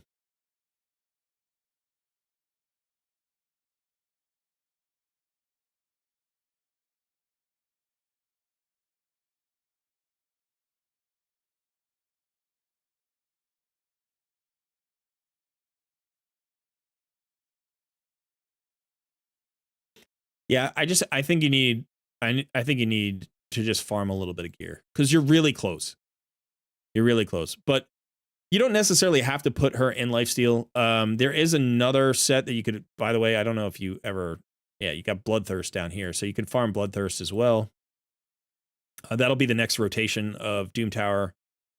So the Eternal Dragon drops the Bloodthirst stuff. Obviously, you need the banner, so get into Spider. If you can get an accuracy banner with speed substats, that's going to be huge. You can think about putting Slayer pieces on her. These first,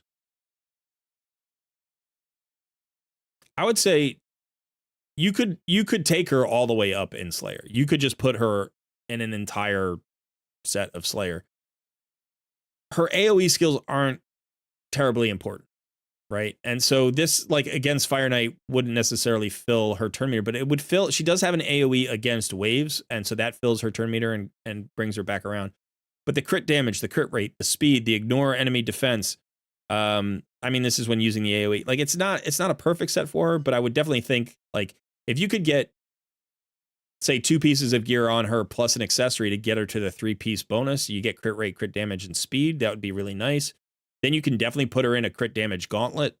Then you don't have to worry about crit rate. You only need to get her to 70%. And then you can basically pick your HP chest plate from any set. This set would be good. Crit damage is good. You could go for a Savage set. You might have something there. This is a nice piece. It's like typically you want crit rate as a substat for your Savage, and this doesn't have it. But since she only needs 70% crit rate, that's okay. You can use pieces like this. So think about her as a key component of this team. You would definitely want to use the AI to make sure that Royal Guard has his quad hitter to break up the the boss's shield. Let's see, do you have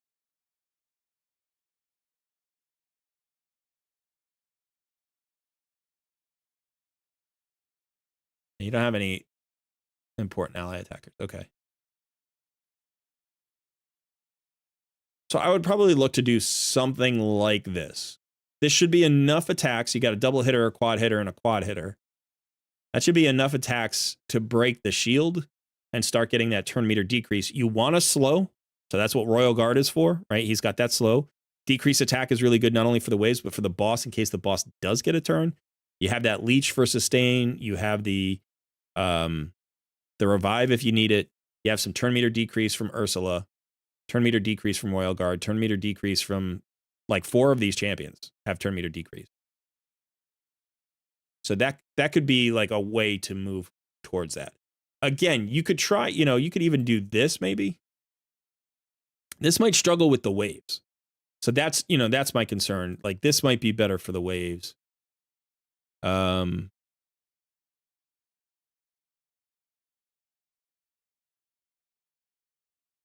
don't know what your long-term wave solution is, really. I don't really see one. Probably Sill of the Drakes when you get her. How far away are you from her? You're 2 months away. You're actually 2.5 months away from Sill of the Drakes. So Sill of the Drakes is going to become like a wave goddess for you.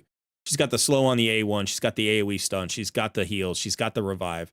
She becomes the champion. Like, she replaced Rector Drath in a lot of content, right? She won't replace Rector Drath in, say, Hydra or Clan Boss, but she'll replace her as your dungeon sustain champion. Yeah, Haikatoon's not bad either. She's got a slow, but once you have Royal Guard, like Haikatoon is much less necessary. Haikatoon's never bad. Never bad, but also never the best, right? Like she's always good.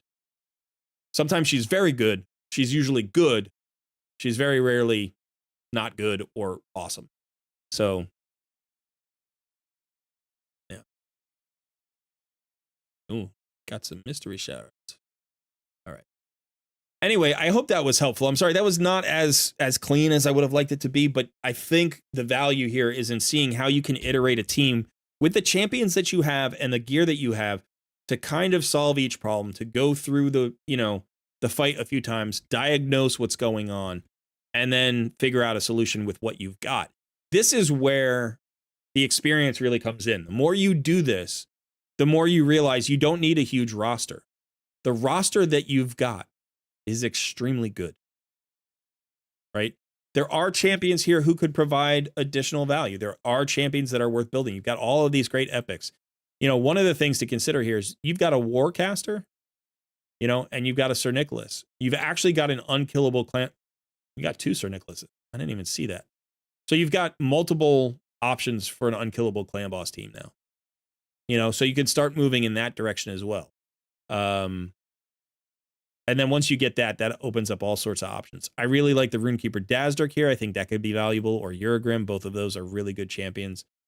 I do think.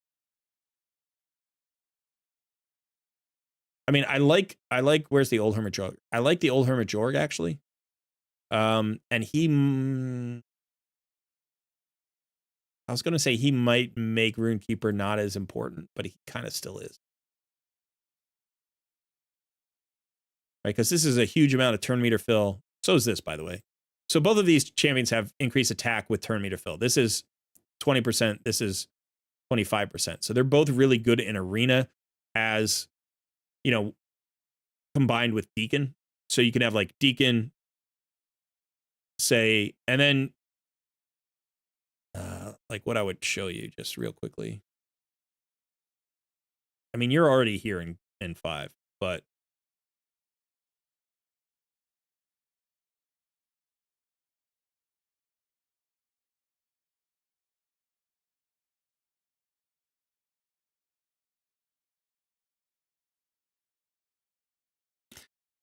so this is like a great team, right?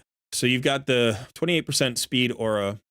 You've got the increased attack and turn meter fill. You've got the decreased defense and turn meter fill and turn meter drop. And then you've got a nuker and a half. Because Wukong, even as a buff strip, is going to be half a nuker at least, right? Plus that buff strip. So this literally has everything. and then Sir Nicholas is your major nuker. So you could have Runekeeper Dazdurk here instead of Old Hermit Jorg. And what he does is basically he's got a little bit more turn meter fill. I think his base speed is a little faster, and he's Void Affinity, so he doesn't take weak hits. He's got a cleanse and a heal and stuff like that, whereas Old Hermit Jorg does have a revive. So you could make either one of them fast and tanky, and they could benefit you. But I think that Deacon and PvE content is going to be more valuable for you because you already have Rector Drath, you already have Reliquary Tender, so maybe you don't even need maybe you don't need Runekeeper Dazdurk either. I'm just looking for an increased attack champion that would fit your dungeon teams really well, because I don't see that, right? Like that's one thing that you're missing that would speed things up, would be an increased attack buff. Oh no, I'm sorry, you do. You have Ursula. Ursula is the way to go. I think she should be your next 6-star. I think she's going to help you out in a lot of places. And you've got the books for her. Although you need books for Rector Drath too.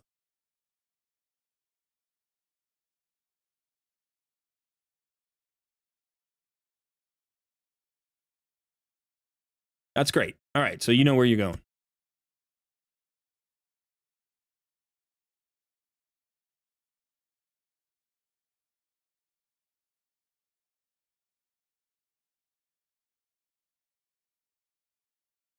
I do think one of the things that you may want to look forward to in the future, which Nikki is talking about, is getting a regen champ, getting somebody in really good regen gear, because they can solo Dragon, especially 20. If you're going to end up farming Dragon 20, you could potentially get Myceliac Priest Ornn into regen gear and have him be a solo champion. So the way that this basically works is, where's his passive? He gets increased HP and defense, and it stacks up to 25% each. And his stats are generally tanky. If you look at this, almost 1,200 defense with over 20,000 HP. His base speed's a little low at 95. But if you can get some regen gear, basically all you need with the regen gear is you need 4 stats. You need 4 stats. You need speed, accuracy, HP. Speed, accuracy, HP. Never mind. You need 3 stats. You need speed, accuracy, and HP. Any defense that you can throw in there, any resist that you can throw in there can be good. You don't need crit rate or crit damage. And then he can just farm 20 for you, and that's really good because then you can put him in with food, and that helps during fusions. Because you'll do those dragon tournaments and those dungeon divers, with food. So while there's a champion training going on, and you kind of get like a quadruple dip in there, and it's just so nice to have that. Venom Mage is another great option for that. There are other champions. Artak can do it. There are other champions that can do it. But I think out of the champions that you have, Ornn is the most viable right now. So that'd be something to consider moving forward.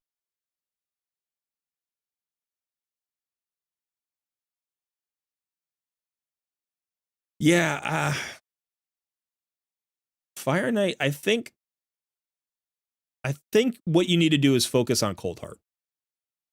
And like I said, you can try her, like rebuild her this weekend. Maybe if you've got, you farm up some silver, like rebuild her before the regearing, the free gear removal goes away. Try her in some different builds. But get her into an HP percentage chestplate. That's key to keeping her alive. The first Cold Heart I built for like 6 months, I just struggled to have her be useful anywhere. And what I did is I originally put her in Lifesteal, and that helped a little bit. And then I put her in Lifesteal with an HP percentage chestplate, and that solved the problem everywhere. And then like 6 months after that, I got her out of that, and I got her into like Savage and Cruel and stuff like that. So you want to get value out of your champions, and you don't have to build them optimally to make them valuable. You need to build them so that they defeat the content that you're in. The next content level up. They don't have to be in an endgame build today. You don't have the gear for it. So figure out a different build that's going to be usable with the roster that you have and the gear that you have. And so I would say, like if you can get Bloodthirst, if you can get good Bloodthirst gear, that's even better. because that really just solves the crit rate problem for a lot of your damage dealers. I'm still running my Rathalos in Lifesteal gear. I still run him in Lifesteal gear. He's great in Lifesteal gear. I have him at 226 speed, 100% crit rate. Like, I want to say his crit damage is like 180, maybe 200 crit damage. And then he's in Lifesteal gear. He's kind of tanky. He does a ton of damage, and he lives through all the content that I need him to live through. So yeah, he'll do more damage once I can upgrade him to Slayer, or I can upgrade him to Savage or Lethal or whatever. But for the time being, for the first, say, 4 or 5 months of an account, having him in Lifesteal gear is actually great. Same thing with Kale. I mean, you have Kale in Lifesteal gear. This is the starter Lifesteal gear. Think about how much work he did in this Lifesteal gear. Now imagine if you had a set of 6-star Lifesteal gear on him. More speed, more damage, more crit damage.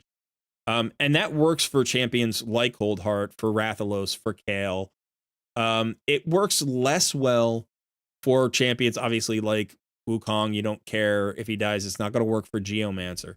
But there are specific kind of attack-based squishy damage dealers that you just want to consider Lifesteal or consider Bloodthirst in. And I think Rathalos is that. I think Coldheart can be that, and Kale is that. And again, the goal is to eventually move them out of those things, maybe.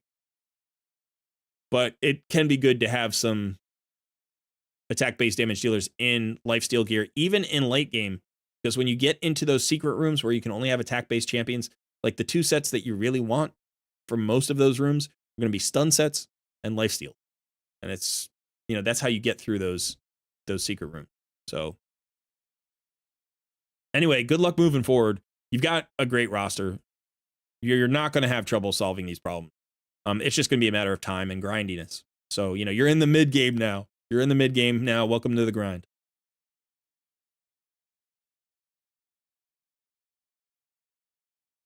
Yeah, Nikki, I'm the same way. I've got pieces like that. Whereas I've literally had the same piece on, certain champions for a year or 2 years. And it's like, sometimes that just does the job, and you don't have anywhere to go, until you get like a god tier piece.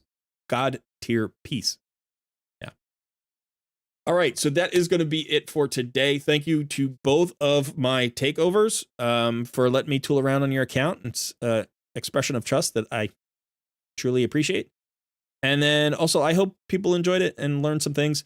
Again, this is going to be our only consistent live stream for the next bit while we're in baby mode, right? We got the baby coming. I have no idea what's going to happen once he's here. Potentially, I'm going to miss a week of work. And then, I may be doing spot videos here and there. Son may be taking over some duties, might be doing some live streaming himself. We're still working that out. And then, honestly, I don't want to miss too much. I don't want to be gone for too long. I can work from home. He could be right here with me. So I just have to figure out the schedule and make sure I have enough sleep and those kinds of things. So we may be doing periodic live streams on Thursday, on Sunday, maybe some other days. Maybe there's just a day where we feel like, oh, let's do a live stream today. But Tuesdays will be Takeover Tuesdays, so you can trust that this one will always be here. So come back next Tuesday and hang out. Also, don't forget to go vote in the Raid Madness Championship. We're basically down to the end. We're down to the end here. So you want to make sure that you're voting. And then remember that the brackets will be scored at the end, and we'll have a bunch of winners, and we'll get some free prizes. So hopefully some of you are in the contest there for the bracket prediction. Also, check out the video for today. There's a Hell Hades video for today on Raid Madness on the Final Four. So that's pretty cool. All right. Thanks, everybody. Son, are you there? You want to say goodbye? What you meant to say, schedule is about to be baby schedule. He's going to run that thing. Yeah, he is going to run this thing. Yeah. Thank you for tuning in, everybody. Hope you all have a great rest of your day. Yeah, have a great rest of your day. And thanks again. We'll see you soon.